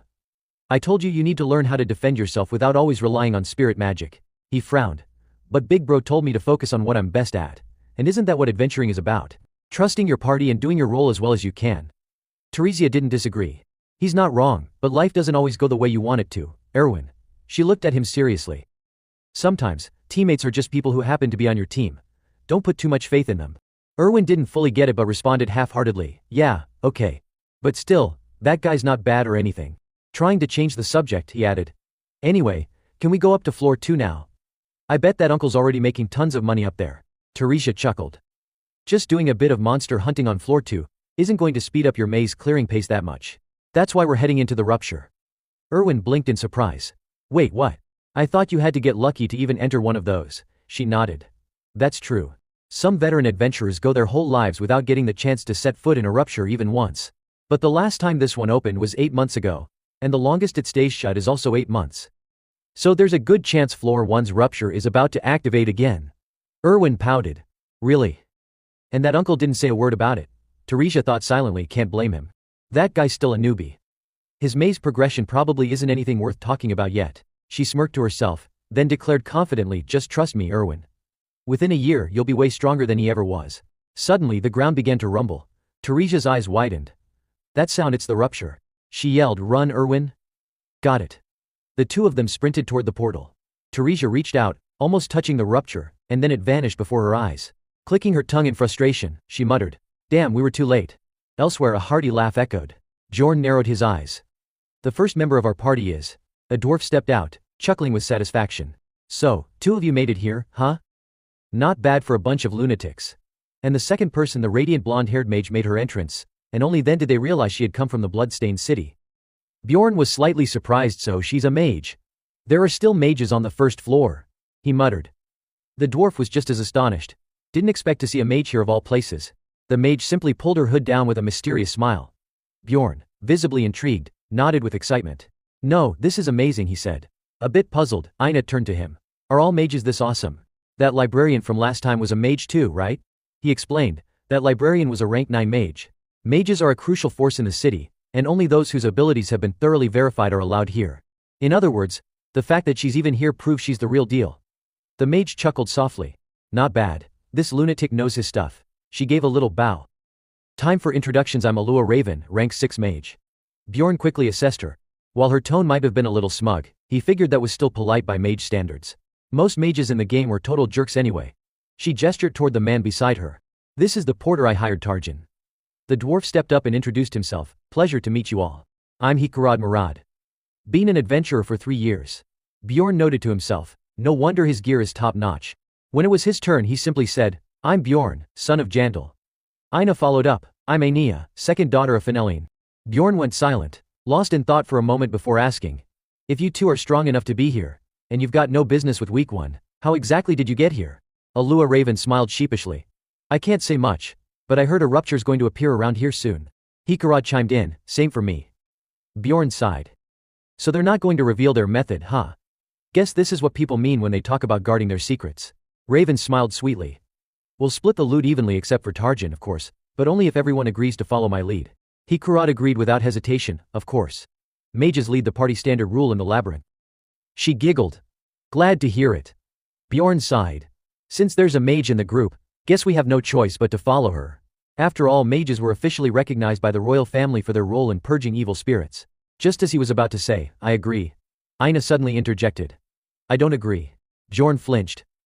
Aina. She boldly declared, I want Bjorn to lead. He's not your average berserker. He's the wisest warrior I know. Bjorn panicked, what are you saying? Inside he was screaming, please, for the love of God, shut up. But Aina wasn't done. He reads 6 hours a day. Alua raised an eyebrow. A bookworm berserker. Now that's new. But I've already decided. Aina shouted louder, he's not just special, he's amazing. The ultimate warrior Bjorn. Everyone else stood stunned, unsure how to react to the awkward scene. Bjorn, overwhelmed, buried his face in his hands. Please, just stop, Hikarad laughed, trying to lighten the mood. Man, I'm jealous. Having a wife who admires you that much. Ha, berserker boy. Aina flailed. Wife. I'm not married to him. No need to be shy, the dwarf teased. I'm not, she shouted again. Raven finally cut in, voice stern. Enough bickering. Let's go, we've got a lot to investigate. Bjorn let out a long sigh of relief. Thank you, dwarf man, for changing the subject in time. And thank God Raven doesn't seem to care too much. Please just don't pay me any more attention. Just then Hikarad spoke up again, hold on, we're heading out already. But we've only introduced ourselves by name. What about our skills? But Raven casually brushed it off. No need. Every monster in the Bloodstained City is rank 7 or lower. Tarjan and I can handle it. That left the rest of the group stunned. She added nonchalantly, also I'll be collecting the escort fee. As for this thing, I've only recently developed it. The dwarf couldn't hold it in any longer. So you want to take all the rewards from the escort? He shouted. Bjorn knew full well that disputes like this were par for the course in a dungeon. And the root cause behind 100% of those disputes? Money. Hikarad exploded, voice booming. Do I look like some idiot you can jerk around, mage? Escort fees were a form of commission during ruptures. For a financially secure mage, research took top priority. But for adventurers, money came first always. Raven tried to explain herself. But I said I'd give you all the magic crystals from the rupture, didn't I? Bjorn, watching silently, realized she had just lit the fuse for a money-fueled explosion. Sure enough, Hikarad grew even more furious. So what, you're saying we should be satisfied with your scraps? I'm not letting you get away with this. Raven pushed back calmly. Isn't this a fair split? There's no guarantee we'll get any money from it at all. But Bjorn, ever perceptive, noticed something. She looked genuinely shocked, like she hadn't expected that kind of pushback. Wait, was she really that naive? After a moment of hesitation, Raven relented. Fine. I'll leave the item rewards to you, but the protection extract, that's mine. Hikarad grunted. Alright, then let's call that fair between the two of us. As for the rupture crystals, that's up to luck. Bjorn raised a brow. The two of us, huh? So they're not even counting us in. He immediately stepped forward. Hold up. There's no way I'm walking away from this empty-handed. His voice was calm but firm. I don't care about the item or the extract, but I am taking the rupture crystal. That's all I want. The two immediately snapped back at him. Don't be greedy. You think this party needs 2 lunatics? Going after the rupture crystal is too much. Bjorn winced. Well, that didn't work. And here I thought she was still playing the nice girl act. Whatever, he thought, brushing it off. He kept his tone chill. Alright. Then I'll back off. Just give us the 2 protection extracts that aren't tied to the escort. The two of them exchanged a loaded glance. Then Raven smiled again, all cheerful. Fine by me, deal. Hikarad nodded too. Yeah, same here. Bjorn let out a sigh. Guess that's the best we can squeeze out of this. Honestly, judging by their level, there's probably nothing worth grabbing here anyway. Raven clapped her hands together. Alright then, it's settled. Hikarad nodded along. Make sure you keep your word. Bjorn stood off to the side, watching them like a judge. And now they're all smiles again, acting like nothing ever happened. Then the two of them got all fired up, laughing and throwing lines like, alrighty, let's get moving. Finally. I've been itching to do something. Bjorn gritted his teeth, muttering a curse under his breath. Those two-faced bastards, once again he felt it in his bones, I have to get stronger. He exhaled deeply, forcing himself to stay calm. Forget those backstabbing clowns. I'll build my own damn bridge. The Crimson Fortress was divided into 4 parts: the drawbridge at the castle entrance, the outer bastions beyond the walls, the underground prison inside the walls, and finally, the demon-worshipping shrine hidden within the Lord's chambers. Currently the party was approaching the gate guarded by gargoyle statues. These were level 8 gargoyle monsters. At a glance they seemed like ordinary stone statues with distinct features. However, if an enemy stepped into their line of sight, they would immediately spring to life and attack. That was what made them so tricky to deal with. Their main skill was petrification, and sure enough, Bjorn got caught almost instantly, his legs frozen solid. Typically, when someone tanked the petrification spell, the rest of the party had to kill the monster to break the curse. But things were different when a mage was around. Einar panicked and called out, Bjorn, while Raven calmly raised her staff and chanted, Athena Vr. A gentle wave of energy washed over him. The petrification crumbled away, and Bjorn immediately realized it was a curse-cleansing spell. A gargoyle that could petrify its enemies. That was basically nothing. Bjorn and Einar charged forward and slashed the creature to pieces. One remained.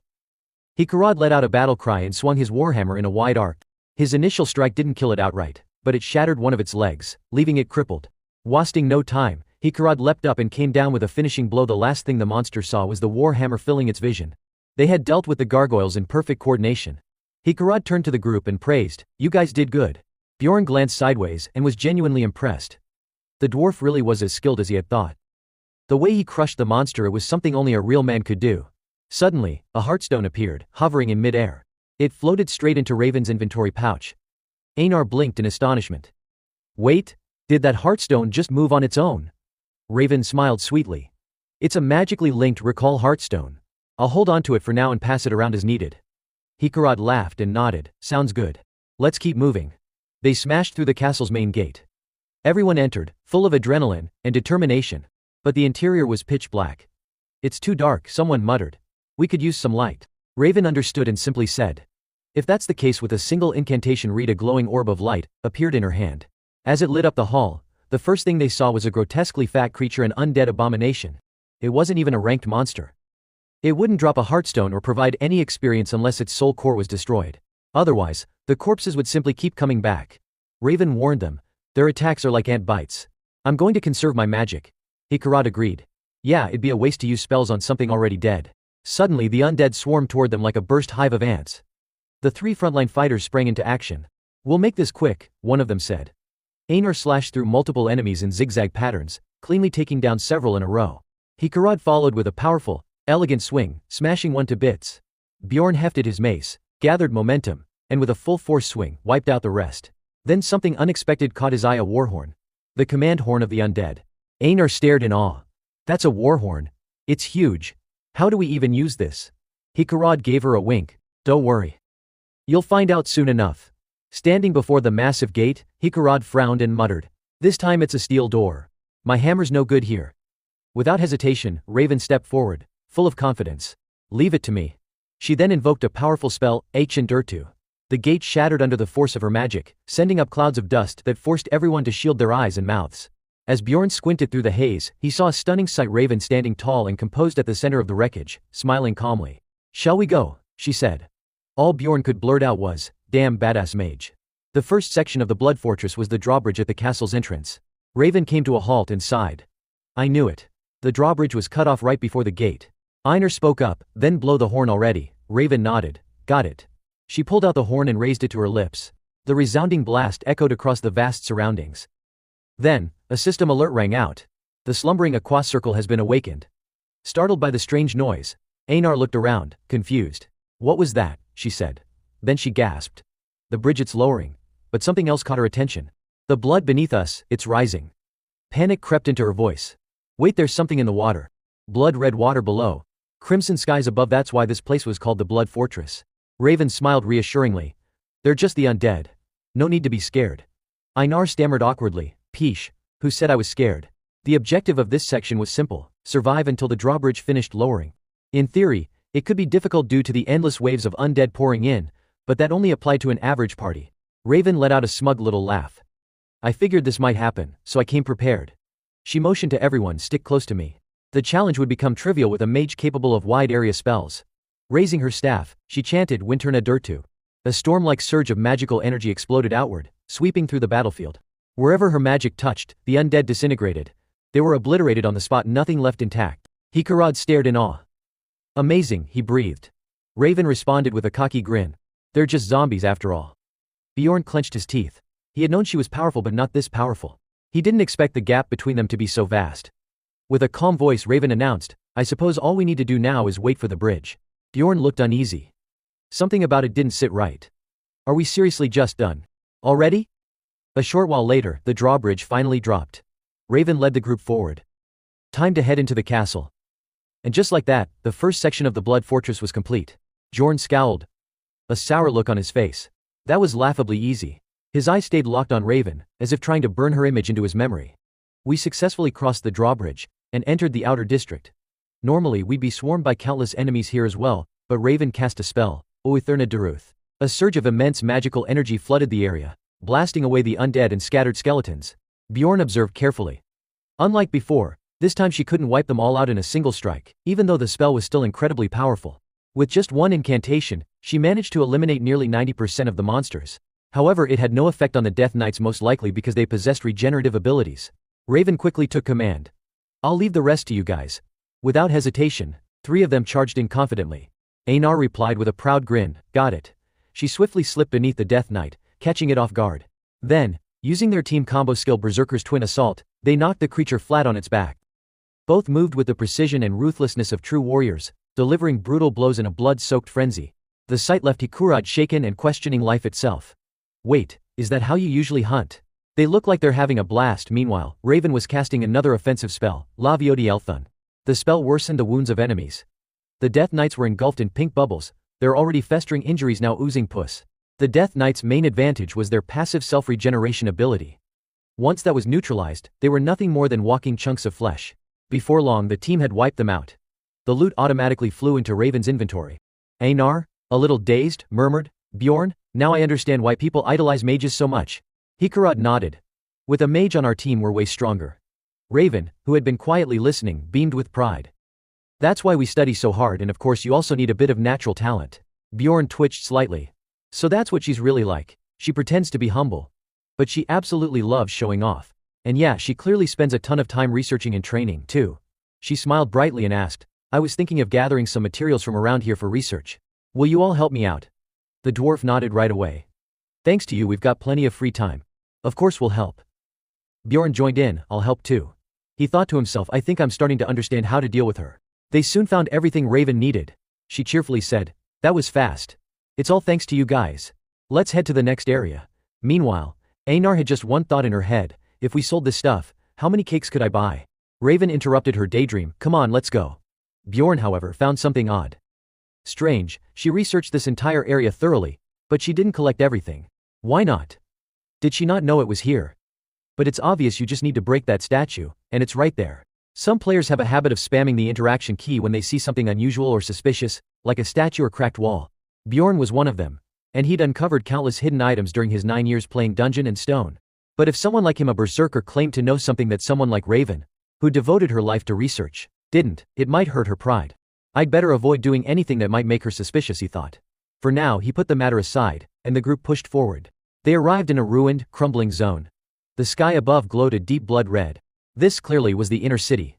Raven stood silently. I've heard about this place before, but honestly, I don't think there's anything worth collecting here. Hikurad glanced around. I don't even see any monsters. Let's head to the next area quickly. Bjorn knelt down and cleared away some rubble, searching for the underground entrance. Everyone stared in anticipation. After a few moments he found it, a hidden passage. They descended into the underground prison. Curious, Hikurad asked, Lady Raven, what kind of monsters can we expect down here? She answered calmly, skull rats, banshees, death knights, chimera wolves, ghouls, and corpse golems. The dwarf's eyes lit up. Except for the corpse golem, I've fought all the rest. But yeah, the golem only appears in the Blood Fortress. The old man laughed heartily, thrilled by the new experience. Raven reminded him, just watch out for the exploding corpses. The blast isn't that strong, but the body fluids are corrosive like acid. If you're too close, it can be fatal. Not that it matters, since I'd stop it before it hits you anyway. But he replied cheekily, why worry when you've got a mage? Playing along, she responded sweetly, we're only able to pull this off thanks to a brave warrior like you. Meanwhile, Bjorn couldn't help but wonder, seriously. They've already forgotten to split the loot. Einar stared curiously at a pile of bones. Bjorn, are these monsters? He replied. They are. These are the skull rats I mentioned earlier. Raven interrupted with a cheerful tone. They're like zombies, no rank, not good in a fight, just stomp on them. Einar scowled. I wasn't asking you, mage. That shut Raven up instantly. Awkward silence for a full 5 seconds. Suddenly a piercing, mournful scream echoed, sending a chill through Einar. She clutched Bjorn's arm in panic. Bjorn. It's the Banshee. Raven warned calmly. Be careful. Bumping into one won't kill you, but it will give you a terrifying experience. Einar gasped. Terrifying? Bjorn sighed. She's such a child. Einar clung to him tighter, screaming, what do you mean? Tell me more. But Raven only smiled mysteriously. I'm not really sure myself. Bjorn stepped in. I heard mages have ways to deal with banshees. Raven looked at him, genuinely impressed. You know quite a bit, don't you? Then, turning serious, she said, all right, enough joking. I'll take care of them. She stepped forward and began chanting, Terran Skell. The banshees shrieked in pain as they were hit. Enraged, the horde rushed at them again like moths to a flame. She cast another incantation, You're no Hehind. The banshees were engulfed in fire, their cries fading as they were reduced to ash. Raven smiled calmly. Now then, shall we continue? Bjorn and the others were once again forced to admit she's ridiculously strong. They had entered the second level. The first monster was a chimera wolf, followed by a vampire lord. With the grotesque monsters and twisted contraptions everywhere, the underground prison felt more like a mad scientist's lab. But this was only the beginning. Hikirode whispered to Raven, You're amazing, Miss Raven. Aren't you scared at all? She replied coolly, It's not that I'm fearless. I just enjoy dissection, so this is nothing. Ah, there it is. She pointed to a wall. According to the map I memorized, there's a hidden gate behind this wall. And behind it, there should be a corpse golem. Bjorn was impressed. Normally we'd need to find a map in the guard room, but she's incredibly prepared. Raven suggested they leave their gear behind. Light the torch, Yandel, he nodded. I'm on it. With the torch burning brightly, they stood before a large dungeon door. A putrid stench hit them instantly. Before them lay countless corpses piled into a grotesque mountain. If this were before, I'd have fainted on the spot, Bjorn thought. But with a berserker's body I can handle it. The first to react was their frail porter. Next was Raven, who had seen similar scenes before during her dissection studies. But even she seemed a bit phased, likely because of the overwhelming stench. Hukro nervously said, I'm just glad at least 2 of you are okay. Let's keep moving. Bjorn nodded. Let's go. They trudged through shallow, trickling water. Then someone muttered, Is that a mountain of corpses? Suddenly a voice echoed, Hello. They jumped, startled. Is it talking to us?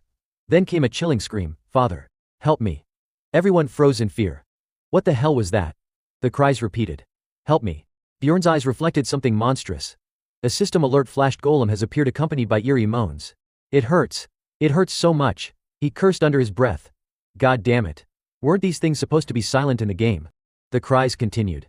Save me, Father, he took command. We can't waste time. Everyone stay calm. But the dwarf had frozen in fear, unresponsive. The cries intensified. Where am I? It hurts, Father. It hurts so much. It hurts, it hurts, it hurts, it hurts. Seeing everyone terrified, Bjorn muttered in disgust, all bark and no bite, these cowards. They're useless now. The golem's agonized voice shrieked again. Die, Bjorn tensed. Looks like I'll have to handle this myself. Dungeon and Stone is the pinnacle of hardcore gaming designed for a niche group of players, yet still packed with elements that can satisfy a broader audience. One of those standout features is its stunningly lifelike visuals, graphics so vivid and realistic. They look like photographs. Many of these images have even been turned into memes, which means that some people recognize the memes even if they've never played the game itself. Bjorn Yandel turned pale at the sight of the creature in front of him. That was the moment he realized no matter how realistic the graphics were, nothing compared to seeing it in real life. A grotesque monster stood in their path, its entire body composed of countless corpses, constantly emitting agonized cries like help me. And it hurts so much. Raven turned green, gagging uncontrollably from the creature's repulsive appearance. She was a mage, someone expected to be unfazed by blood and death, but even she couldn't stomach it. Hikarad Murad, the dwarf who had faced more monsters in 3 years than most see in a lifetime, tensed up. He wasn't just a pack mule, he was strong in his own right. Bjorn gripped his weapon tightly. They used to treat him and Einar like trash just because they were new recruits. But now, the only people they could rely on were the 2 of them, the beastmen. Despite the fear, he and Einar stood firm, refusing to back down. Einar grew impatient seeing the others frozen in place. What are you all doing? She shouted. The corpse golem hurled a decaying body toward her and Bjorn. She flinched and yelled, run. Bjorn reacted quickly, dodging the attack. Einar pulled the dwarf out of harm's way and slashed the flying corpse apart. A blast of green blood splashed into Hikarad's eyes. He screamed in pain, clutching his face. My eyes. Bjorn's worry deepened just like that. The dwarf was out of the fight. And the mage, who always carried herself like the dependable one, what about her? He looked over. Alua Raven was still retching violently. He barked an order, Einar. Get the dwarf to the back and protect the mage. His mind was racing. Damn it, I need to end this fast. If I don't think fast we're all going to die right here. Einar followed his direction, dragging Hikarad to the back, while Bjorn Yandel charged forward alone to face the monster. He struggled as he pushed through flying corpses to get closer to the corpse golem. Its attack pattern was straightforward. It hurled rotten flesh like bombs at enemies from afar.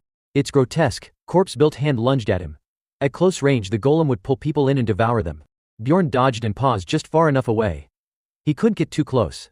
If he did, the golem would shift its attention to the mage, and she still wasn't ready to fight. He and Einar coordinated their attacks, doing everything they could to hold the line until Raven could recover. He needed to draw the golem's attention and buy time. Finally, Alua Raven braced herself on her staff, took a deep breath, and began to chant, Ejerno Hindar. A massive blaze erupted, engulfing the corpse golem in flames. Agonized wails rang out from inside the fire. Bjorn and Einar stood in shock. So this is the power of a mage. The first form of a corpse golem was normally durable enough to require prolonged burning with torches to be defeated. But here it was reduced to ashes with a single spell. A storm of dying screams echoed through the fire, voices crying, Father! It's too hot. The outer layer of the golem's body had been destroyed. But then, from the center of the flames, a skeletal hand emerged. The creature was now nothing more than a massive bone structure, its core composed of countless skulls. This was phase 2, skeletal golem. Bjorn shouted, It's not over yet. Einar, let's go. Together, they lunged forward, aiming straight for its chest. The corpse golem was a level 7 monster, but without its protective outer shell, even just 2 beastmen could take it down. Bjorn Yandel and Einar struck straight into its skeletal core, landing a finishing blow before the system notification appeared, confirming the kill. Bjorn wiped the sweat from his brow in disbelief. Einar, equally stunned, pointed at a glowing crystal emerging from the remains of the golem. Bjorn, isn't that? He nodded. Yeah, it's the essence of a corpse golem. Einar's eyes lit up. Rupture at its core was a treasure trove. High-level monsters rarely appeared in ordinary lands, and for adventurers with limited chances to earn experience points, such monsters were like rain during a drought. The loot seized from their guardians was something every adventurer craved, but the most tempting reward in Rupture was the rapid accumulation of essence drops. Bjorn couldn't take his eyes off the essence. Thinking back, this was the first essence their party had managed to obtain, strange, considering how far they'd come. Einar looked conflicted. So what do we do now? Naturally, Bjorn wasn't about to let such a valuable item slip away. We're the ones who have the right to take it, he replied firmly.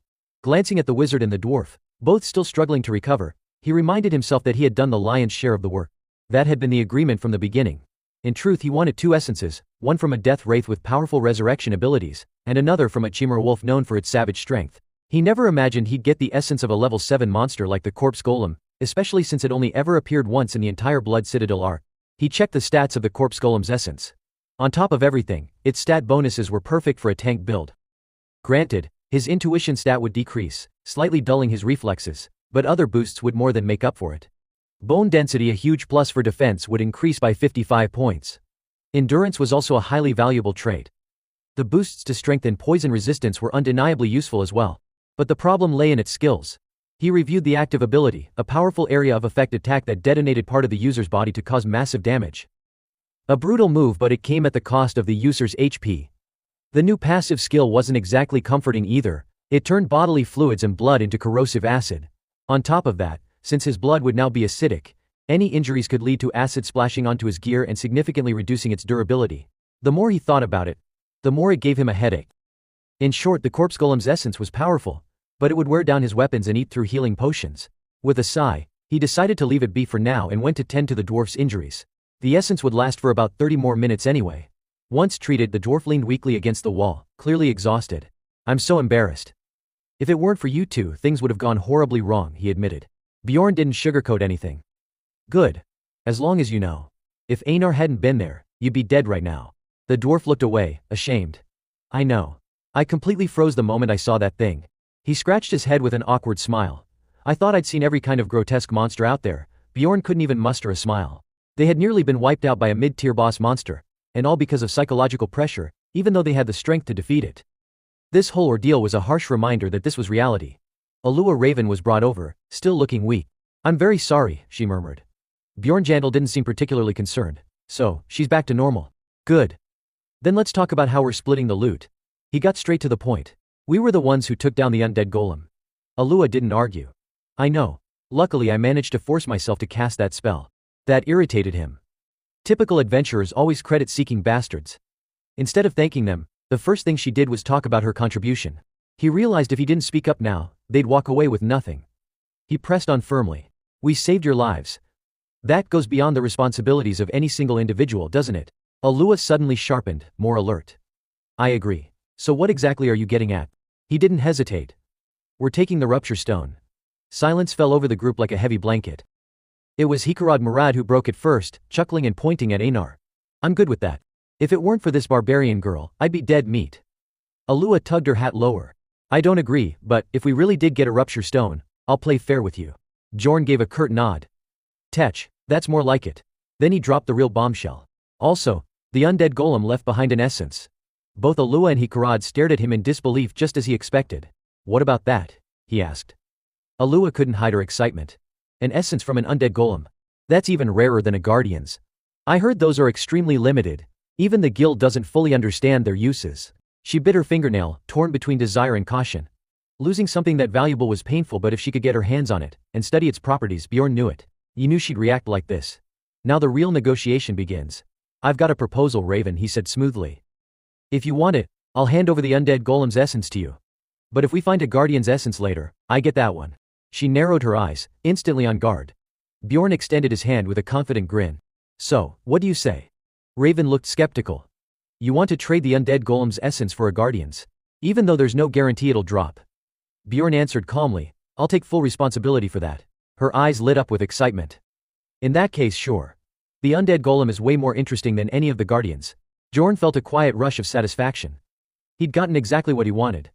Then Hikarad tilted his head and asked, Lady Raven, are you planning to hand the essence over to the transport crew? I heard mages can't even use that stuff. Raven held up the vial in her hand with delight. No, I'm going to study it. Bjorn caught sight of the container and was taken aback. A vial? Seriously. It was the kind of high-grade vial so expensive that people wouldn't dare use it for anything under tier 6 essences. Hikarad let out an impressed whistle. That thing's pricey. You actually own one. Raven cradled it like a treasure. Only one. She'd just used her only high-tier vial to store a tier 7 essence. Clearly she held the undead golem's essence in high regard. Probably because of how rare it was. But that worked in his favor if he managed to get the guardian essence later. This trade would be more than worth it. Raven sealed the essence and tucked the vial away. All right then. With that she raised her staff enthusiastically. Let's get out of here. The group began moving again. The dwarf was practically skipping beside her. Been waitin' for you to say that. Bjorn kept his eyes on the path ahead, his hopes riding high. Come on, guardian essence, show up. As they advanced, they stumbled across more stone statues. Hikarad frowned, rubbing his beard. Doesn't look like any gargoyle I've seen, what is this? Alua Raven studied one closely. There's no trace of mana coming off these. Probably just regular statues. She ran her fingers over the surface. The boss room might be up ahead. If the ceiling hasn't caved in, we'll go in and investigate. Then, just as she touched the statue's face, a book suddenly dropped from above right into her hands. The dwarf gasped in amazement. How'd you manage that? Raven beamed with pride, practically glowing under the compliment. Books are treasures of knowledge. Bjorn rolled his eyes. You could have just said it was written in some book and been done with it. The title on the cover read Necronomicon, a rare and expensive dark magic tome. Bjorn cursed inwardly. Damn it. I was planning to come back for that later. She must have known about it ahead of time. The more he thought about it, the more annoyed he became. Now he'd have to stand there and watch her snatch everything up. I found it, so I'm taking it, okay? Raven announced happily. Hikarad chuckled and nodded. Go ahead. None of us use Varian magic anyway, so we wouldn't be able to carry it out. Raven giggled behind her hand. Bjorn clenched his jaw. That smug little smile of hers was infuriating. She knew how valuable it was. The Necronomicon counted as a physical item, meaning it could be taken out even without variant magic. His eyes shifted to the dried-up fountain nearby. But how does she not know what's hidden behind that spout? Raven moved to the front again, cheerfully waving her staff. All right, let's keep going. From there they made their way through the chamber, hunting down monsters one by one, gargoyles, chimeras. And then came the second mini-boss, the skeletal knight. Raven lit up. This is perfect. Not only the undead golem's essence, but now we get a skeletal knight too. Bjorn stayed silent. Unease growing in his chest. This is way too lucky. What the hell is going on? A level 7 monster, the Bone Knight came in 3 random types: wrath, sorrow and hunger. Among them sorrow was particularly troublesome because it emitted a gas that destabilized the nervous system. Wrath was the most dangerous. It had a chance of using a skill called Soul Blade that could lower the opponent's level. The one standing in front of them now, however, was of the hunger type. It could recover HP with a move called Life Drain, but before it could do anything, Raven quickly cast a spell. Don't worry, I'll use a curse that causes deep wounds. That'll nullify its ability to heal, she said. A purple burst of magic shot toward the Bone Knight, and with perfect timing, Bjorn and Einar rushed in. The monster went down in a swift and clean finish. As expected, it was the easiest type to handle. Someone shouted excitedly, Bone Knight essence. A crimson-red essence, visually similar to the one harvested from the undead golem earlier, shimmered into existence. Bjorn was elated. First, the undead golem essence, and now the Bone Knights. Was his luck finally turning around? The dwarf beamed. You're gonna use that essence, right? Congrats. Bjorn chuckled and replied. Thanks. Then he turned toward Einar. Einar, you take this one.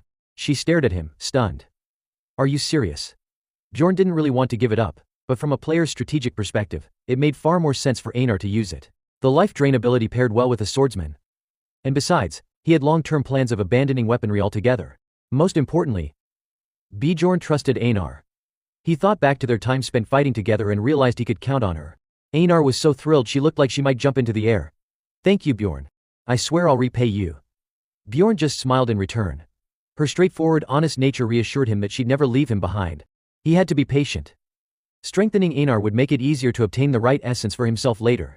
Einar walked over and absorbed the blood-red essence, but there was one thing Bjorn forgot to tell her.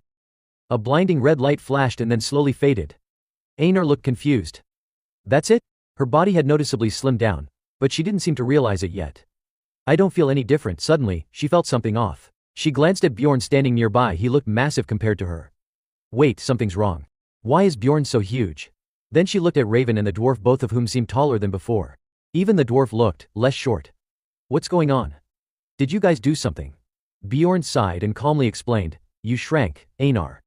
She was stunned. Huh. He guessed she was around 170 cm now. Raven, slipping into teacher mode, added, that's a basic side effect of the Bone Knight's essence. Your skeleton compresses, so your body gets smaller too. Seeing Einar's growing panic, she offered to explain the full effects. The Bone Knight essence boosts your base stats. Its passive skill reduces bleeding from wounds by over half. The active skill dramatically increases your regeneration after killing monsters. Trying to reassure her, Raven added, don't worry, you've only gotten shorter, not weaker. But Einar practically screamed, her voice piercing enough to shatter eardrums. I'm doomed. She clutched her head in despair. No one will take me seriously now. They already look down on me for being a woman. Raven leaned in and encouraged her gently. But you're way cuter now. Einar froze in shock. What? Raven continued, your face looks smaller. You'd make a great honeypot if we ever needed one. Einar, horrified by the compliment, went rigid as if she'd been hit with paralyzing spray. That just makes me look less like a warrior. Bjorn also tried to comfort her.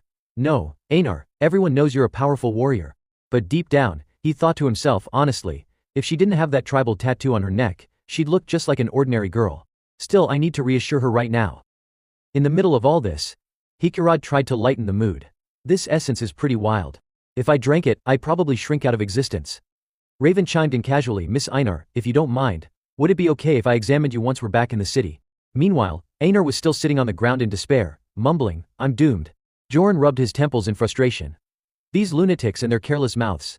Even now they're still messing around. He turned to Einar. Einar, don't be like this. First, let's check the actual effects of the essence. Just then, the group encountered a Grim Reaper-class enemy. Bjorn called out to her again. Einar. She looked like she'd aged 10 years from stress, but stood up and muttered, I might not look like a warrior anymore, but I've still got a job to do.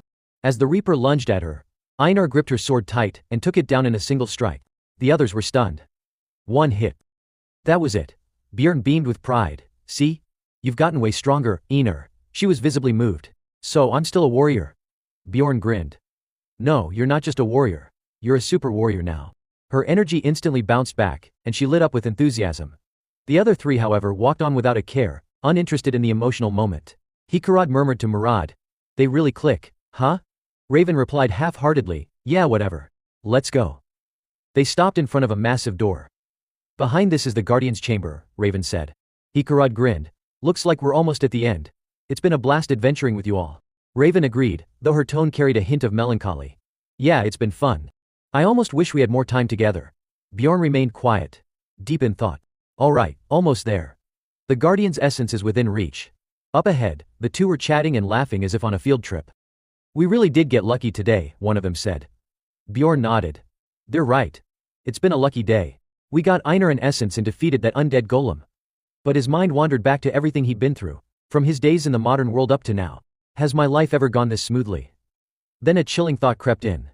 If something bad were to happen now, what would I do? Hikarad reached for the door handle. Alright, let's head in. But Bjorn immediately noticed something off. Wait. Was the door handle this color before? He rushed forward in panic. No, close the door. Now. But it was too late. Hikarad had already opened it, staring in confusion. Huh? What do you mean? As the door creaked open, a chilling warning echoed through the air. Alert. The master of the Crimson Castle has awakened from slumber. Bjorn's face went pale. Too late. Raven stared in disbelief. No way. It was supposed to be the Death Knight. Inside the chamber, a creature sat waiting, a being that looked like it had already sensed the presence of its next unfortunate victims. With razor-sharp fangs and a long, eager tongue, it grinned wickedly. It's been ages since I've seen living beings again. I see the Guardian's been replaced. Raven turned white as a sheet. A vampire, she whispered. Typically, vampires didn't appear until after the 6th floor. And this wasn't just any vampire, it was a high tier one. A creature with terrifying intelligence. The creature's voice was cold and deliberate. Where have you all come from? They were now face to face with Cambermine, the vampire count.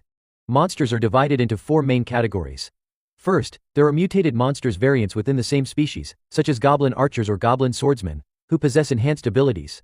Then there are high-tier monsters, a relative classification that refers to creatures far more powerful than the average of their kind. An example of this is the Reaper from the Land of Death. Next comes the rare species, like the corpse golem monsters that can only be found in specific regions. And lastly, there are monsters with unique memories, intelligent thought, and distinct names. These are superior mutated beings. The whole group turned and ran.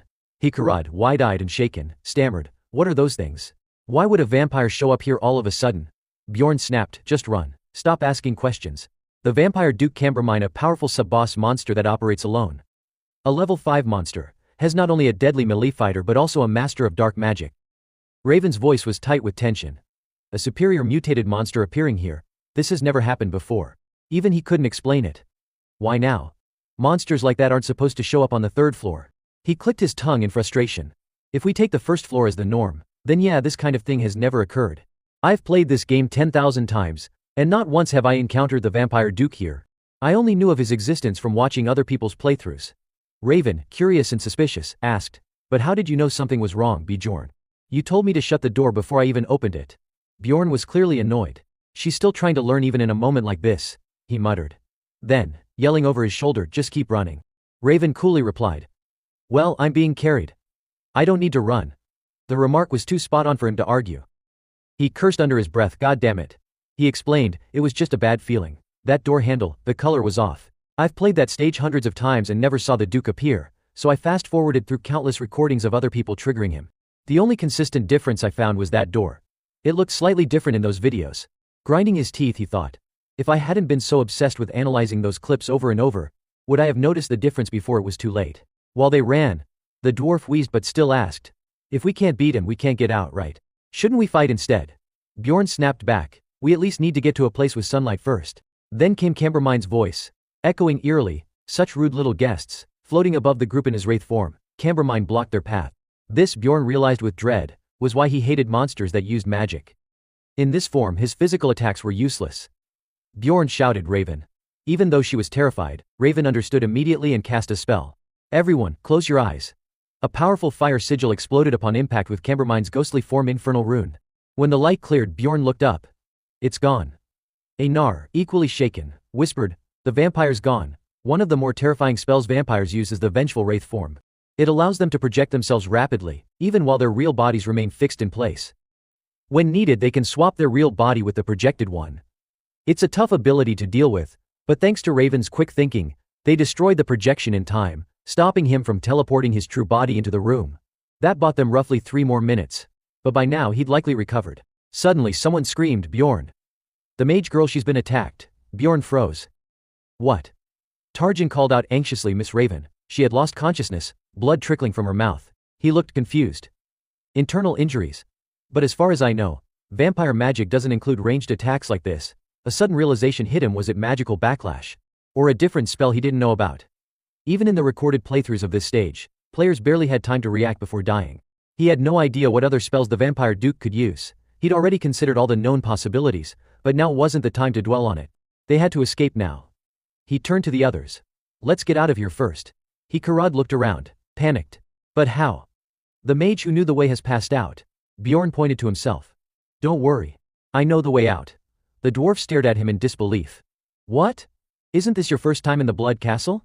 There's no time to explain. Bjorn replied bluntly. I remember the way. Just follow me. Inwardly he cursed his fate. Damn it, even if they treat me like a weirdo for being too smart, I've got to survive first. Bjorn took the lead as the group sprinted through the long winding corridors. Yes, I still remember the path. How could I forget a route I've walked through hundreds of times in the game? Finally, the exit came into view. The dwarf lit up with joy. There it is. The way out. You really remembered. But just then, Bjorn sensed a Cambermine's presence right behind them, closing in fast. Damn it, he's catching up. Hurry, get to the exit. They all leapt out of the dungeon just in time. Cambermine chased them right to the edge but no further. Einar was the last to make it out. Outside, it was still broad daylight. As soon as Cambermine's power met the sunlight, it evaporated into the air with a sharp hissing sound. Everyone gasped for breath, relieved to be alive. The vengeful spirit form weakened in sunlight thankfully. It hadn't turned to night yet. Wiping sweat from his brow, Hikarad looked at Bjorn in astonishment. I still can't believe you remembered the way after walking it once. How the hell is someone like you, a so-called barbarian, this smart? Didn't you just have your coming-of-age ceremony last month? Unreal. Einar laughed and chimed in, of course. Bjorn is a brilliant and mighty warrior. The dwarf nodded. One day I'm sure you'll become a great warrior. Though not just yet. He then asked. Anyway, where do we go now? It's getting dark. Bjorn had already thought it through. We don't have time to rest. Let's move. Carry the mage on your back. Tarjan hesitated. Huh? But Bjorn cut him off sharply. It'll be safer outside the castle walls. Easier to hide, easier to blend in. Staying here is suicide. Tarjan still seemed unsure. Wouldn't it be better to let her rest here first? Bjorn snapped. You want us all to die here? If you want to live, get up and carry her now. I must protect the mage, even if it costs me my life, Tarjan muttered, finally giving in. Alright, let's go. The group eventually found a temporary place to rest. Tarjan helped Raven drink some medicine. Meanwhile, Bjorn thought to himself, even though I planned everything so carefully, this is the only option we've got left now. Bjorn turned to the others and said, until the mage wakes up I'll stand guard here. But deep down, his mind was elsewhere. He wanted to go back into the dungeon to retrieve what he'd left behind. I need to get that item I skipped over earlier, he thought. I'll do it carefully without raising suspicion. Back at the fountain, he smashed the head of the central statue. Inside, just as he'd expected, was the item he sought. There it is. The tear of the goddess, a rare relic known for its one-time use, capable of healing wounds and even repelling monsters. A system notification appeared. You have obtained the tear of the goddess. Returning to the others, he walked over to Raven, who was pale and clearly still in pain. You're awake, he said. She answered flatly, yeah, we made it out. But that thing, Bjorn warned, it'll come back the moment night falls. Raven wasn't surprised. I figured as much. What kind of spell hit you back there? He asked. She hesitated. Not entirely sure, but I think it was something like shared pain. That shocked Bjorn. Shared pain. Thankfully she had the essence of a level 8 monster inside her, which had absorbed most of the damage. But still, how long until you recover? He asked. 20 minutes, she estimated. After that I should be able to cast a level 7 offensive spell up to 5 times. 20 minutes, he thought. That's cutting it close. Can you use any other fire-based spells? She scowled. Do you have any idea how rude it is to ask a mage what spells they know? Of course he did. As a devoted gamer he'd read every guide available. But he pretended otherwise, picking his nose as if he couldn't care less.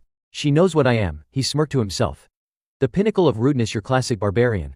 Raven was speechless for a moment, then sighed. Fine, I can probably cast Solar Orb. Solar Orb, a level 6 spell, similar to a fireball but with the blazing intensity of the sun itself. Bjorn pressed further. What about buff spells? Anything other than strength enhancement? She stood up. If I can get more mana, give me 10 minutes and I'll have enough for additional magic. He gripped his weapon with resolve. 30 minutes. I'll hold them off until then. Focus on regaining your mana and be ready to cast. She instinctively nodded. Alright, then she paused, suspicious. Wait a minute. Why is he giving the orders now? Am I seriously taking commands from him? Bjorn raised an eyebrow, confident. Unless you've got a better plan, I'm all ears. She hesitated at a loss. Well, in this case I guess. Hikarad laughed heartily and gave Bjorn a thumbs up. Sorry, Miss Raven, but this guy's got my full trust now. I've got a good eye for people. Bjorn hadn't expected that level of trust. Thanks, everyone, he said sincerely. The sun finally set. And Cambermine returned. It was strange, unnaturally so. The way he looked at them, like he couldn't resist the urge to drain every drop of their blood.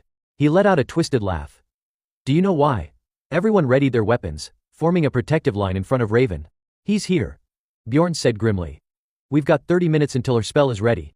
We hold him off no matter what. Cambermine's claws suddenly grew longer, and a pair of black wings sprouted from his back as he let out a piercing shriek. Bjorn Yandel quickly barked an order. Get Raven out of here. Alua, Raven and Tarjan immediately made their retreat. Tension rippled through Bjorn as he braced himself. He'd been through this before in the game. No matter how much you tried to strategize or reason with him, Cambermine never listened. Every negotiation always ended in a deadlock. The monster lunged forward, his razor-sharp fangs and glowing red eyes locked onto his prey. He was here.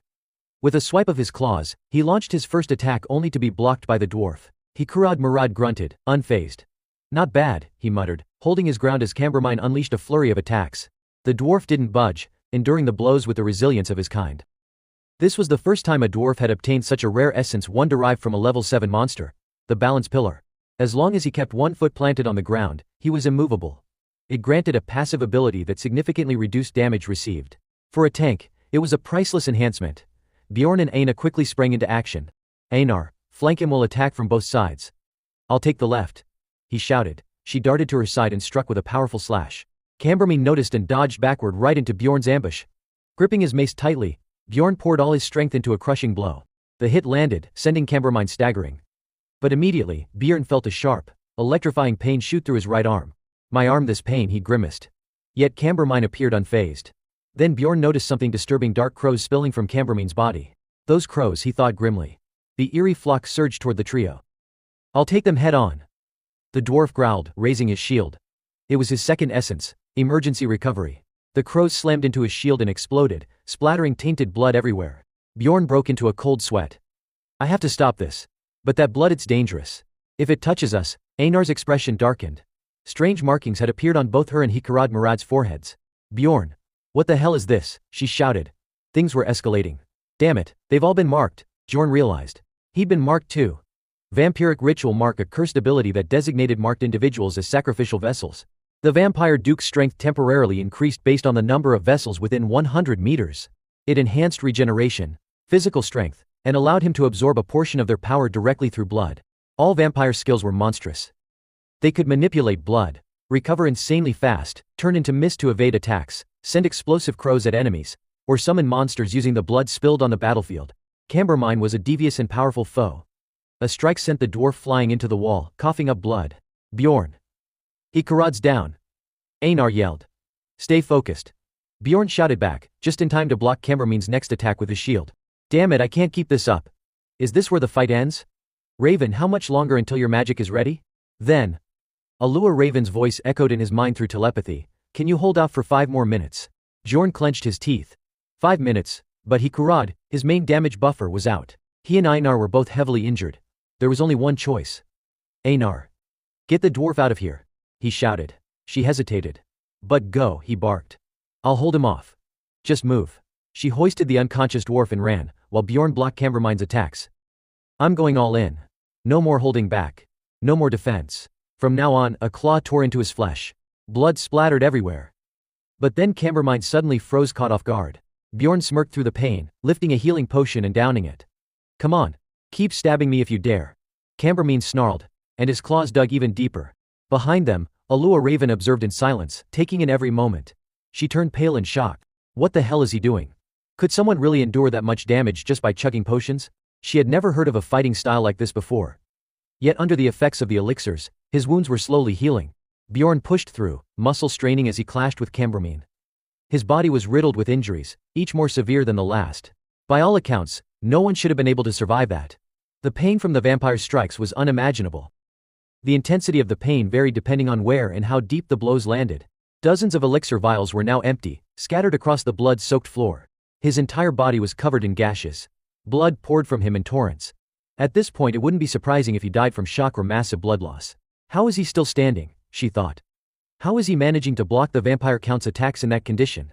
Cambermine kept attacking, and Bjorn kept resisting even though he could barely move, let alone strike back. The count frowned in irritation.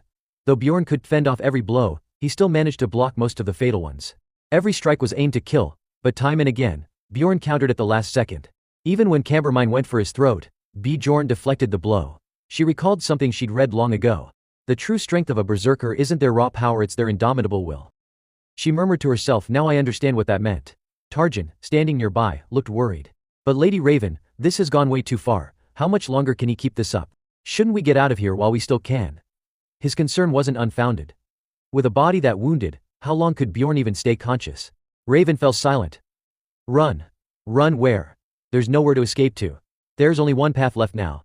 They had to eliminate the guardian beasts and target the vampire count's vital point. She questioned herself bitterly, what am I even doing? Even a freshly ascended berserker could make cold, tactical decisions and act with precision. Yet here I am, a seasoned mage, unable to come up with a single solution. If Bjorn died here, everything would be over. Her grip tightened around her staff. Get Murad out of here now, she ordered.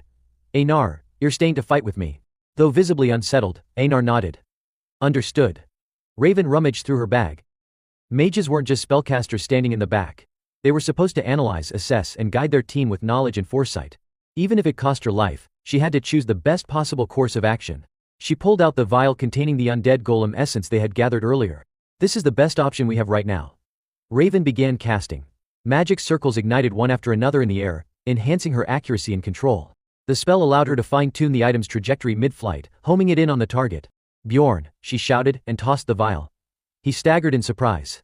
The vial smashed against his armor and burst open. A brilliant white light surged forth. System message. Essence of the undead golem absorbed into the character's soul. Bjorn's base stats began to climb rapidly. A new status window appeared. My head throbbed like it was being split open, and my vision started to blur. When a person is faced with a life or death crisis, they have to make a decision. What can be sacrificed? And what must be protected? There was no time to hesitate. I couldn't block every attack. I couldn't waste my energy trying to protect my arms or legs instead. I had to prioritize guarding the body's true vital points. A system notification popped up. Golem essence successfully absorbed. Bjorn Yandel raised both arms to block. This time, the vampire's claw strike was successfully deflected. The vampire's fingernail snapped off and clattered to the ground. Bjorn was stunned. That attack didn't pierce my bones. He stared in disbelief. Did she really throw me the undead golem's essence to absorb? The thought of having to retrain my entire fighting style for this made my head ache even worse, but in this moment, the benefit was undeniable. Cambormine leapt back, creating distance. Bjorn sighed, disappointed. A sandbag that was supposed to just take a beating is suddenly moving like a real fighter now. Even if that was the only change, Cambormine wasted no time charging forward again. He lunged. Bjorn jumped to dodge, and the ground beneath him shattered from the impact. Even though he still took a hit, Cambormine's claws could no longer pierce him. Just that alone boosts my survival chances 100-fold. If I kept taking clean hits like before, I'd be dead meat. Suddenly, another vial flew toward him and shattered on his armor. It was a high-grade healing potion, instantly revitalizing him. It was Alua Raven. She had finally regained consciousness, and was now supporting him with her potions. Bjorn's heart soared. The little mage is finally back. With his recovery accelerating, the vampire count bared his fangs and lunged at him. Bjorn narrowed his eyes. Here's my chance. He charged forward and wrapped his arms around the vampire in a bear hug. Despite the vicious blows pounding into his flesh, Bjorn held firm. I am the immortal barbarian. Blood gushed from his mouth, and his skin was ripped open, his muscles smashed, but none of it mattered. Blood splattered across Cambormine's face and immediately began to sizzle and burn. Bjorn's blood, acidic, seared into the vampire's flesh. Meanwhile, Raven continued hurling more vials.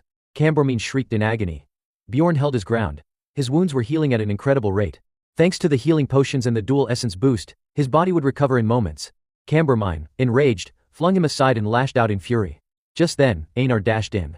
Bjorn, she shouted, boiling with anger. I'm helping too. She slashed at him, but Cambormine dodged. Bjorn launched a lightning-fast punch, but the vampire twisted out of the way and countered with a brutal blow of his own. Blood spurted from Bjorn's mouth, his organs wrecked by the impact. Helplessly he watched Einar take her turn attacking. Then his again, as they tag-teamed in desperation. When the hell will the magic be ready? Then, like a voice calling out from Salvation, Raven's cry rang out, Yandel. Fireball, it's ready. It was like seeing light in the pits of hell. Bjorn leapt, building momentum. He threw himself at the vampire again, arms locking around him in another crushing grip. Straining every last muscle, he hurled Cambormine into the stone wall. Bjorn Yandel bellowed, now Dalwe. Doit Murad. Sparks of blue lightning surged around the dwarf. I understand, Murad growled. Magic thunder cracked through the air. Bolts of blue electricity danced across the warhammer in his hands. He hurled the hammer like a god of thunder, launching a massive ball of lightning. It struck Cambormine dead on, engulfing him. The blast stunned him completely. Bjorn seized the moment, reaching into his boot. It's time. The item he'd kept safe ever since the fountain. After all the life-threatening trials until now, this was the moment it was meant for. The tear of the goddess. He shoved the vial into Cambormine's mouth, growling through clenched teeth, take this precious gift from me, you bastard. Then, with a brutal punch to the jaw, he shattered the glass inside the vampire's mouth. "Eat it, you piece of shit." Cambermine's mouth lit up. A divine blessing descended, nullifying all his resistances and flooding him with immense damage. The stun effect was instantly replaced with paralysis. From behind, Allure Raven shouted, "Yandel, get out of there now." She was in the middle of casting a massive fireball, her voice faltering as her energy waned. "You'll be caught in it if you don't move." Her body slumped, unconscious, just as the blazing orb launched toward Cambermine. Bjorn was still in its path. He turned his head, face going pale. "Damn it, I should have gotten out of there sooner." The fireball hit, triggering a deafening explosion. System notifications flooded his vision. He was stunned by the blast while Cambermine activated Pain Share, distributing the suffering across everyone still conscious. Time blurred. Eventually Bjorn came to. His eyes were bloodshot, his body broken and burned. "Did we win?" he rasped. Everything was eerily quiet. "That vampire bastard, is he dead?" Bjorn tried to push himself up, shaking. "Everyone else is out cold? I can't tell what's going on anymore." Then his eyes widened. Cambermine was still alive. "You've got to be kidding me. He's still breathing." The vampire's eternal life skill had triggered, gradually restoring him. Heart of Darkness kicked in next. So long as his heart remained intact, he couldn't die. His flesh was regenerating at a terrifying pace, wounds closing rapidly. "This skill's completely broken," Bjorn muttered, exhausted and near collapse. "At this rate he'll be fully healed in seconds." He didn't know exactly what was happening around him, but he was the only one still conscious. "There's only one thing left for me to do." Staggering, dripping with blood, wounds ripped open, Bjorn forced one step after another. He shoved the vampire's limp body over. "I have to kill him before he wakes up." He collapsed onto Cambermine, panting heavily. Even though the vampire's body was still a mangled wreck, Bjorn couldn't reach his heart. Cambermine had instinctively